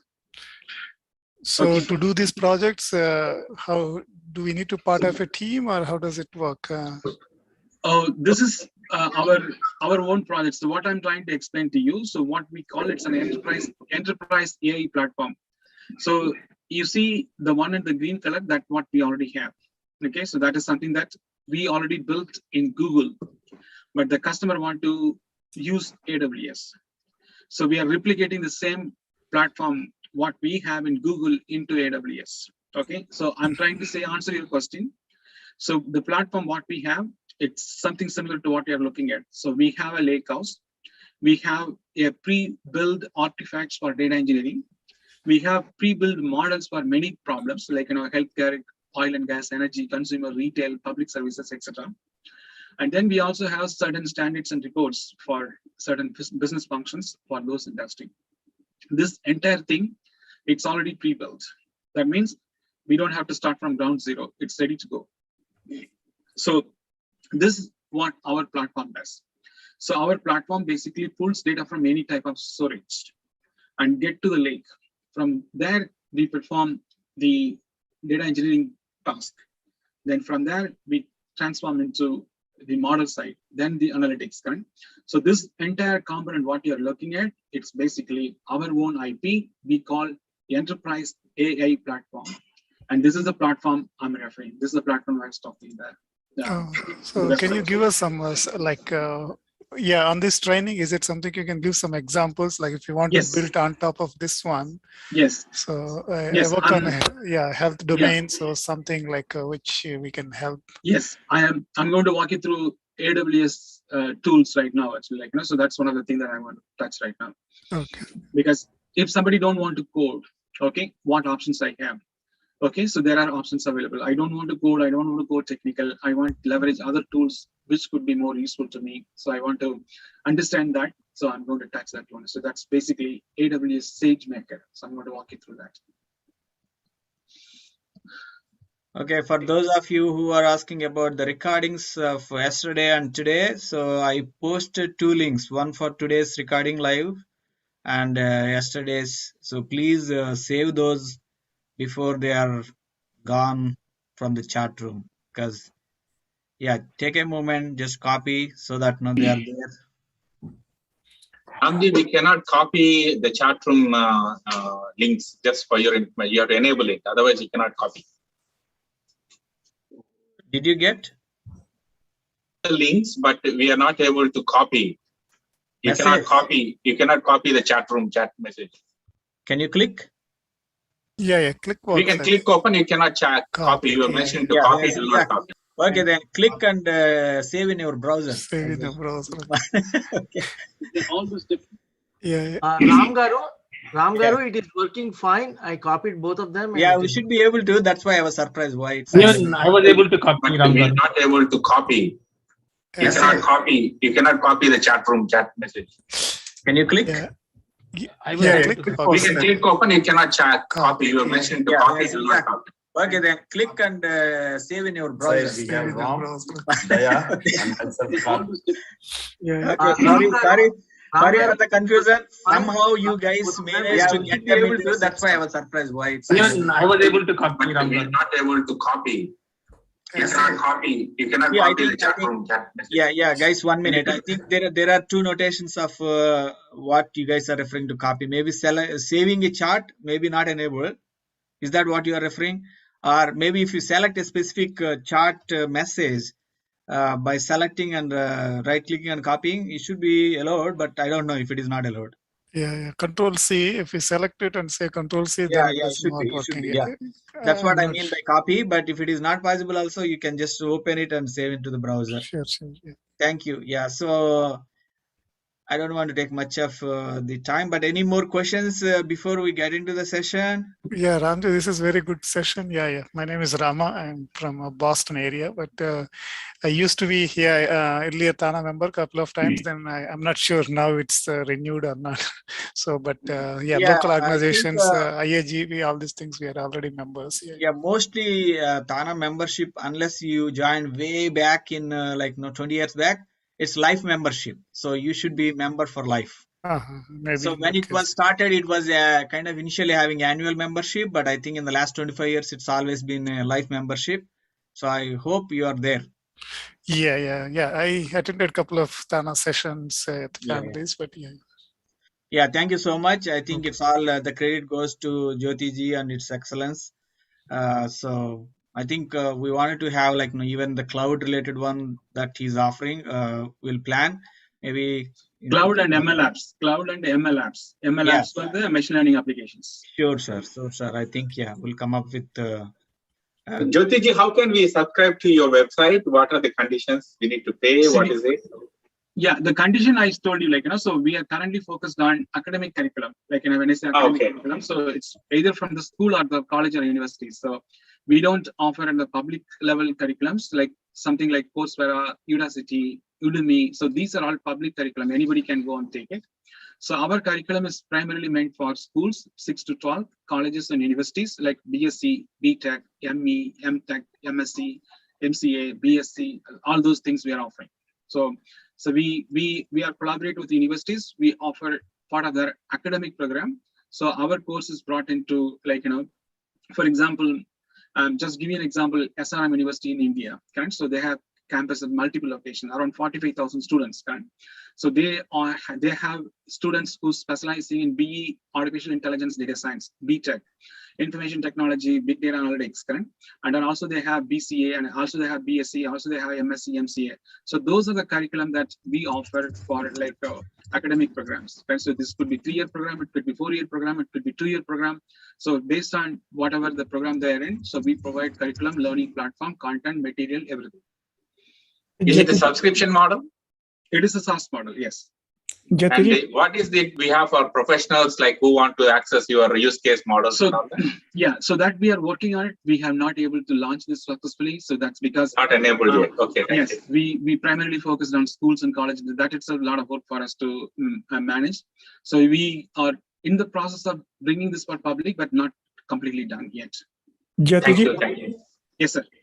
So maybe this question is too early to ask, but from now, from this bootcamp, from now to in future, so what we should do, like, so we get so much information, but like, so what I am asking is like, I know about Kaggle and all those things. So I get to some model and information from you. Now I need some sort of, data so that we can we can use your model and try to play around till we get to reach. Sure. So I think the first step is to actually define what you want it to be, correct? So let's assume that if the goals want to be a data scientist, okay? So that is one way to define what are the next steps. Or I don't want to be a data scientist means you need to know both. Understand how do you work with machine learning models? How do you work with data? Which is very deep skills, both together.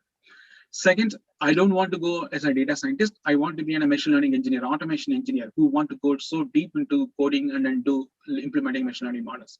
So that is one aspect of learning. So maybe the next step, if you could define what you wanted to focus, correct? Either a data scientist or a machine learning engineer or a data engineer, etc. Then we can define where to start the next steps. Okay. All it's going to come down to learning. So what is that we want to learn as a next step? Right? So let's say if it's a data scientist, the focus would be more on data, then you pick up models, okay? Building models.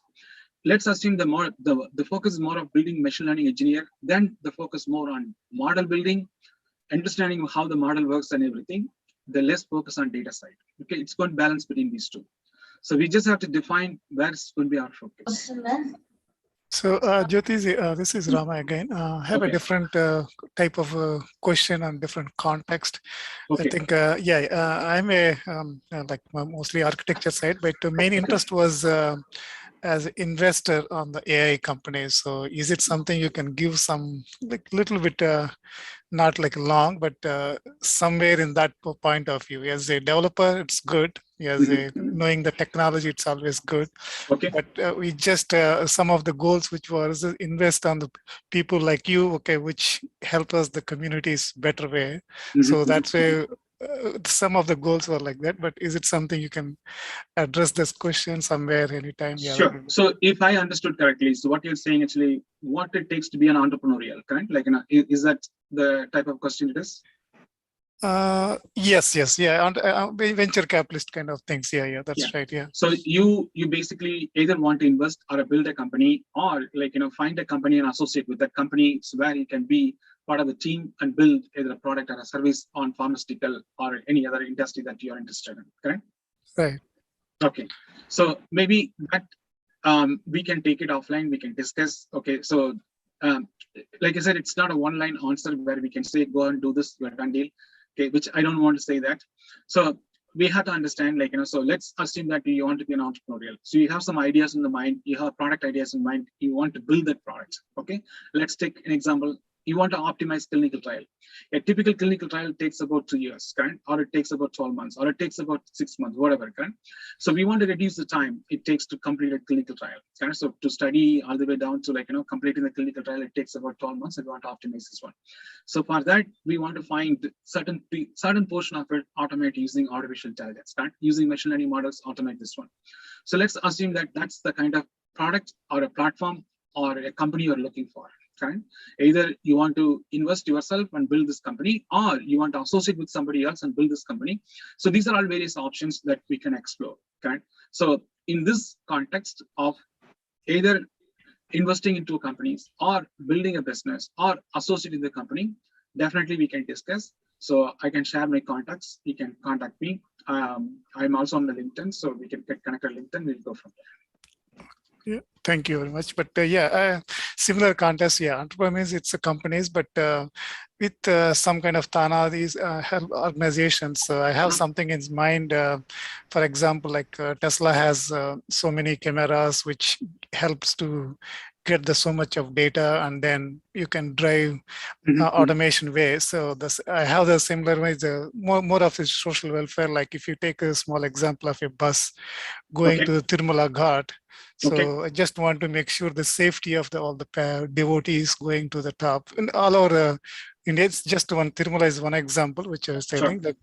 So I don't want to see like suddenly, like because of the driver rashness or something, the whole bus get collapsed into this one. So that kind of scenarios we want to avoid. And using artificial intelligence, something we can build it or put some money so that it will help the social welfare. That is one of the ambition. So first I appreciate that the social awareness, contribution, care for people, care for society, care for things what we do on our day-to-day life. I really appreciate that. Any problem, any problem you could think of can be solved using artificial intelligence. Correct? Sky is the limit. Any problem I'm telling you, correct? It's just a matter of time. So whatever problem you think, so how do we prevent accidents? How do we proactively, understand drivers' behavior or passengers' behaviors and take some action? Right? Or how do we understand climate condition and do something about before that happens? Right? All are possible. Okay, there's nothing says we cannot do this one. It is possible. It's just a matter of understanding what problem we are solving and understanding how much time it's going to take. What is the resource involved? Right? So that is where it's going to come down to. It is not a question of where we can solve or not. We must be able to solve any problem or a problem that you have in your mind. Okay. Extension to that, Jothi ji, in this instance, say, what kind of system and what kind of buses the Applied RTC runs in Tirumala. So how would you approach this problem? Say, for example, Mr. Rama has come to you with a problem. What is that? In a practical point of view, now the session is, if it is acceptable and if you want to spend a few minutes, how will you go addressing this problem? Let's take an example. Let's take an example so we wanted to understand on what condition, road condition the bus is traveling. Right? So that's just one example I'm giving. The second example. Jothi, before, the problem was with the current scenario, the only thing is one problem which was trying to see is the rash driving. The driver is responsible for carrying like 60 passengers to the hell. So in that situation, one problem was like, maybe he may be in a different mood or going a little bit high speed. So wherever the turn comes, he may be going with a little bit high speed or those kind of things. Suppose if you has carrying the smartphone, each driver or this thing. So what my expectation was that or some iPad, which is basically automatically sensing the speed of the driver, because just like on the wage application, when you go on the road, it automatically connects to cell server and it knows the speed of what you are driving it. So same way, if you have a iPad for each driver, and then there is a control station on the top and there's a control station. So immediately within a sense, if he is making a turn with a little bit of high speed or going this one, so immediately it's going to sense it. So basically there's infrastructure is what we have to spend is just giving iPad to the driver and so using the control center. Yeah, yes, there are many different ways we can solve this problem. So we don't need even an iPad. We don't need in a smartphones. We can insert a sensor in all buses, correct? In the buses. That's what my thing was. How do we do that technically? So the sensor will control everything actually. For example, in the morning I was demonstrating, correct? What I was demonstrating, energy efficiency, energy benchmarking. The goal is to reduce energy cost. The goal is to reduce energy wastage, correct? I don't want to waste energy. How can I do? So in that context, we have a sensor installed in all the rooms. The sensor is a live stream. Okay, so that's what the camera does. The camera is basically reads whatever happened inside the room. So once we have the data, we can analyze, correct? And then we build a control system. The control system basically took control of turning on, turning off, reducing temperature at a personalized level inside the room. So what does this mean? Let's say The room, there are like, 10 people. It's a so big room, correct? Like, so the room has 50 lights. Okay, do we need all the 50 lights for 2 people? No. So then we can turn the lights on, or we can turn the lights, reduce the lights usage, right? So that is a control system, is controls based on the personalized level. So answer to your questions, we don't need smartphone, we don't need iPad, we can install sensor in all these buses, which takes, which takes full control A to Z whatever happens inside the bus, not just only the condition of the bus, road condition, passengers, drivers, everybody. Okay, so it will track all of those things. Like an example. Yes. But that's a lot of investment, right? You adding sensors to the buses. That may be phase 2. It is cheaper than giving an iPhone. People are buying the iPads. Yeah. iPads, so you are going to give an iPad for every driver. Here I'm talking about if a bus has a speed control sensor. Yeah. Yeah. If a bus has a 10 driver, you are giving 10 iPod. Here one sensor, correct? So it doesn't matter where the bus goes or who's the driver, correct? So I'm saying, sky is the limit. There are many things we can do, many things we could improve. As I said, like I was with Mr. Jay Sanjay and KTR, I have given a presentation about digital transformation to Telangana government. I'm happy to revisit and then talk about what we want to do. That shouldn't be any problem. So we can certainly take this offline and we can explore what are the things you want to do, how do we do it, what's the next steps. So we can get involved, not a problem. That's Telangana, Jothi ji. You have to reach YSR Jagan if you want to do something. No, this is, we don't need to be political actually, because there's a TTD. No, you were telling about talking to the leaders, the leadership. This is easy to implement. There is a TTD is there. If TANA is there, something, if you donate to TANA, somebody can go and sponsor it or something. But with the help of these highly intellectual guys, Jothi, so at least, because in your examples, most of the time we see like, okay, Amazon is doing it, Walmart is doing it, working, like helping Ambani. So you are trying to help the rich people, but I'm just trying to help the poorest of the poor, who is basically going to the hill station to see the god. Suddenly, something happens. I saw 1 or 2 cases in Telangana, like the whole bus got so that kind of scenes we don't want to see in our lifetime. So it's a developed country, but with this technology, with very little investment, if something we can achieve it. That was I was thinking, with the TANA's help or something, if you donate, you can do some implementation. Sure, Ramaji, I think we can connect offline and take it further with Jothi and TANA. Thanks for your question. I think we have one more person raising hand, Mridula Pilamani. Can you come on mute? Ramji, I would be wanting to join Ramaji and Jothi ji on this project if we can. Yeah, definitely we'll collaborate offline. Sure. And I think, so one clarification, just wanted in general, nothing to do with any comments made in the previous guest speakers' speeches. But TANA, Telugu Association of North America, is a Telugu association meant for entire Telugu community across globe, irrespective of states. We serve Telangana state of Telangana and Andhra Pradesh, both are Telugu speaking states, and also Telugu community in the entire US and outside of India. So we represent both the states and all the Telugu people. So we are Ramaji and Jothi ji, we already have a sponsor for the project. Right, Ramji? Right. Yes. Certainly we can do it. Certainly we can do it. Yeah, we can do some cost estimate, but yeah, we don't want to take this whole time, but at least a little bit of idea about the. Yes, sir. We can we'll take it offline, Andy. Thank you so much. So let's go with the next question before we jump into the session. So Mridula was raising hand, but can you unmute? Maybe I can ask. Yeah, I can unmute. Okay, so what's your question, Mridula? Yeah, so I'm interested in AI engineering, and since I'm in 8th grade, what are the topics or concepts I need to focus on for getting my base strong for the AI? Okay. Like, how can I improve myself or become an AI engineer?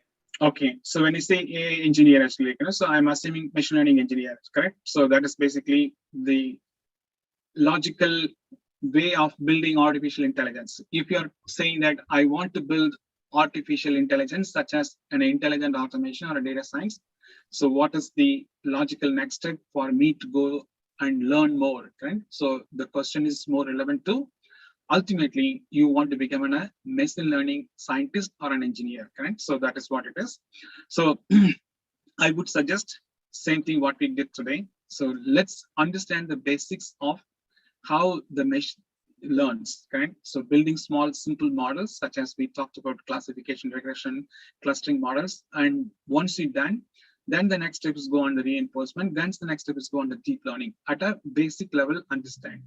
Once you learn and understand, this requires some level of coding in Python, correct? So you could also use R, you could also use Scala, you could also use Java, but preference is Python because Python has a lot of standard built-in library comes along with, which would be reduce the time it takes to build a model. For example, if I want to work with a large complex status, I can use Pandas. Pandas has so much built-in functions which could be used for processing data much faster than any other language such as Scala or Java. Okay, so the logical next step, learn Python to the deepest level, correct? So understand Python well. Then understand and implement models like classification model, regression model, clustering model, association model, all the things, reinforcements, deep learning. At a basic level, let's understand that.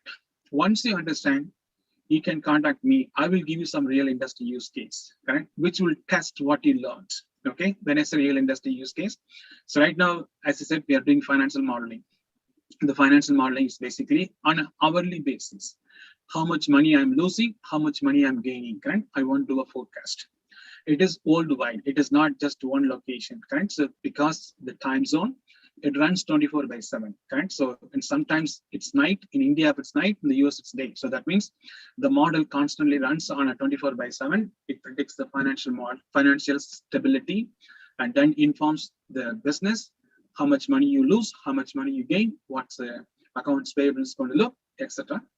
So something like you can do an industry use case that will connect all the dots, correct? So this is basically an approach I would say you could take while you are studying your 8th grade, right? But I wouldn't worry too much because you have more time. Okay, when I say more time, let's assume by the time you got to your senior school year. So let's say things got changed, right? So you don't want to do any more artificial intelligence, you want to become a doctor, or you want to become a lawyer, or you want to become something else, correct? So the mind could change, right? The mind could change, but having a skill would not waste any of your time. It will make you more valuable. So I would just take one step at a time. Understand, the first step is learn and understand Python at the deepest level. Second, build simple models. That models could be, as I explained, like classification, regression, clustering, association, and then reinforcement, deep learning. Once you're done, then take in one industry use case, build this one. So this will take a while for you to shape well. So once you're done, then we can figure out what are the next steps. Maybe going to some, like, for example, the students that I'm currently coaching, what we do called co-development. Okay, so what does this mean? So we take some problem from industry, we code those problems, correct? Okay, so when I say code development, we are not part of the team, but we are an extended team. We work with them. So there are companies whom we work as a co-development team. That means we will take their problem, we code and build. It's more of an internship, but it is not just an internship. It is just a co-development. We go along with them. So like this, we can gain some industry knowledge. Okay, so I think these are the things I would say maybe the next steps. Start with learning Python, learning simple model building. And once you're done, we'll take one full industry use case implement, then we'll go from there. Okay, thank you. No problem. Thank you very much. Any other questions? Yeah, I think we have Viswanath Yalla. The next question is from Viswanath Yalla. Can you ask your question? Yeah, I had a question. Can you hear me? Yes, Vishnath, we can hear you. So regarding the use case with the school this morning, like to detect a person and face recognition, right? So you have to scan exact face only, right? I mean, normally if the sensor is placed yes, on so if that is going back to, if it is a live, let's say we are trying to build, like, one of the students is building an attendance system. When I say attendance system, so no one has to go and say, I came today at this time and left this time. Okay, the camera will be placed, okay, at the entrance of the school. So when someone enters, either a student or a faculty, when they enter into the campus, it recognizes the face, then it marks what time you came in. It records the system. So let's say an unknown person is coming in. In that case, it goes and checks the database, whether this is a student or a faculty, none. Then it creates the visitor log. It creates the visitor log. So we are currently helping a school to do this work as a student project, correct? So the students are doing this work actually. So in this context, it's a live stream. When I say live stream means when the school opens, once the gate is closed, it's shutting down. When the gate is open, it streams the data. In the data, it recognizes the face. Once the face is recognized, then it creates an attendance entry. If the face is not recognized, it creates a visitor log. So we are doing this right now. Okay. Thank you. Yeah, I think we It's a have student project. It is a student, but it's a mix of students from 6 to 12. Yeah, thank you. I think that answered his question. So do we have another person who raised hand? Yes, Darsh P. Yes. I have a question for Mr. Jothi. Yes, ma'am. Hi, my name is Darsh, and I just wanted to know, like, we came across so many examples where we build models or we train models that deals with different kinds of data sets, like either clinical data or provider data or claims data and so on. I'm just curious to know if any work is being done, or are you aware of any models that can help us do research around the genomic data or proteomics data or any kind of, like gene to help in personalized medicines or say target some particular gene for a particular disease? Sure. There are so many models out there. The maturity of the model is the question. So, like, for example, when you go to our website, it's DeepSphere.ai. Under our website, you can see different industry vertical. Click on how artificial intelligence applied in health. So when you go inside, so here you can see the list of use cases what we implemented. It talks about digital health, the platform, solutions, data engineering, use cases. When you scroll down, it tells the customers that who we worked with: Blue Shield, Kaiser, Bristol-Myers Squibb, Aptalis. When you go inside, it talks about the problem that we solved. So predicting patient risk and health score, right? Like, so what is this risk score of this person, right? In terms of, so when I click this one, it describes what's the problem we solved, what model we implemented, okay? So you could understand this one. Okay, so there are so many use cases we have done in the space of healthcare, correct? So like performance of the payer, how much you are paying, value-based care delivery, readmission rate, discharge rate, correct? So financial performance, financial forecasting on a client, so fraud detection, case disease management, etc. Okay? So you can go ahead and check this out and see if there is anything close to you. Point one. Let's assume it is not close to you. If you want to build something, certainly we can collaborate and understand what's that you're trying to do. And it also gives, okay, in terms of like in the solution perspective, like for example, patient risk. So what kind of risk we are doing, correct? Health risk, okay, readmission. Okay, so this also gives much more deeper looks on other things, correct? When you select this one, it gives the actual demo that has been built, okay? You can get to see this, okay? So you can get to see these things, correct? So, yeah, so we have a lot of information on our website. You can get to know them.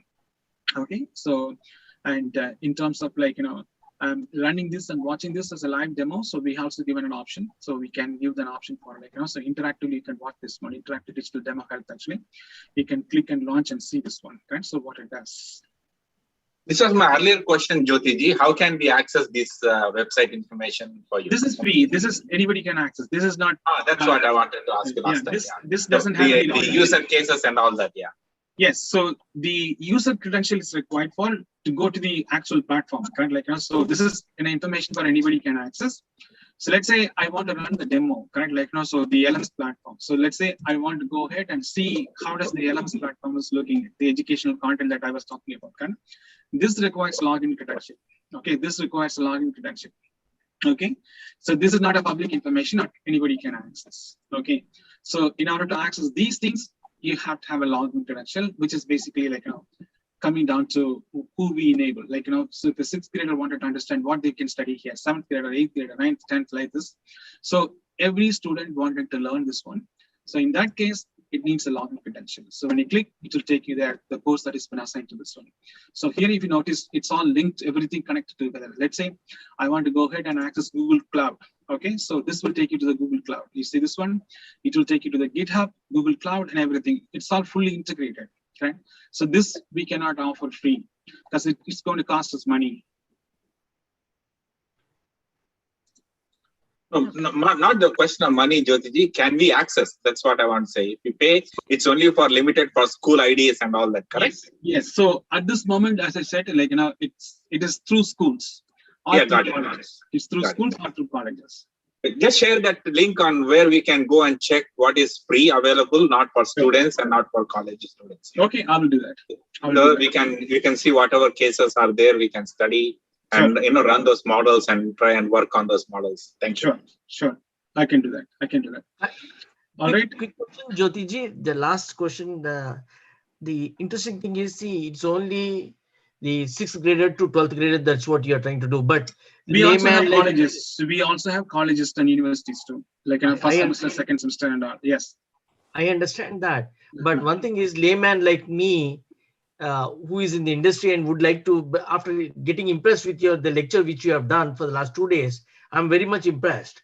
So people like me who are interested to learn about AI to compete in the market space. See, in this world, you have to compete, and AI is the number one to do it.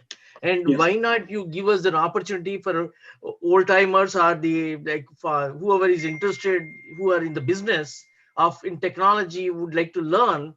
Can you not give that kind of a link to us so that we can learn the knowledge what you have been sharing with other students, and we don't mind paying the money and to be part of the game?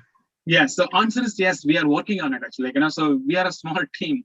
So we are not a big team. We are about roughly 50 people. Okay? So we are trying our best to bring this one. Most likely on the February, you will have access to 9 courses. Right? When I say 9 courses, so there is the Applied Artificial Intelligence Foundation, Intermediate, Advanced, then Data Engineering Foundation, Intermediate, Advanced, Advanced Computing Foundation, Intermediate, Advanced. So 3 disciplines, 3 courses, 3 into 3, 9 courses. We are scheduled to launch in February. So I'm work in progress. I don't want to make any false statement and a commitment.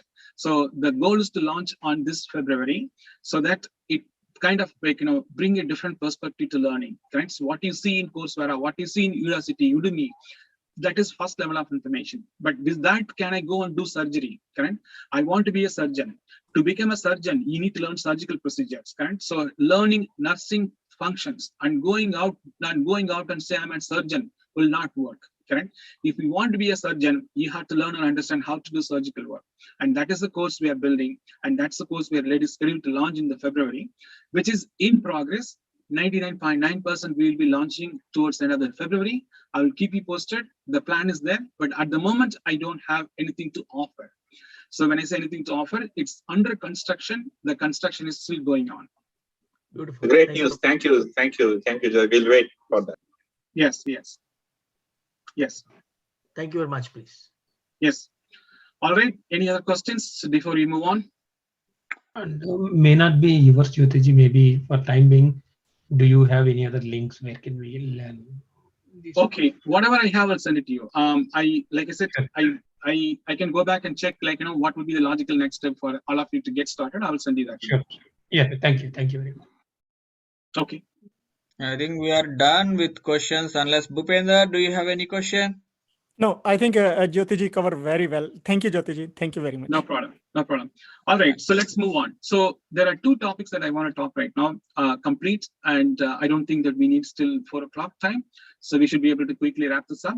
So the first one, how do we work with the cloud infrastructure, correct? So what you learned today, correct? What you learned today, it is basically a custom application or custom implementation that what we did, correct? We went to Colab notebook, we coded, we tested, we understood how it works. That is fine.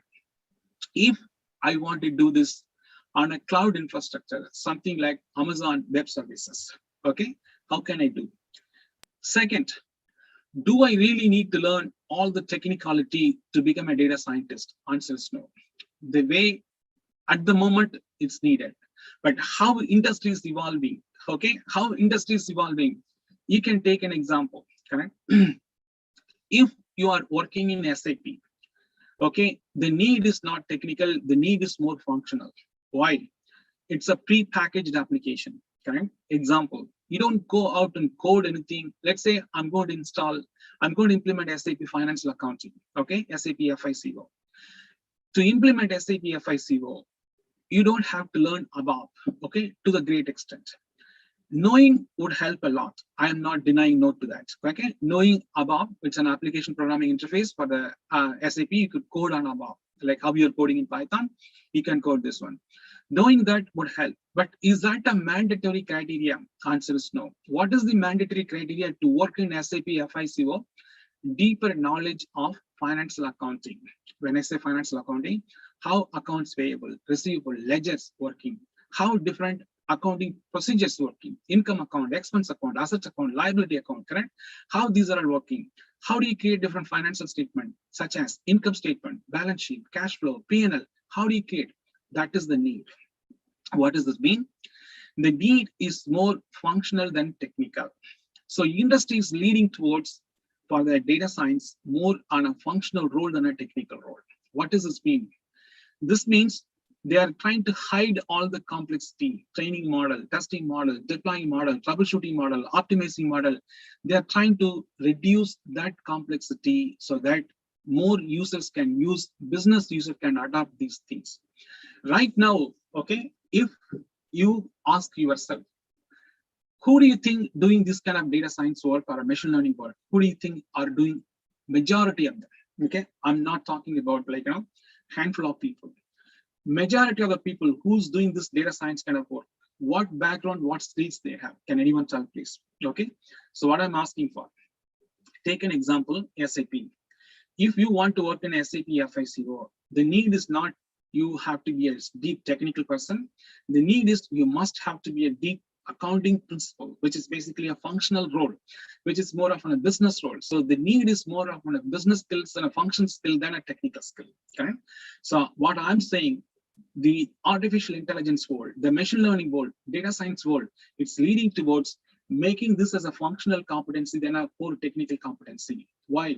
They want business user to adopt. They want business user to use this one. Okay, they don't want to go out and build this as a, oh my God, it's very deep technical. Business don't want to get to this one at all. They don't want to have that kind of situation. So industry is leading to it. So my question to you, in the current state of artificial intelligence, in the current state of machine learning, in the current state of data science, in the current state of automation, who are the people doing this kind of work? Okay, I'm asking you, give your view. So who's doing this work? Can anyone tell, please? Based on your observation, what are the kind of people doing this work? The skill set of these people, or the type of people who's going to be doing this work? Can anyone tell, please? Based on what you know. Yeah, the person who has a lot of functionality domain knowledge with some understanding of how it can be build a bridge so that he can convert and translate the business knowledge into a artificial intelligence knowledge or intelligence automation knowledge. Sure. So you need to have basic knowledge with full functionality domain so you can build a bridge. Yeah, that is totally agreed actually. But what I'm asking, in the current state, as of now, who are the people? When you take data scientists, let's say we are taking 100 data scientists. So if you look at in the 100 data science, their qualification, their credentials, correct, could be common in some alignments, correct? So I'm taking randomly 100 people who call they are data scientists. So, and I'm trying to analyze their skill set, their education, etc. I'm saying there will be some common alignment on all these people, correct? So these people may not have a functional skill. These people may not have other skills, correct? But there's some common alignment. I'm just asking, what is the kind of skills that you see in the current state, correct? That's the question I'm asking. Like they are highly educated PhDs, masters, and having a Python, R, SAS knowledge. Yes. So if you look at, excellent, that's what I'm looking for, correct? If you look at on the surface, these all considered to be people who's very highly educated, such as who's done PhD, who has done master's program, and who knows, like, you know, complex coding. That is how it's been portrayed, correct? Yesterday, somebody was talking, Andrew Young, correct? Like, you know, so he's a great person, no question. He's genius, no question. Can he come and work in something like what we are doing in Amazon SageMaker?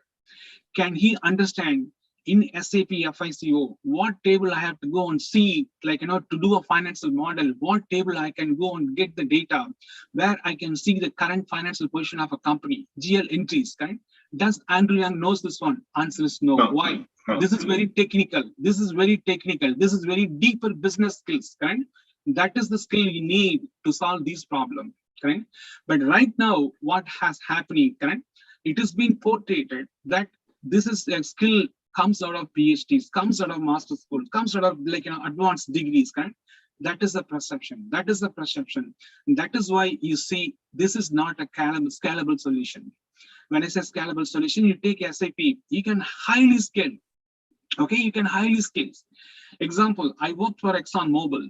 Okay, ExxonMobil implemented lease accounting. Okay, so lease accounting is basically so when a lease come to an end, correct? How do you renew the lease? There are new leasing standards, correct? So they have, correct, almost all over the world leases running. They want to implement. Okay, so if you, in that time, I understand their system landscape. There are thousands of people, 30, 40,000 people are using. Artificial intelligence is not in that level at this point. Will it going to take that level in the future? Yes. Okay, it's going to take in that level in future. Why we are not able to scale and build a sustainable solution in the space of AI, data science, automation? That's because this has been seen only done by people who have PhDs, only done by people who has advanced degrees. So that is how the current state, but that is absolutely wrong. That is the reason companies like Amazon, companies like Google, building platforms like ERP applications. How can we bring this in a simplified way so that business user can run and implement, do this kind of work by themselves? It don't have to be PhD. You don't have to be an advanced degree holder. So how can we simplify this? How can we simplify this one? So I think that is where industry is leading towards. Okay, that is where industry is leading towards. So now we want to understand how does this taking place. So in that context, I'm going to show you AWS SageMaker. Okay, AWS SageMaker. So I'm just going to go ahead and log into the AWS Studio. Okay, can you all see my screen? Can you all see my screen? All right. Yes. Okay, I'm going to log out. I already logged in. So I'm going to log out this one. So I'm going to go back and then start from scratch. So what we are doing right now, okay, we are going to use SAP SageMaker. Sorry, not SAP. AWS SageMaker. Yes, sorry. So AWS SageMaker to do similar work. Okay, to do similar work actually. So I'm just going to go back and to start from the scratch. Give me 1 minute. All right. So what you see here, this is the management console of AWS. Once you log in, you will see management console. It is absolutely critical. Okay, I don't know what role we all do. Okay, someone may be working as a programmer, someone working as a manager, someone working as a DBA architect.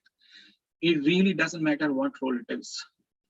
Learning cloud, it become mission critical for every IT professional. Why?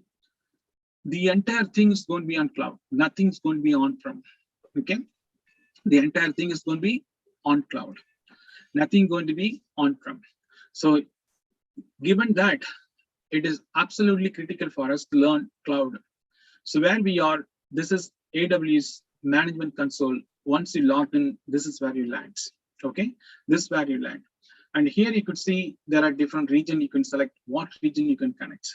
So I'm connected to Virginia, Northern Virginia region. Okay, and this is my user account. Okay, this is my account. I'm logged in. All right. I was talking about the tool called SageMaker. Select this tool. What does SageMaker does? SageMaker basically allows you to build, train, test, deploy machine learning models without coding. Okay, without coding, but it's not easy. Keep in mind, correct? It's not easy. So it is.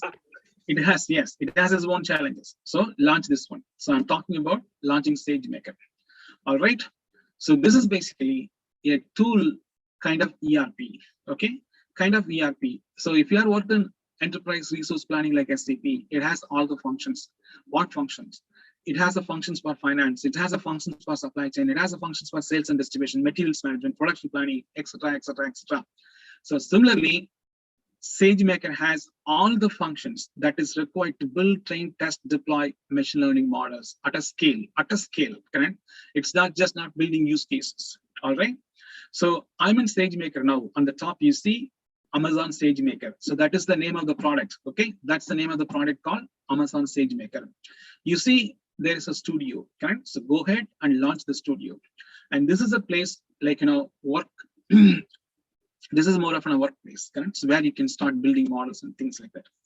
So I have two domain. So domain is basically a way to control the resource, right? Logically grouping the resource. Whatever the resource I have, it is grouped based on the work what we do. So I'm going to go ahead and launch the studio. Okay, I'm going to launch the studio under this domain. So where I am in right now, I'm in SageMaker Studio, correct? So as I said, if you are serious, if you want to learn this one, I would strongly recommend and encourage either learn this or go on a Google site. It's up to you, correct? So my current project is on SageMaker. I'm using this one, as we told in the morning or yesterday. So we also work with Google too. Okay, we also work with Google as well, correct? So Google as well, we work with. So I'm just trying to show you 1 second. Just a second. There's a particular slide that I wanted to open.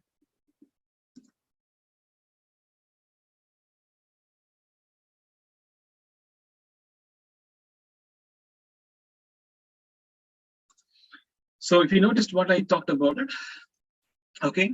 So similarly, what we have SageMaker, okay. So they also have another product, which is based on Google's product. So Google has similar product, correct? Vertex AI. So in AWS, it's called SageMaker. Google, it's called Vertex AI, which does similar functionality. I'm not saying identical, similar functionality. What is the goal? What is the objective? What is the intent? The intent is hide the complexity. When I say hide the complexity, like building model, training model, testing model, fine tuning, understanding the technicality behind so y equal to mx plus c, what is going to make cluster size, all those things, lot of learning involved. Sometimes people get frustrated, sometimes people get lost. How do we hide the complexity? So that is why these are the tools coming forward, okay, from AWS, SageMaker, from Google, Vertex AI. Can? So let's stick to this one. So what this tool does, this tool allows you to build similar thing what we did using Python coding without coding any of technicality, okay, without coding any other technicality. So let's say you are in the SageMaker, correct? You see this one, these are the different services they provide. So you create a project, then work with the data Angular, then work on the features, then build the pipeline, then do experimental trial. So that means you are going to experiment and try it out. Then once that is done, store the model, then create an endpoint, run the model, then create a compilation job, deployment file, correct? So it allows you to do all the things at a different level. So here, you may not need deeper coding. This is like ERP, understand the functionalities, correct? As I said, if you want to go out and become an SAP FICO consultant, there's the need for an FICO consultant, no functionals more than learning technical, okay?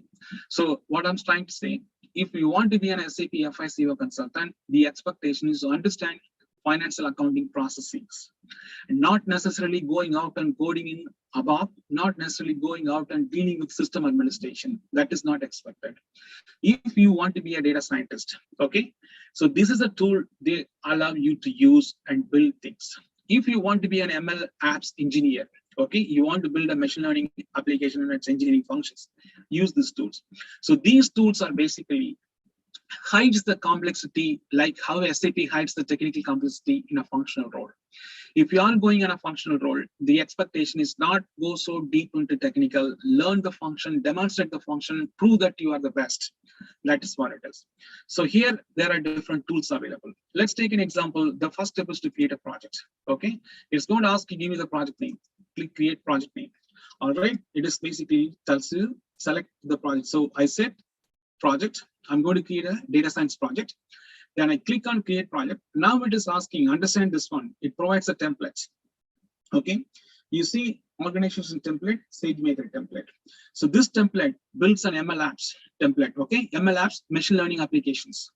for model building, model training, model deployment, model monitoring. There are so many other templates. Depends on what project you are doing, choose the template. Let's say I'm trying to do this project. I'm going to go ahead and select the project template. Okay. So now my project template is ready. It is asking the name. I'm going to say, okay, so this is, I'm going to give actually. So I'm going to give a name. So 1 second, Jothi, okay, and dash, okay. So I'm going to give Jothi dash, and this is a project for data science, okay, data science project, okay, data science project. I'm going to say here actually, okay, so I'm just going to remove this one, okay. So I'm going to give here description, Jothi's data science, okay, sorry, data science project for demo, okay, for demo. So this is basically, I'm giving the name of the project, I'm giving the name of the description of the project. Then it is asking me to add a tag. The tag is basically, let's say this is a retail project. So this is industry. Okay. So what industry this is, I'm going to say retail. So this is for to search and do this one. Okay. So this is for search and understand when you have 100 projects, you can do a search on keyword like industry, retail, etc. Search filter, right? I'm sorry? Search filters. Yes, yes, yes. So this is for search action. So I'm going to go ahead and do create project. Okay. So what I want you to understand, correct? This is a different approach than going and coding from the scratch, correct? So what we did in the morning, we were able to build models from the scratch, correct? So file, everything was just completely from scratch. So here it is a different approach, okay? It is a different approach.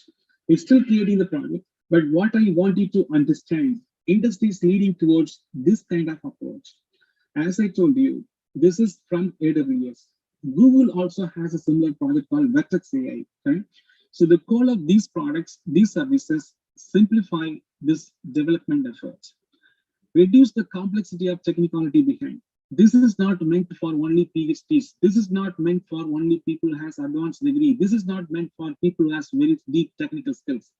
So this is for project people who has less technical, more business knowledge, right? So this is kind of bringing more functional skills than a technical skills, right? Functional skills than a technical skills. And that is where industry is leading towards, right? So we are not there yet, but this is a direction we are heading towards, okay? This is a direction we are heading towards. We are heading towards building something like this, where anybody can build the machine learning models, building machine learning application. Then only PhDs, only higher degree people, highly qualified, high degree holders, kind of people doing this work. Okay, so maybe our next workshop could be more focused on the cloud and implementing these kind of solutions. Right? It's still creating the project; it will take some time. So once it's created, you will get to know this one. So while it's doing this one, you can also understand other services. Right? So you could see there are other services available. As I said, what is data wrangler? Data wrangler, it's primarily for bringing data from different sources, correct? Like how we did in the morning, we used the mount points. We store the file in Google Cloud, okay, in the Google Drive. Then we brought that file into our Python runtime by mounting the drive in the morning session, okay? So here, I don't have to do that one. I could use data wrangler, which goes and brings data from various sources. Okay, so that is what data wrangler does. It's the service available part of SageMaker. You can use this to connect sources. It could be file, it could be Oracle, it could be Microsoft, it could be whatever. Okay, it could be whatever. Correct? So sky is the limit. It can go any extent. You can pull anything. Okay. You can store them into S3 buckets. Okay, you can store them into S3 buckets. So that is what data wrangler does. Correct? If you notice, it created project successfully. Okay, so I'm just going back. What it does, it created project successfully. The project name is Jothi Data Science Project. It tells you Jothi's Data Science Project for demo. All right. So now it is asking me to define other things. What is the other things? Pipeline. So there are two pipelines that we talk: data pipeline, model pipeline. From where the data coming, where the data model is going to execute. You can build this one. So we have not built anything. You see this one? Here you have to build and link them here. You see this one? You have to create here and then link to this project. Okay. But the point, what I'm trying to make you understand, how the dynamics changes, right? One side, you go ahead build from scratch, code and build everything from scratch. In the other side, it's more of a configuration. It is more of like, drag and drop. Okay, so that's the approach we are taking. You create a pipeline and link the pipeline into the project. Then the experiments. What is the experiment? Experiment trial. So before you build the model, like, we were talking in the morning, on what data set the model works well. Okay, is decision tree is the best model? Is random forest the best model? Is logistic regression the best model? Which model is the best model? Do some experimental analysis. Once you've done the experiment, then finalize which model you want. That is what going to come here. Okay. The next is model group. Let's say you have different model to be grouped together. So there is a set of model used for finance. There is a set of model used for accounting. There is a set of model used for human resource. There is a set of model used for supply chain. So based on what the model does, you can group them. Or you can group in another way: classification model, regression model, clustering model, associated model, etc. Either you can group the model based on, it is a logical organization. How do you logically group the models so that you can reuse them? Okay, so the model could be grouped based on a function, or it could the type of problem it solves. Okay, the type of problem it solves. Endpoints. What is an endpoint? Endpoint is basically nothing but the last execution point, correct? How you execute the model, right? So this is where you can test the model and see how it's performing. Any other settings that you want to do, correct? So it's basically tasks, things like the name and description, project template that you're using, and etc. Okay, when it is created and etc. All those things are coming together. Okay, so I want you to understand what I want you to understand, how this changes, correct? The landscape, what we studied in the morning, what it is right now, it is kind of completely changing.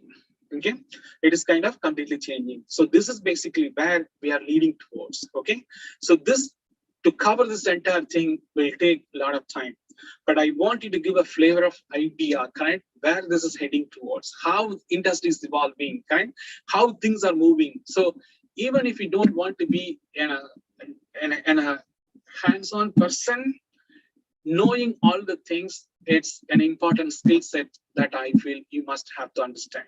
Okay, you must have to understand why this is something that is going to become mainstream. When I say mainstream, and a vital skill.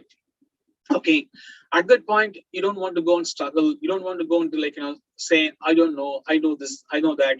You don't want to get into that point, right?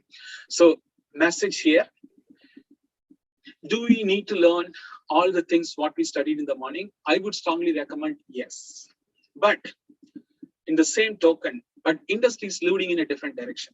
The industry is going into a different direction, which is automating all the things at a functional level, not on a very deep and technical level.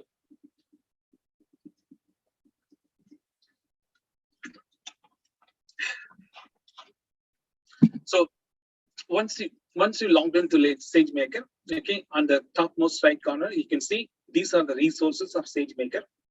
When you click, you will get to this. So here you can see all different things. So what it has, a project which groups all of them together. Second, data wrangler. This allows you to work with data, bring data from many sources and store the data in S3 bucket, which is a cloud storage. From there, you can use for anything. The next is feature store. What does feature store does? It allows you to create features, correct? It allows you to create features. So this is what feature store does, correct? So if you notice here, you don't have to go out and create feature for each and every data sets. You create a common feature and use them based on the given data set. These are the features I can see. And then I can use this feature in the model. It's a centralized place where all features are managed, correct? So now if you noticed, in my Python program, I was telling this is feature, this is label. Here, I don't have to. Okay, it's a different approach. You create a centralized place and tell this which model needs what feature, which model needs what feature. Okay, so that is kind of little changing actually. So this is what I call feature store. So when you go inside, you can see it has different features feature store option. The next is pipeline. When I say pipeline, how data goes from source to the model, and how the model goes from from the model runtime to endpoint, correct? So you build this pipeline. Then experimental trial. So this is basically what it is. Before you get started, do a pilot. So go ahead and create autopilot experiment. I'm clicking on create an auto query experiment. I'm going to say this one, Jothi's, okay? So this is basically name, Jothi data science, okay? Data science, okay? So this is, 1 second, data science autopilot, data science autopilot, okay? So this is my autopilot, okay? So is it the continuous delivery pipeline, Jothi ji? I'm sorry, sir? Is it the continuous delivery pipeline equivalent? Yes. And also the data wrangler is also like kind of a what do you call? It's like a kind of a connector. No, it is not a connector. It is more of an Informatica kind of a tool, correct? It's an Informatica kind of a tool. It basically allows you to, okay. ETL, right? ETL beyond that actually. Okay, ETL and beyond that. So this is. And the data you pull on the data wrangler, is it session based or is it going to be permanently under your account? It is. You can store. You can also keep it in session. Give me 1 minute. Someone is trying to call me. Thank you.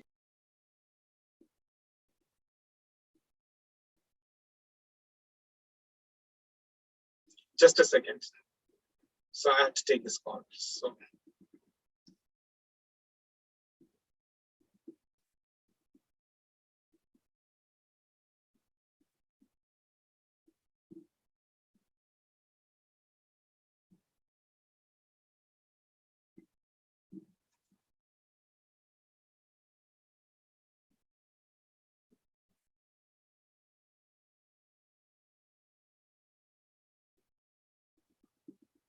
All right, sorry about it. So, so coming to what auto experiment does, this before you build the model, you can play around, see what model is going to best fit for you. Okay, what model is going to, remember we talked about target. This is the label, you can select the label. S3 bucket from where you want to store the data. Okay, so in case there is a particular location, if you want to pull the data, you can specify this one. Okay, so this is the machine learning prototype, right? So you can select this one, where it's a binary classification, regression, multi-class classification, etc. So this is automatically driven based on the data that what you give. So now if you noticed, correct, what I want you to understand, the coding of what we did in the morning, it's kind of reduced. Okay, it's kind of, I wouldn't say completely gone. It is reduced. You don't have to really code deeper technical areas. Instead, you can use something of this kind. Okay, this is not fully mature platform at this point yet. It's still evolving, but the strategy, the direction where we are heading towards, instead of hard code, instead of going and build like, complex technologies, skills, competencies, and limit only to certain people, like people who has a PhDs, people who has advanced degree. How can anybody, everybody can do this one? This is the only way. This is the only way. So here, all the need is, you must have to understand what is binary classification, correct? For example, if I'm going to select a binary classification, I need to know what it is. When I select, it automatically changes some of these things. I'm going to change this from binary classification to, let's say, multi-class classification, correct? I'm going to change this to regression problem. Like this, we have to understand some of those basics. What is this means? What is that means? Okay, what is S3, kind, etc., etc., etc. So I'm trying to make you understand how the landscape is changing. The landscape is changing from a hardcore technical area into more of a functional area. And this is what I was trying to compare with SAP. If you worked in a ERP package, not necessarily SAP, if you worked in a ERP application where it could be Oracle, it could be SAP, it could be Siebel, it could be CRM, it could be Salesforce, it doesn't matter. So these packages does not expect you to go and code and build complex codings. Instead, understand functionality, configure the system. That is the direction it takes. So SageMaker from Amazon, it's a tool allows you to build, train, test machine learning models with less coding, more functions. So in this context, the expectation, you should know really machine learning well, okay? Really machine learning well. And that is what the expectation in this case. That is what the expectation in this case. All right. So I'm going back just to recap one more thing. When you launch SageMaker, SageMaker gives all different services to build, train, test, and deploy model. Okay.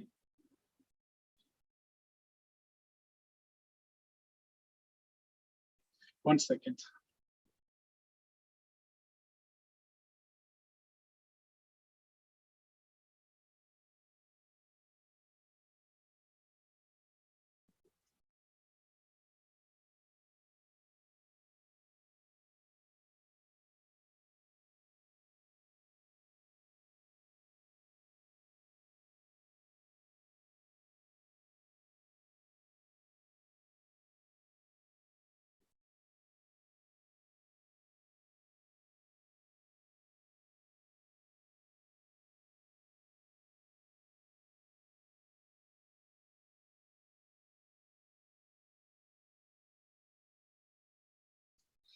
So SageMaker, it's basically a tool allows you to build machine learning models, build machine learning applications, okay, either in the form of data science or in the form of an intelligent automation or a digital transformation in a simplified way.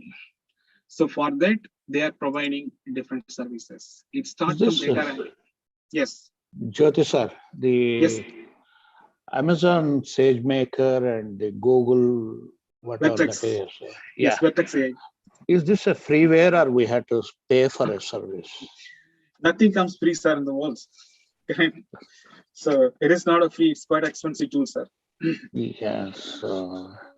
Yes. For naive people like me, what would be price like just beginners or advanced? Sir, it doesn't go with that, whether you're a beginner or a fresher or a newcomer or experienced. It goes with type of activity we do, data process, how much time it is up and what we are doing, correct? So the pricing is different. Okay. So it is not freeware. We had to No. pay for fee for service, Sure. sir. Kind For of. sure. It's a pay-as-you-go model, right? Yes. Yes, it's a pay-as-you-go model. And how the pay is calculated, it's based on amount of data that process, the resource that you utilize, correct? For example, so let's say I'm going to spend in data Wrangler, correct? Bring data from LinkedIn, bring data from Facebook, bring data from YouTube, bring data from Oracle, bring data from SAP. So that assume brought about 8 terabyte of data. In this case, 2 things. One is the storage, how much data you are storing, that's going to cost. Second, the process it takes to bring the data inside, the CPU, memory, what you do to bring the data inside, it's going to cost. So this is what the gentleman is saying. It's paid based on the usage. So our goal is to bring about 8 terabyte data from various sources into S3 bucket, which is AWS storage. In that context, we are paying for 2 purposes. One is storing the data in S3. That's a storage very cheap. Second, the computing resource, such as CPU, memory, which reads the data and writes the data back into this one, that's going to cost more, okay? So it is not a fixed cost, how much it's going to cost per month. The cost is going to vary based on how much we are going to use, okay? You also have to pay for the time you use, correct, Jothi? Uptime is there, but uptime is basically it's not going to cost too much. Where it's going to cost too much, the use of the resources, correct?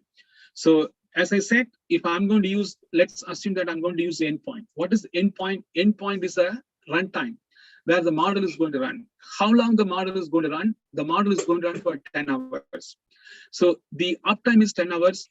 Type of resource that I'm going to use, how much data I'm processing in the CPU, how many CPU I have. Let's say I have 32 CPU, okay? So I have Intel Core i12 32 CPUs. That I have to pay. So easy instance cost, yeah. Yes. So all these things, it's going to cost more. But Jothi ji? Yes, sir. So in the morning, you show us one of the application that is on the Streamlit, and where you upload the video and Yes, the Streamlit. So that is the same thing, right? No, Streamlit is not an app came out from AWS or Google. We built custom app. Yeah, I know that you build it, but more or less that is also the similar kind of approach you are using, right? Yes. So this Streamlit is basically our own internal app, correct? So this is basically what you are talking about. So this app, what you see, we build this app, okay? So if you see the IP 3522, this and that, so that IP is we have the resource control. Okay, so that is hosted on, it is not a cloud resource, correct? But other compute power B is connected to cloud. Okay, other compute power, let's say I want to connect and read YouTube. So this is basically, this time it's connecting to resources. It's going to use resource, that resource running on a cloud, right? So this entire app built by us using Streamlit, it's a custom app we built for our own demo purpose. So when we ran this utility, which internally going to use resources from Google Cloud, that we have to pay. Yes, so Streamlit is a brand name of DeepSphere. Streamlit is a brand name of DeepSphere. No, that's Python. That's the Python library. Streamlit is the Python library. Oh, that's what it is. Okay, thank you. So, Jothi, I think on your website you have the AI Studio, right? I thought you already have this product. No, so that product is not available publicly. That is inside Google Cloud. You have to go inside the Google Cloud. Oh, okay, okay. But it's yeah, similar to the SageMaker? No, yes, yes, similar to SageMaker, but that is only for our product, correct? SageMaker for anybody can build anything, correct? Like, so SageMaker doesn't limit anything. So in our case, there are certain functions we build. That's what we use them actually, correct? So what I'm trying to say, yes. So the one that what we have in a website, we call Enterprise AI. So that platform basically our own platform built and hosted in Google Cloud, and that is for our own models. Okay, we don't have third-party models. Let's say you have a model, can you come and host in this one? You don't have permission to directly go and host, so we have to find a way to host this one. In SageMaker, you can build anything. Okay. Right. But the It's a SageMaker proprietary. doesn't have any custom models. It is using the existing. It is giving various options to create the models and making the endpoints. In our case, also you can create models and everything, but it's within our limits, correct? So we don't allow you to go out and do everything. Yeah, but do you? What's the cost for that one? Like, suppose like us, if you want to use your model, like your infrastructure, No problem. I will definitely get back to you, so we can connect offline. We can get back to you. So this is what you are talking about, correct? What I said, select a problem. Okay, so once you select a problem, this is basically allows you to what's the problem type that you're trying to classification, correct? So then it's going to so this is something we custom build. When I say custom build, means based on our need, correct? So this will also generate the source code behind the scene, correct? So you don't have to even write a code. So same thing what does SageMaker does, but SageMaker is for every problem, correct? Ours is for focused problem, or set of problem that we are solving. Yeah, but it looks like it's also giving the similar options. Like answer is yes. Answer is yes. It's similar options. It is same concept. It's same concept. But the only problem is, it is taking Amazon from 2 trillion to 3 trillion. I think this is the better approach. Yes. So but again, Amazon is a big company. I cannot go and say. But we are making unnecessarily to $2 trillion to $3 trillion. Like they're just making interface, right? And I use the Amazon. I have every time, if you forget to remove the instances, they keep charging automatically. So this is going to be a heavy load. Since you are going to put a lot of data, so automatically instance created, and your credit card is being charged automatically in the development phase itself. So it's in that way your product is better. Yes, so we don't charge anything. These are all free. So what we hosted here actually, this is for customer. So when you work with the customer, so for the customer to play around, correct? For the customer to understand, I want to bring my own training data.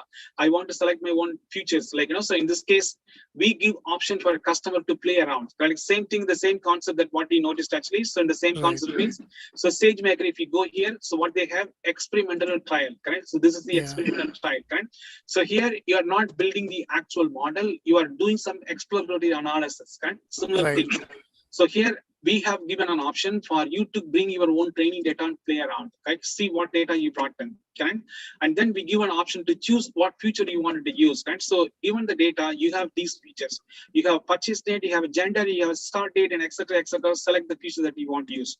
Okay, so I selected these features. Now with this feature, I want to train the model, correct? Right. So only the option they are giving was automatically they're asking the interface to connect with Oracle or other databases. You are not giving that option here. That's all. Only the difference was the data interface. That's right. But the idea began the same. So right now the model is going to be trained only 2 features, correct? So same thing there too. So you can select the features and see which feature is working, which data is working, which is not working. You can get rid of those things. So it's just more of an experimental trial. Same concept here. Yeah. So Jothi, the one which you showed to us, that's implemented by you. So are you? Yes, we built this one by ourselves. So this is some kind of website, or how do you build this one? This is hosted on Google Cloud. You see this one? It tells you what services it is. Yes. Right. But that means it's not a web application. Yeah, No, it's not a web application. It's hosted service solution. Cloud Yes, service. it's hosted solution. Cloud service. So that's why the interface is a little bit limited compared to the Amazon. Yes. It is focused on very specifically. It's built for learning. This is for the student to learn, correct? Like when someone comes to us, we wanted to help them to learn how this works, correct? So for the school kids, teaching them it's going to be so difficult, correct? So giving this kind of option, they can understand it. This is primarily for school kids. I would be interested along with Ramaji also, Jothiji, we can share that information. Sure, I will do that. In the question that Ramaji just posed just now, saying that it's going to cost a lot of money to keep terabytes of information in Amazon, maybe you can use Amazon AWS Glacier, right? So that you can cut down your cost on storage. No, not only Amazon. Like if you create an experimental, like just account, and you just using some instance running the instance is running. If you forget to remove those one, your credit card is automatically charged. So it's not really. Storage, you can use Glacier. It's very cheap. Yeah, it is not good for prototype. It's just good for like once everything is done, and then you just permanent storage, long-term permanent storage. Yeah. No, like production kind of work. Yeah. What I'm saying is production. Yeah. So what I recommend is if you want to do something, you do on your local machine or something, because nowadays storage is so cheaper, right? You can buy 2 computers in home and the CPU. So the Amazon is now like slowly, becoming a monopoly kind of things. Yeah. So, Thank you. Going back to your original thing, I think we don't need this kind of app once we know how to utilize the Colab or Jupyter Notebook, right? But we need to understand, correct? When we say we need to understand the idea behind why AWS or Google is going to build this kind of products and services, that is to bring business user in the context, right? When I say business users, let's say someone working in the CFO office, they are not people who can understand Jupyter Notebook, go and understand import from Steam, scikit-learn and do this and that. So they don't understand all those things. For them, we need a solution. For them, we need a tool. And that is what this is all about, correct? Universal application, yeah. Yes, this is more of bringing business user to build their own model, train the model, then play around and do things what you would like to do, correct? This is more of an Excel tool, correct? If we go, no matter how big the company is, including Google, including Tesla, if we go to the finance organization, I am absolutely positive the finance people love to use Excel than any other tool you provide to them, correct? Why? They are so comfortable using accounting people, finance people, so comfortable using Excel as a tool. Okay, so similarly, how we bring business user in the context of ML apps, data science, etc. That is the idea behind these type of tools coming into picture. Anyway, so let's summarize and move on. Okay, Jothi, I have one question. This is Raja here. Yes, sir. You mentioned something like metadata. Yes. So what's the definition of metadata? Yesterday you explained what is big data. Can you explain what is metadata? Sure, no problem actually. So metadata is basically what I'm talking about. A data which describes about other data. Okay, so when I say, let's take an example, correct? So you have customer ID, customer name, customer address, customer phone number, customer, correct? Contact details, etc. So this is basically what you have, a column in a table. Okay, a column in a table.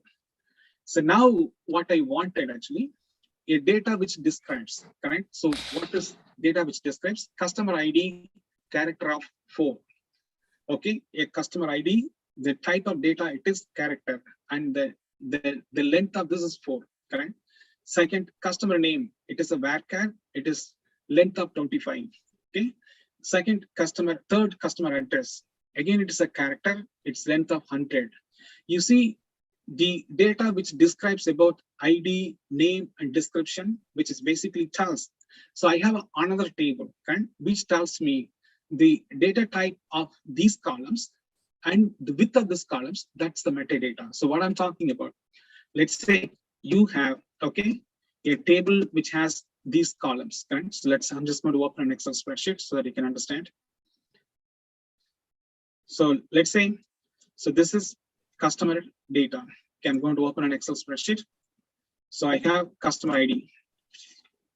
Okay, I'm going to call CID. I'm going to call, okay, CNAME. Okay, I'm going to call CADER address. I'm going to call C phone number. Okay, let's keep it this way. So now customer Jothi, sorry, 101. Okay, so this is, I'm going to call C101. Okay, name Jothi, address 12345 Okay, phone number 6789, etc. So now what I wanted to understand, I want to understand, okay, the data type and its width. Okay, data type and its width. So I want to store this information. This is a customer data. Okay, so this is my customer data. This is my customer data. So I have C102. Okay, C102. Sorry, C102, and the name John. Okay, address 456, phone number 8910. Okay, so next C103. This is Lisa. Okay, and this is address. Okay, 3456, and phone number is this. So what I have a list of customers. So now I wanted to know, okay, what is the maximum length the customer name could be, ID could be, address could be, and what type of data I can store in this one. Okay, so I want to store this one. Okay, so for that, I'm going to create another table called metadata. Okay, so this is metadata, a data which talks about this one. So here I have, okay, so I'm going to say column data type, column name, okay, column name, okay, column name, and its data type, okay, and its data type, and its width. I'm going to store this one. Column, basically, I'm going to call CID, and then C name, okay, and then C address, and then C phone number. So this is data type character. Okay, this is data type character. This is character, and this is basically again character, and this is character. Okay, and this is length is 10, and this is 50. This is 100. Okay, this is 75. So here I have another table which describes the data of a customer. Okay, so in this context, what I call these guys, okay, which is these things are called metadata, a data which talks about other data. So this tells you what is the data type of CID, what is the width of CID, what is the data type of CNAME, address, phone number, etc. And that is what I have. So the CID data type character, width is this one. So this section, what you call metadata, a data which describes other data, that is called metadata. Does that make sense? Yeah. We call it as characteristics of the data. You can call any name, but industry term is metadata. Thank you. So Jothi, where do you use this one? So which program uses the metadata? So many places, correct? For example, let's say I'm building certain rules. The rule is going to be, so I don't know how many characters people are going to send this one. Is it going to be 10 characters? So let's say this is the maximum 50 characters. Okay. So the maximum is, let's say CID is 10 characters. How do I know? Right? So when people send, they can send any combination. I want to build a logic. If customer ID exceeds more than the max limit, how do I know what the max limit? And that's what I'm going to get here. Let's say the max limit is 50. So this table I read and get to know to build my logic. Okay. So when you develop products, okay, when you develop products, you build certain logics based on the behavior of certain attributes. Okay. So one example that I could give, the maximum number of characters that is allowed for a customer ID is 15. I don't want a hard code. I don't want to hard code this one. I want to read this from a table. How can I read this from a table? You have to store the metadata. So here, column is character. So I can write a simple select statement. Okay, I can write select Okay, select length or width. Okay, select width from this table. Okay, from table 2, where call equal to CID. So in this case, I'm not hard coding. Whatever this returns, that is what I'm going to use in my logic. Do you understand? Does it make sense? Yeah, thank you. So actually, the programs will pick up the column characteristics from this table. It is not necessarily programs. It could be anything. But the goal is what? I wanted to have certain, like you already told, characteristics, behavior of another data.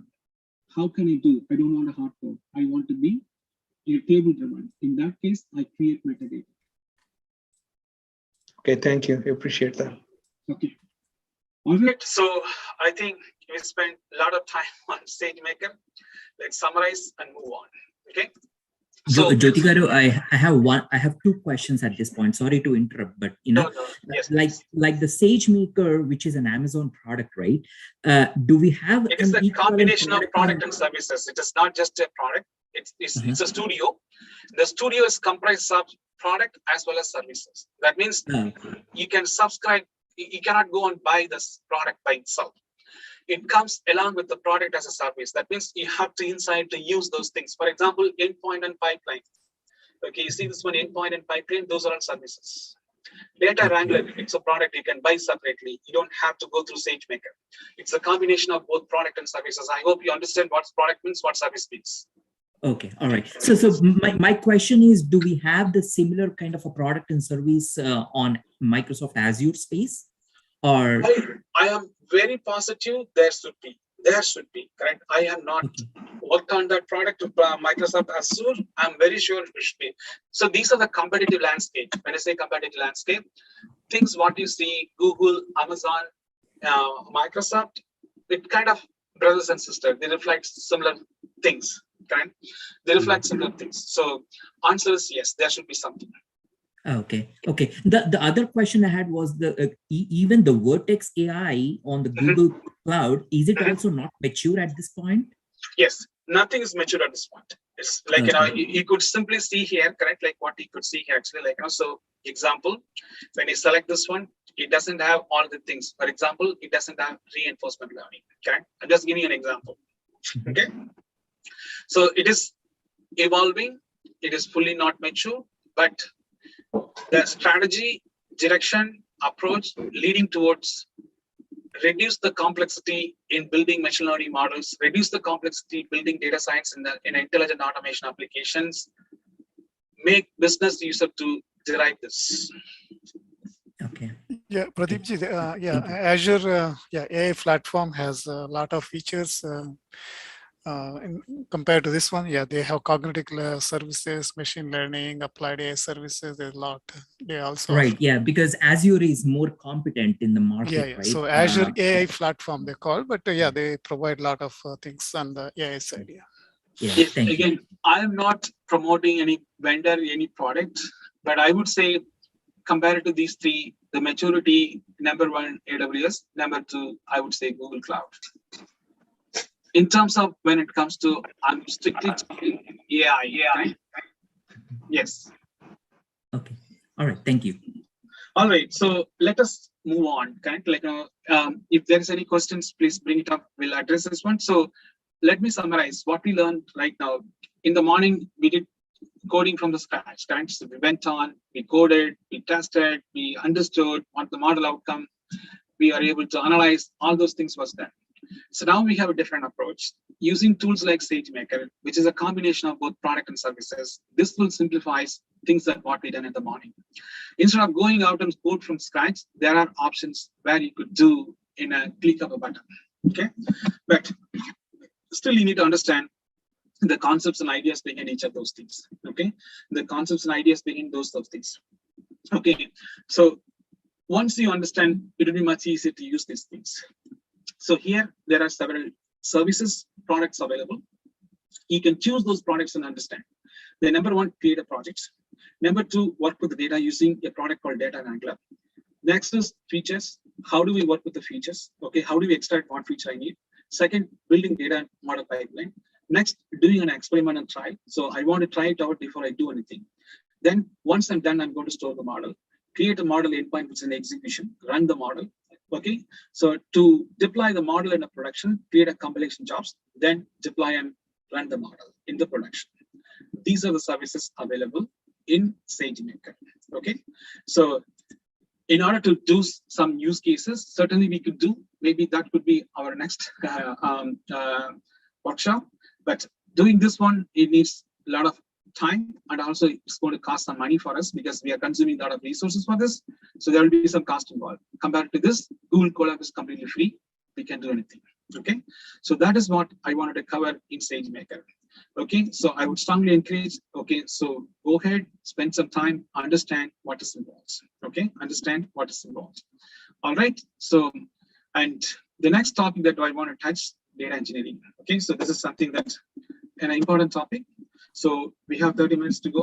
So we will see what the best we can do to understand this one. All right, which I did. So I know there's a lot of different ways people can tell, understand, etc. So can someone tell, based on what you understand, what is your take, the definition of what is data engineering means? Can anyone tell this? Okay, like bringing the pipeline first of all, and then all this data wrangling and making the model. So basically, bringing the data on the platform and ready to go for the analysis. Okay, excellent. Like if it is a Hive table, then you can bring the Hive connectors, and if it is a JSON data, XML data, bringing those things. Like excellent. big data. Okay, the process of building the curated data for implementing the model. Excellent, excellent. It's not only for model. Okay, it is for any business purpose. Any business. Nearing the data for use that you need to. Yes, for any business purpose. Okay. Yes, it is not something that only for model. I would not agree on that point. Okay, so I have another question. Some of you, most of you here are engineers. That means you studied either mechanical engineering, civil engineering, or electrical engineering, computer engineering, whatever the discipline you studied. Some of you, most of you are engineers. What is the reason behind why we had never this kind of title like data engineer? Okay, so this is a new title that industry is adopting, correct? Why do you think industry is adopting engineering title in data? What I'm asking, correct? So we never had a title called data scientist. Okay, so we have a title now, data scientist. We never had a title called data officer. We have a title now, data officer. These are all recent changes in industry. So now industry is calling this data engineer. Okay, so we are an engineer, correct? We are an engineer. Some of you are civil engineer, mechanical engineer, electrical engineer, computer engineer. Can you tell, why do you think the title engineering came along with data? Yeah, because earlier engineering, they're specific to the industry. Now, once this artificial intelligence comes in, so the data source is, the input is always data for the training these models and all these ones. So one has to always working with data. Engineer means he's need to familiar with the training the models, like what are the models you said, supervised, non-supervised. Sure. So the industry has a requirement for this one now. I think earlier there was no training models. Like earlier olden days, it used to be artificial intelligence, but the data was not created. Like 20 years ago, the artificial intelligence was there, the Prolog, and people were using a lot, but there was no data created like Twitter, social media, all this data was not available that time. Okay, understood. No problem. Actually, can anybody else? My 2 cents is that in the past and now we always had data, but in the past the data was not that kind of importance. But with all the software development and information technology development, and where all these kind of services are being built around, and data has become core. Like it is discipline by itself, and you have to engineer it to get and extract what you want out of the data. That is why you need to engineer to take the data out and get the results. Okay, excellent. All right. All you said one more comment. Yes, sir. Yes, sir. Yes, sir. The question actually yes, sir. On the slide you are presenting, is the SAP and Oracle, they are interchangeable or they are sequential? No, there are sequences that separate. They're separate. I know that, but the thing is, if let's say an organization cannot afford SAP, and they already have Oracle Clinical or Oracle Financial, Sure. can they use Oracle Financial as a Answer is starting yes. point? Yes. They can use anything. This is just an example I'm showing actually. Oh, that's the question I have. Yes, Thank you. No problem, sir. That's fine actually. So let's move on actually. So in a simple plain English, engineers always make things available. Okay, a civil engineer make a blueprint available. A mechanical engineer make a piece of equipment available. Right. So that is basically why the title engineering came into the picture. Engineers are capable of making things available for consumers. Correct? Making things available for consumers. Similarly, there is no right or wrong answer. Okay, so this is basically a point of view that we are sharing ourselves. A data engineer makes data available. Okay, makes data available. That's all data engineering does. It doesn't matter what type, what format, what structure, where it comes, it doesn't matter. You make data available. That's basically the job of data engineer. Okay, job of data engineer. So now why the title came in this way? So as you already told, we are not just dealing with the table data. We are not dealing with the data from a file. We are dealing with data from any form, any structure, any frequency. Right? Data could be voice, data could be text, data could be image, data could be video, data could be file, data could be stable.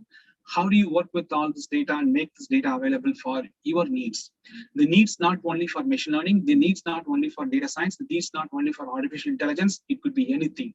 How do you make data available? That is the reason the new title of data engineering comes into the picture. Traditionally, what you see, correct? If you look at every company you walk in, they all have a reporting solution, they have a BA solution, they have analytics solution. So what traditionally happened, you collect the data from a different sources. Okay, once you have, transform, map, and load it to a targets. This is traditional approach. Okay, so now what is the problem in the traditional approach? Correct, like what we noticed, data collection, data mapping, okay, etc. So there are various steps involved, correct? So various steps involved. So this is a traditional data solutions. So now the challenges in this traditional data solution, hard-coded business rules. Okay, number one, when I say hard-coded business rules, when you do transform, I was going to say, if region equal to this, do this. All right, if geography is this, do this. If product is this, do this one. So it's a lot of hard-coded rule. Physical data movement, redundancy and duplication of data storages, challenges to adapt business changes. If a business changes, I'm taking more time to adapt. Time-consuming manual tasks, high cost and labor-intensive, inefficient approach, limited option to work with unstructured data, semi-structured data, other data like image, voice, and text, and streaming data. So this is the challenges in the current traditional data solutions. Whether it's a data warehouse or it's a business intelligence or ETL type of a solution, it doesn't matter. These are the challenges that what we face. Number one, hard-coded business rules. Number two, physical data movements. Data moves from here. For example, if we noticed what we learned, from the source, I bring the data into different stages, correct? So I bring the data into various stages and then store them in a particular or a respective cubes or a table, etc. Okay, what we have seen so far. It's a redundancy. I have same set of data. I have a customer data here as well as here. I have a product data here as well as here. I have invoices here. I was also invoices here, correct? It's a redundancy. So that is what happening in this case. So we want to avoid all these things. I'm talking about challenges in traditional data solution. When I say traditional data solution, it could be SAP, it could be Oracle, it could be Microsoft, it could be Informix, it could be IBM, data stage, etc. All this data solution has these challenges. Okay, hard-coded data, physical data movement, redundancy, challenges in adopting new business data, time-consuming, manual tasks, high cost, labor-intensive, inefficient approach, limited option to work with unstructured data such as YouTube, Facebook, and etc. So what we need an engineering approach. We need an engineering approach. So data engineering aims to address all these challenges and redefine the data, traditional data management process. Okay. So when we say data engineering, we want to address all these problems. So that is why the traditional data solutions, what we have, it is going to go away. I'm not saying it's going to pull the plug tomorrow and then we are saying done deal. Eventually, this is not what we wanted. We don't want to duplicate the data. Example, I don't want to take Twitter data and store in my Oracle database. I don't want to take Facebook data and store somewhere. Why? why do I need to store? That's a public information I can access anytime I need. As I said, my goal is to find out how many times someone tweeted today. For that, I don't have to store the data in my analytical system. Instead, I can read and process and tell how many times it's been tweeted. Okay, so that's a different approach. The approach how we want to solve this problem has been changed. So what we need a solution which addresses all this problem, and that is basically what data engineering does. Okay, so typically, what does a data engineer do? Example, what does a mechanical engineer do, or what does a civil engineer do? Right? So this is what we are talking. Data engineering is make data available. Data engineering is a modern approach to traditional data management processes to make data available for transaction analytics, analysis, decision-making business processes. Correct? So you have a source, you have a target, you build the pipeline. This is basically what we are talking about. So this data will go into AI, analytics, business, etc. Right? So this is basically by definition, when people say data engineering, what exactly it means. You have a data source, it could be anything. And build a pipeline, it goes to the target. Okay, again, there's no physical data movement, so just needed only for the objective. Okay, so by definition, when people say data engineering, make data available, regardless of data format, data structure, data source, okay, data frequency, etc. Okay, how do you make the data available? Okay, so that is what it is. All right. Okay, so where we are right now, if you notice here, so what we have, so we have data warehouse, we have data mart, we have data lake, we have lake house. So part of this journey, industry is evolving. Okay. So industry started with building data warehouse, then moved on to data mart, then moved on to data lake. Now industry is here, lake house. Okay, where we are, lake house. If you read, you can understand. Okay, if you read, you can understand. So in terms of industry trend progression in the data side, it moved from warehouse to mart to lake house. Okay, so this is just get an idea what is involved in data engineering. Let's say I want to get customer feedback, customer sentiment. Okay, I want this one. How do we get this one? The customer can post on Twitter, customer could post on Facebook or YouTube or a relational database management system. Okay, so or it could be a file, a feedback survey that I can fill it out. So now I want to get raw data stored within the lakehouse, raw data. Okay, so this is basically a data that I'm storing in this one actually as the raw data. And based on what I need, I can prepare the data, okay, in a virtual form. There's no physical data movement here. Data pre-processing. Once the data is pre-processed, the way the model wanted, then it goes to the model, okay, and internal the automation, data science, digital transformation. Then it goes to the data visualization. This is just to make you understand when we say data engineering, what kind of data we are going to work with. We work with text, image, audio, videos, unstructured, semi-structured, etc. All the different type of data can be worked together. And this is the part makes this whole process extremely difficult, correct? How many people have guts to work with all these things? You can count them, okay? As I said, telling is different. I'm a data engineer, I do this and that, that's a different. But really getting involved, dealing and solving this one, quite challenging. Any data engineer expected to work on these kind of complex landscape, okay? When I say these kind of complex landscape, bringing text, image, video, was structure, unstructured data, and work on needed as needed. Okay, work on as needed. So that is basically what it is. So how do we integrate data from different types, such as text, voice, image? Understand this one. Do we need to store the Twitter, Facebook, and YouTube data in the lake and in a persistent storage, on-site storage? Correct. So this is basically what I wanted to understand. So there are a lot of tools available in the industry to achieve this one. Okay, so achieve this one. So I'm just going to run some Google tools so that you can understand how we can use these tools. So let's say you want to be a data engineer using Google tools, or you want to implement data engineering using Google tools. Let's understand what are the different tools Google provides in terms of working with this one. Let's take a simple example. Okay, Google Cloud. Okay, how it works. Okay, how it works. Sample data pipeline. So I have data streaming. Okay, so there are products available website. There are products available data flow, BigQuery, machine learning engine, data store, big table, right? So these are all different products. So what we are trying to do, we are trying to bring a live data stream for a machine learning model. Okay, so we have to use Observe. It is a message subscription. You can subscribe and broadcast messages. Okay, so this is basically one of them. BigQuery is a data storage. Big table is another data storage, right? So cloud storage is another storage. So this is kind of an ETL tool, data flow. It's an ETL tool which connects all the things, right? So it gets the data from here, it gets the data from here, it gets the data from here, it connects and sends it to the model. Right? So this is just a sample pipeline for you to understand how we can build data engineering for data streaming in Google Cloud. What product to use, what services use. Like we can Google and understand, observe one of them, data flow one of them, BigQuery one of them, Bigtable one of them, data store one of them. There are various products available to build this one. This is just a sample pipeline. So now let's understand what is data flow. Data flow is basically it's a cloud-based data processing service for both batch and real-time data streaming application. Types of messaging, okay, data prep. It's a kind of like exploring data, understanding and prepare the data for this one. Right? So these tools are available. Data process managed Spark service for Hadoop. If they want to implement in Google Cloud for Hadoop kind of infrastructure, what tool I use data for? Okay. So these are all different Google products. You can refer the Google document. You can understand data flow. What is data flow? It's a cloud-based data processing service for both batch and real-time data streaming applications. Okay. So it enables developers to set processing pipeline for integrating, preparing, analyzing large data sets such as those found in the web, analytics, and etc. Types of messaging. Data prep is basically like exploring, analyzing data. Data prop, it's basically a managed Hadoop service available for Google Cloud. Then Composer, big data. So I have all the table that is listed. So this is a collection of table needed to become data engineer. So now you can understand.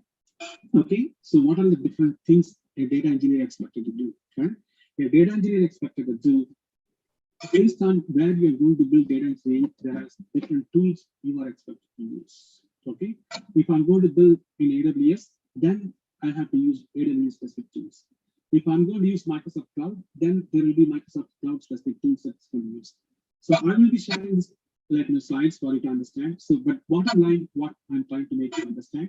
Let's say I want to build a simple streaming pipeline. Okay, I'm streaming video or I'm streaming a text messages. How can I build the streaming pipeline for my ML model?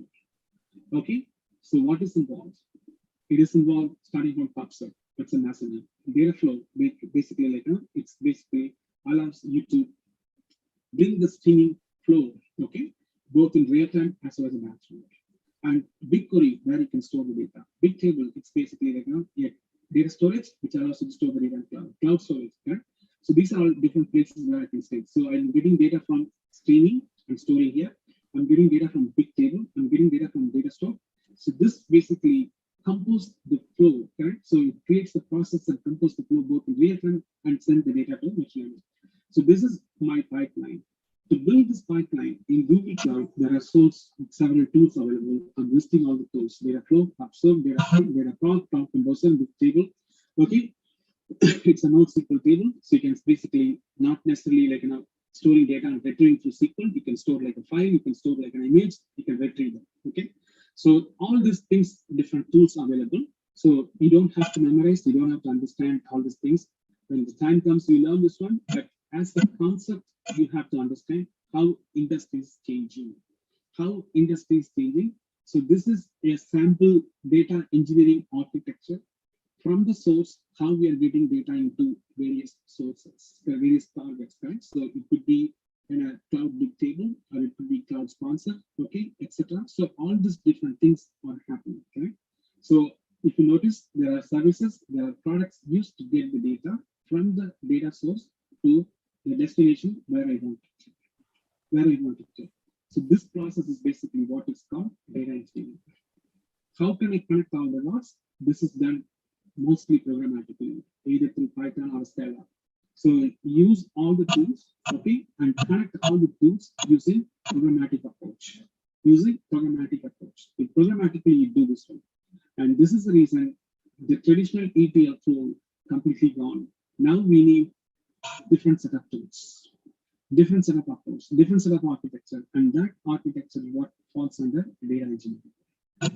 All right, so this is basically what I have for the data engineering. As I said, it is something that quite challenging compared to machine learning as well. Okay, compared to machine learning, this is quite challenging. So it is an entry point for you to understand, but when you get involved more, spend more time, you can become hands-on. And this also really needs a lot of coding. Okay. So when I say a lot of coding, so how do they connect all the different tools that is available? Like example, I want to use Dataflow, I want to use PubSub, I want to use BigQuery, I want to use like other tools like Dataproc. Okay? How can I use this one? So you can use Python to connect all of them. Okay, programmatically you can connect all of them. Some cases you can use configuration, but the actual challenge is going to be understanding each of the tool, connecting this tool, and getting the data, processing, and taking it to the next step. That's going to take some time. It's not an easy task. So that is the reason. If your goal is to become a data engineer, I would strongly recommend get started with some platform. Whether it's a Google platform or AWS platform or Microsoft platform, doesn't matter. You have to understand how to work with this because each vendor has their own set of tools. So learn and master the tools. Learn and master the tools. And that basically help you to get where you want to get to in the data engineering world. It's a highly paying job. It's very lucrative if you are really skilled. Okay. All right. So that's all I have. If there's any questions, I'm happy to take these questions. We have 12 minutes. One question I have, Jothi ji. In your previous slide, if you go back to your slide, right, there is a bidirectional arrow between the AI model and the data store. Sure. Yes, I'm going there. Yes. So I'm trying to understand the other side of the data flow. So you meant the model is also going to input the data into the data store? The model outcome will return into the BigQuery. Okay, and is there so what is I'm trying to understand what's the purpose of writing into the BigQuery? So let's assume that so I'm streaming the data. This is for a cell phone company we are doing. Like when I say cell phone company, you are sending a text message. I want to personalize your text message, correct? Let's say when you type text, in the text message, you have your social security, your credit card information. So that particular information we want to encrypt. Okay. So that is a live stream. When you start texting, we are streaming the data. Okay. So when the data comes to that level, so now we run the model. The model basically tells, oh my God, you are sending credit card information. We want to encrypt this one. So the encryption is basically like, a kind of algorithm that runs inside the AI machine learning model. Okay. So AI machine learning model. Okay. So there is a spelling mistake. So this is where it runs. Okay. It takes your credit card information, your data of birth, it encrypts. So then the next step is the encrypted data we want to store, right? Before and after. So before encrypt what it was, after encrypt what it was, that's for compliances. So where do we store? I store that in a BigQuery. Second, for an audit message. Let's say you are sending, let's assume that our algorithm is wrong. The encryption, it's not working well. Your credit card information is 1, 2, 3, 4. So after encryption, it becomes 5, 6, 7. So that means it's going to fail. Okay. So the customer comes back and asks you, okay, what is this? Right?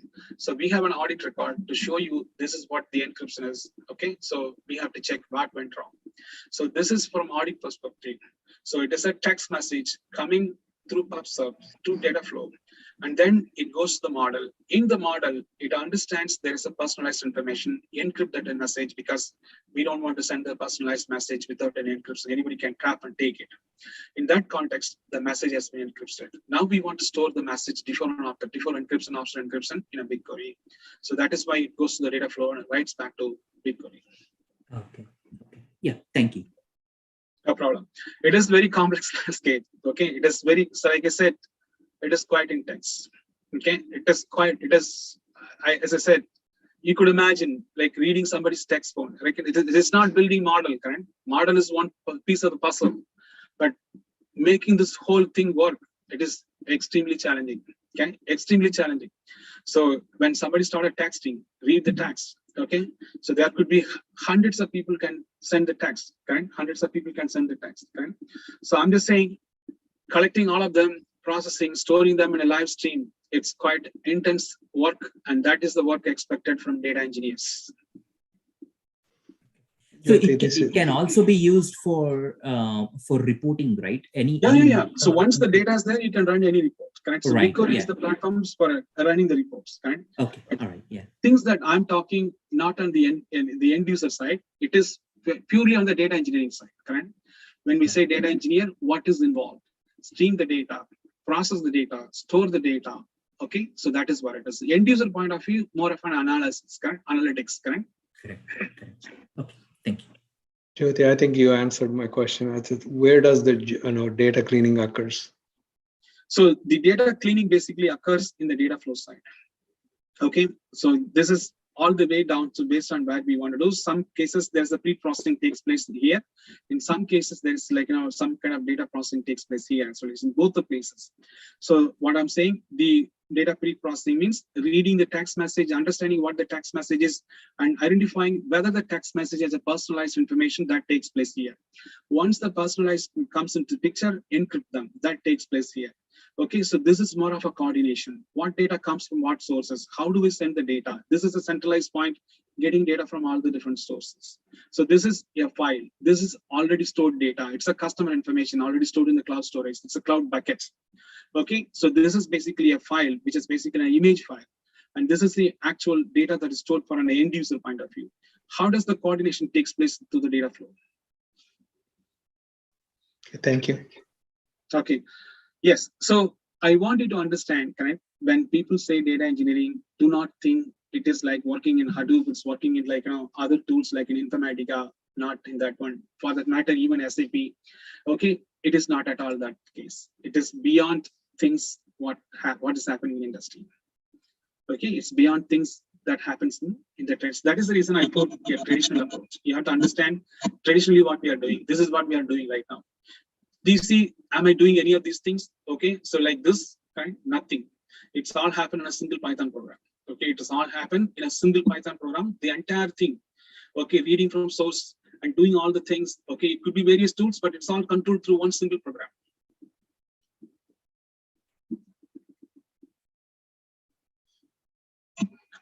All right, any questions?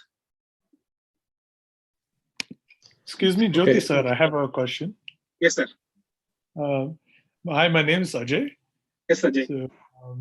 So basically, I want to ask you about RPA. So how is that field? Would you recommend it? What skills and knowledge in order for? Yes, sir. So RPA, from the enterprise point of view, it will be a huge demand. Okay, but where the industry stands right now, so industry is more focused on instruction-driven RPAs. What does this mean? First of all, by definition, RPAs, robotic process automation, automate the business process with less human, more machine. What does it mean? It could be instruction-driven, it could be self-learning. I'm talking the machine-based RPA. In this space, there are companies like UiPath, Blue Prism, Automation Anywhere. UiPath, Blue Prism, Automation Anywhere, there are leading companies. Does this company uses artificial intelligence to automate the process? Let's take an example, invoice automation, typical process, procure to pay, record to report, correct? So these are all industry processes. Let's take an example, an invoice process. I want to automate the invoice process, correct? So in the invoice, if I don't have a vendor ID or a vendor tax code, then I want to reject this invoice. So this is done a manual process. Let's say somebody goes and do this one. I want to automate this one. That means when the document comes, invoice comes, I'm going to scan the document, see if that field is populated, yes or no. Yes, it is populated, no, it is not populated. Based on that, I want to. Is this what currently happening in industry? So this is a deep learning model which learns and understands what position the vendor code is coming, vendor tax code is coming. It is coming on the top leftmost corner. Is that blank? Yes, it is blank. If it is, reject this one, correct? So this is the process I want to automate. So in this case, what is happening right now, correct? So there are two approaches. One is a machine learning based self-learning approach and instruction driven approach. The instruction driven approach, you convert this invoice load into a table, then from there, everything goes on a metadata based. So these companies that what I'm talking about, the companies around the UiPath, Blue Prism Automation, in my view, I could be wrong. I could be wrong. In my view, it's more of an instruction driven automation without a human. What industry is looking for? Industry is looking for an automation more on machine learning, self-learning. So that is where the highest growth. Is there any company or anything that where we can go and learn these things on Swiss mode. Okay, so if your goal is to want to get involved RPA and learn this ones, maybe you can start learning any one of these products and eventually learn machine learning, so that you could use machine learning to automate this RPA more of a self-learning model. Okay, so let me summarize what I'm trying to say. RPA, it's a good field, no question. RPA is where enterprise is leading towards automating enterprise business processes using robotics. Okay? When I say robotics, don't think it's a physical object where you can see. It could be a piece of software. It could be a piece of software. There are two approaches right now happening. One approach, use machines, but still instruction driven. Second approach, use machine completely self-learning. The completely self-learning, it's implemented through machine learning. Use instruction. This is where company like UiPath, Blue Prism, Automation Anywhere coming into picture. So if your goal is to get involved, so I would say start with any of these products, learn this product and go from there. Got it. Thank you so much, Jothi, sir. Appreciate it. Thank you, sir. Jyothi, one more question on the data. Yes, sir.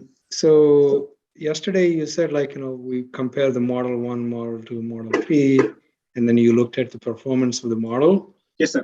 Is there any performance tools on the data? Is the data sufficient? Is data adequate? Is the data good? In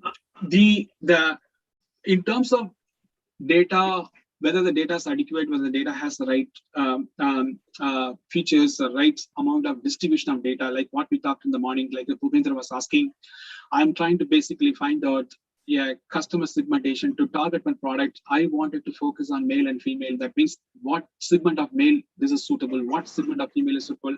But the data, what I got, it's all male. That distribution clearly tells it is wrong. So is there any automated tool available? I'm sure there are a lot of bits and pieces tool available, but there's nothing like industry standard. For example, SageMaker, it's an industry standard. Correct? Anybody can. Vertex AI, it's an industry standard people could use. I'm sure there could be a lot of tools where it allows you to do data pre-processing. So this is a pre-processing task to make sure actually the data has all the feature what you're expecting, a right amount of distribution, other data quality checks such as completeness, accuracy, integrity. Is there any tool available? I am sure there are tools available, but at my, based on what I have seen, there's no industry standard tool. In my cases, it's a custom build, what we call data pre-processing, to ensure different data goes into any of those tasks, such as training task or testing task and etc. So we do pre-processing. That is part of my data engineering job. Okay. So we implement that through data engineering. I am not seeing a standardized tool we could use for that purpose. Maybe coming in the future. Okay, thank you, Jothi. What are the tools that you just mentioned regarding accuracy and completeness available on the market for generic use? By anybody can go and use it, Jothi ji? I said I don't have a tool. So I don't have a tool. We custom build those part of the data pre-processing in the data engineering. For accuracy and completeness also. Yes. We will check certain things on a custom code, not really, and because these data are in a different nature, different type. Like, how can I go and see, like, if there's any empty frame in the YouTube video, correct? Let's say I have videos 3 hours, but in the 3 hour video, so what I need is certain frames that I'm interested. So right. I don't have a mechanism, an automated tool which tells me, oh, what you need is doesn't exist in the 50th minute, correct? So yeah, right. Yeah. So one more question on the data. We have to understand if data coming from a single source, all these things possible. In the mix of data coming from various source, various type, building a tool at this scale, it's going to be challenging. Thank you. And do you have any use case examples of mortgage and investment, private banking? Sir, my core skill is finance, because I work for 3 management consulting, KPMG, Ernst & Deloitte. So I work extensively on finance. I don't have anything ready-made, but I will check and get back to you, sir. Basically on the private mortgage and investment banking use case. Sure, sir. Thank you very much. Check and get back to you. I don't have anything, sir. At the moment readily available, but I'll check and get back to you. So you can thank you very, very much for everything, Jothi ji. It's amazing. And we don't have a word to say thanking you, but we say thank you. Thank you, sir. Thank you, sir. Yeah, Jothi, one last question, if I may. Yes, sir. This is Prasad again. Yes, sir. Oftentimes we struggle with the data, authenticity of the data. And in some places like Facebook and YouTube, we saw you posted something fake. This is blocked. So is there any automated tools that checks the validity of the data that is pulling in and filters it? Sir, if it is a single source, there could be tool. Like for example, I'm very sure Facebook has a tool which is fake, which is real, etc. Same for other sources, correct? If you, in the mix of bringing data from different sources and checking whether the authenticity or the integrity of data is true or false or fake, I have not seen a tool at this magnitude.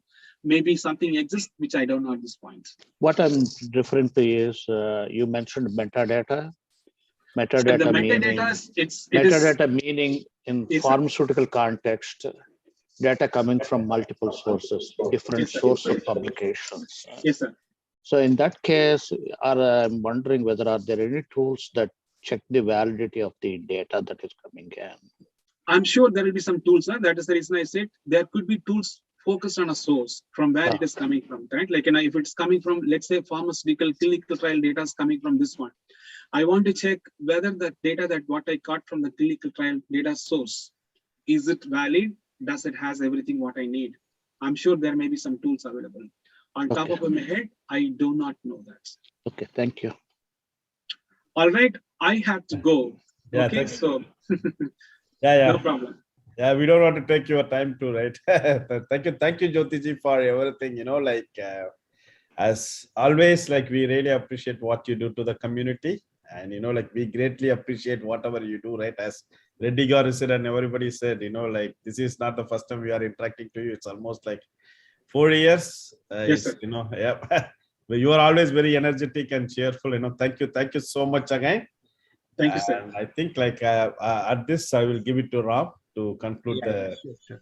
Ram, do you want to take a picture of everybody if they can come to your video? Yeah, so everybody can come on video. I think people are on.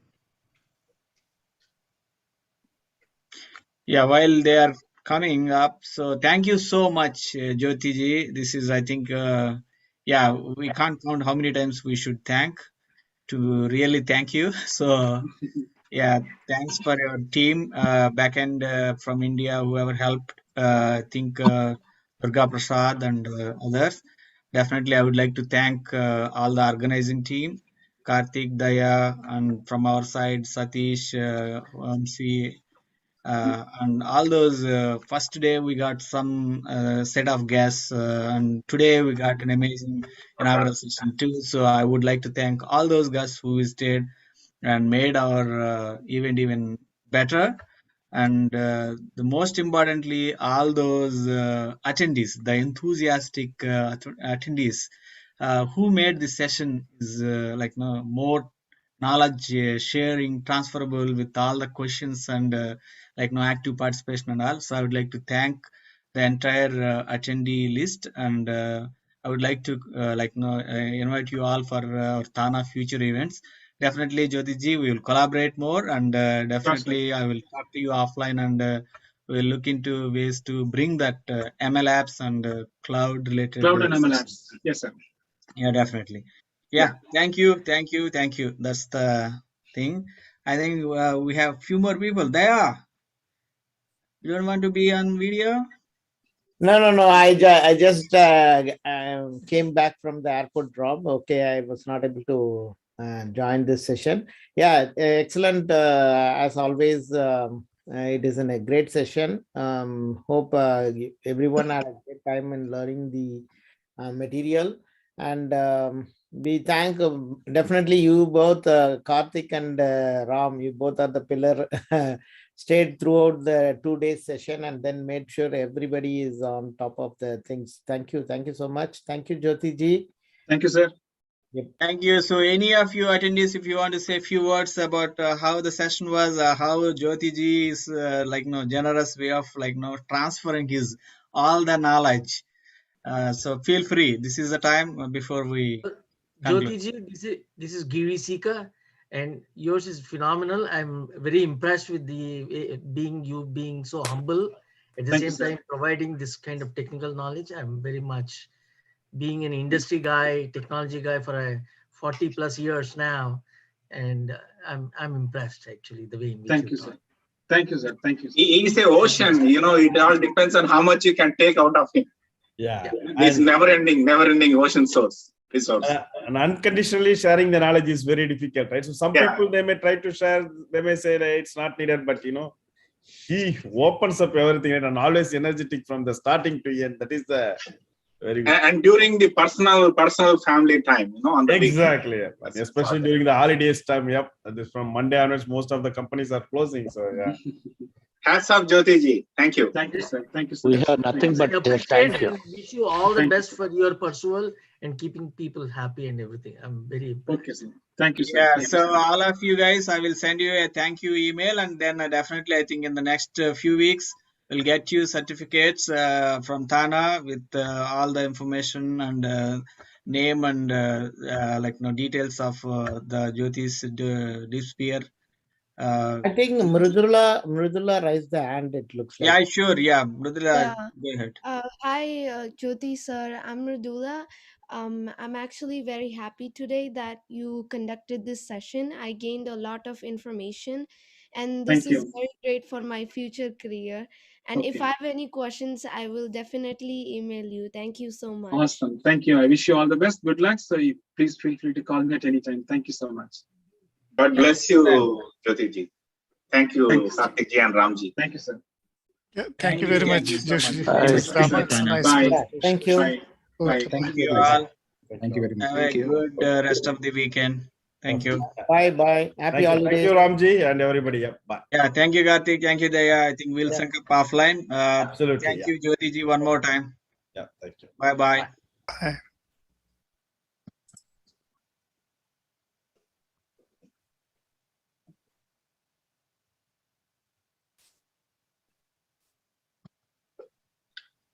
Thank you, Ram garu. మీరు తీసుకున్నారా పేరు ఆయనది? Contact number తీసుకున్నారా రమా గారిది?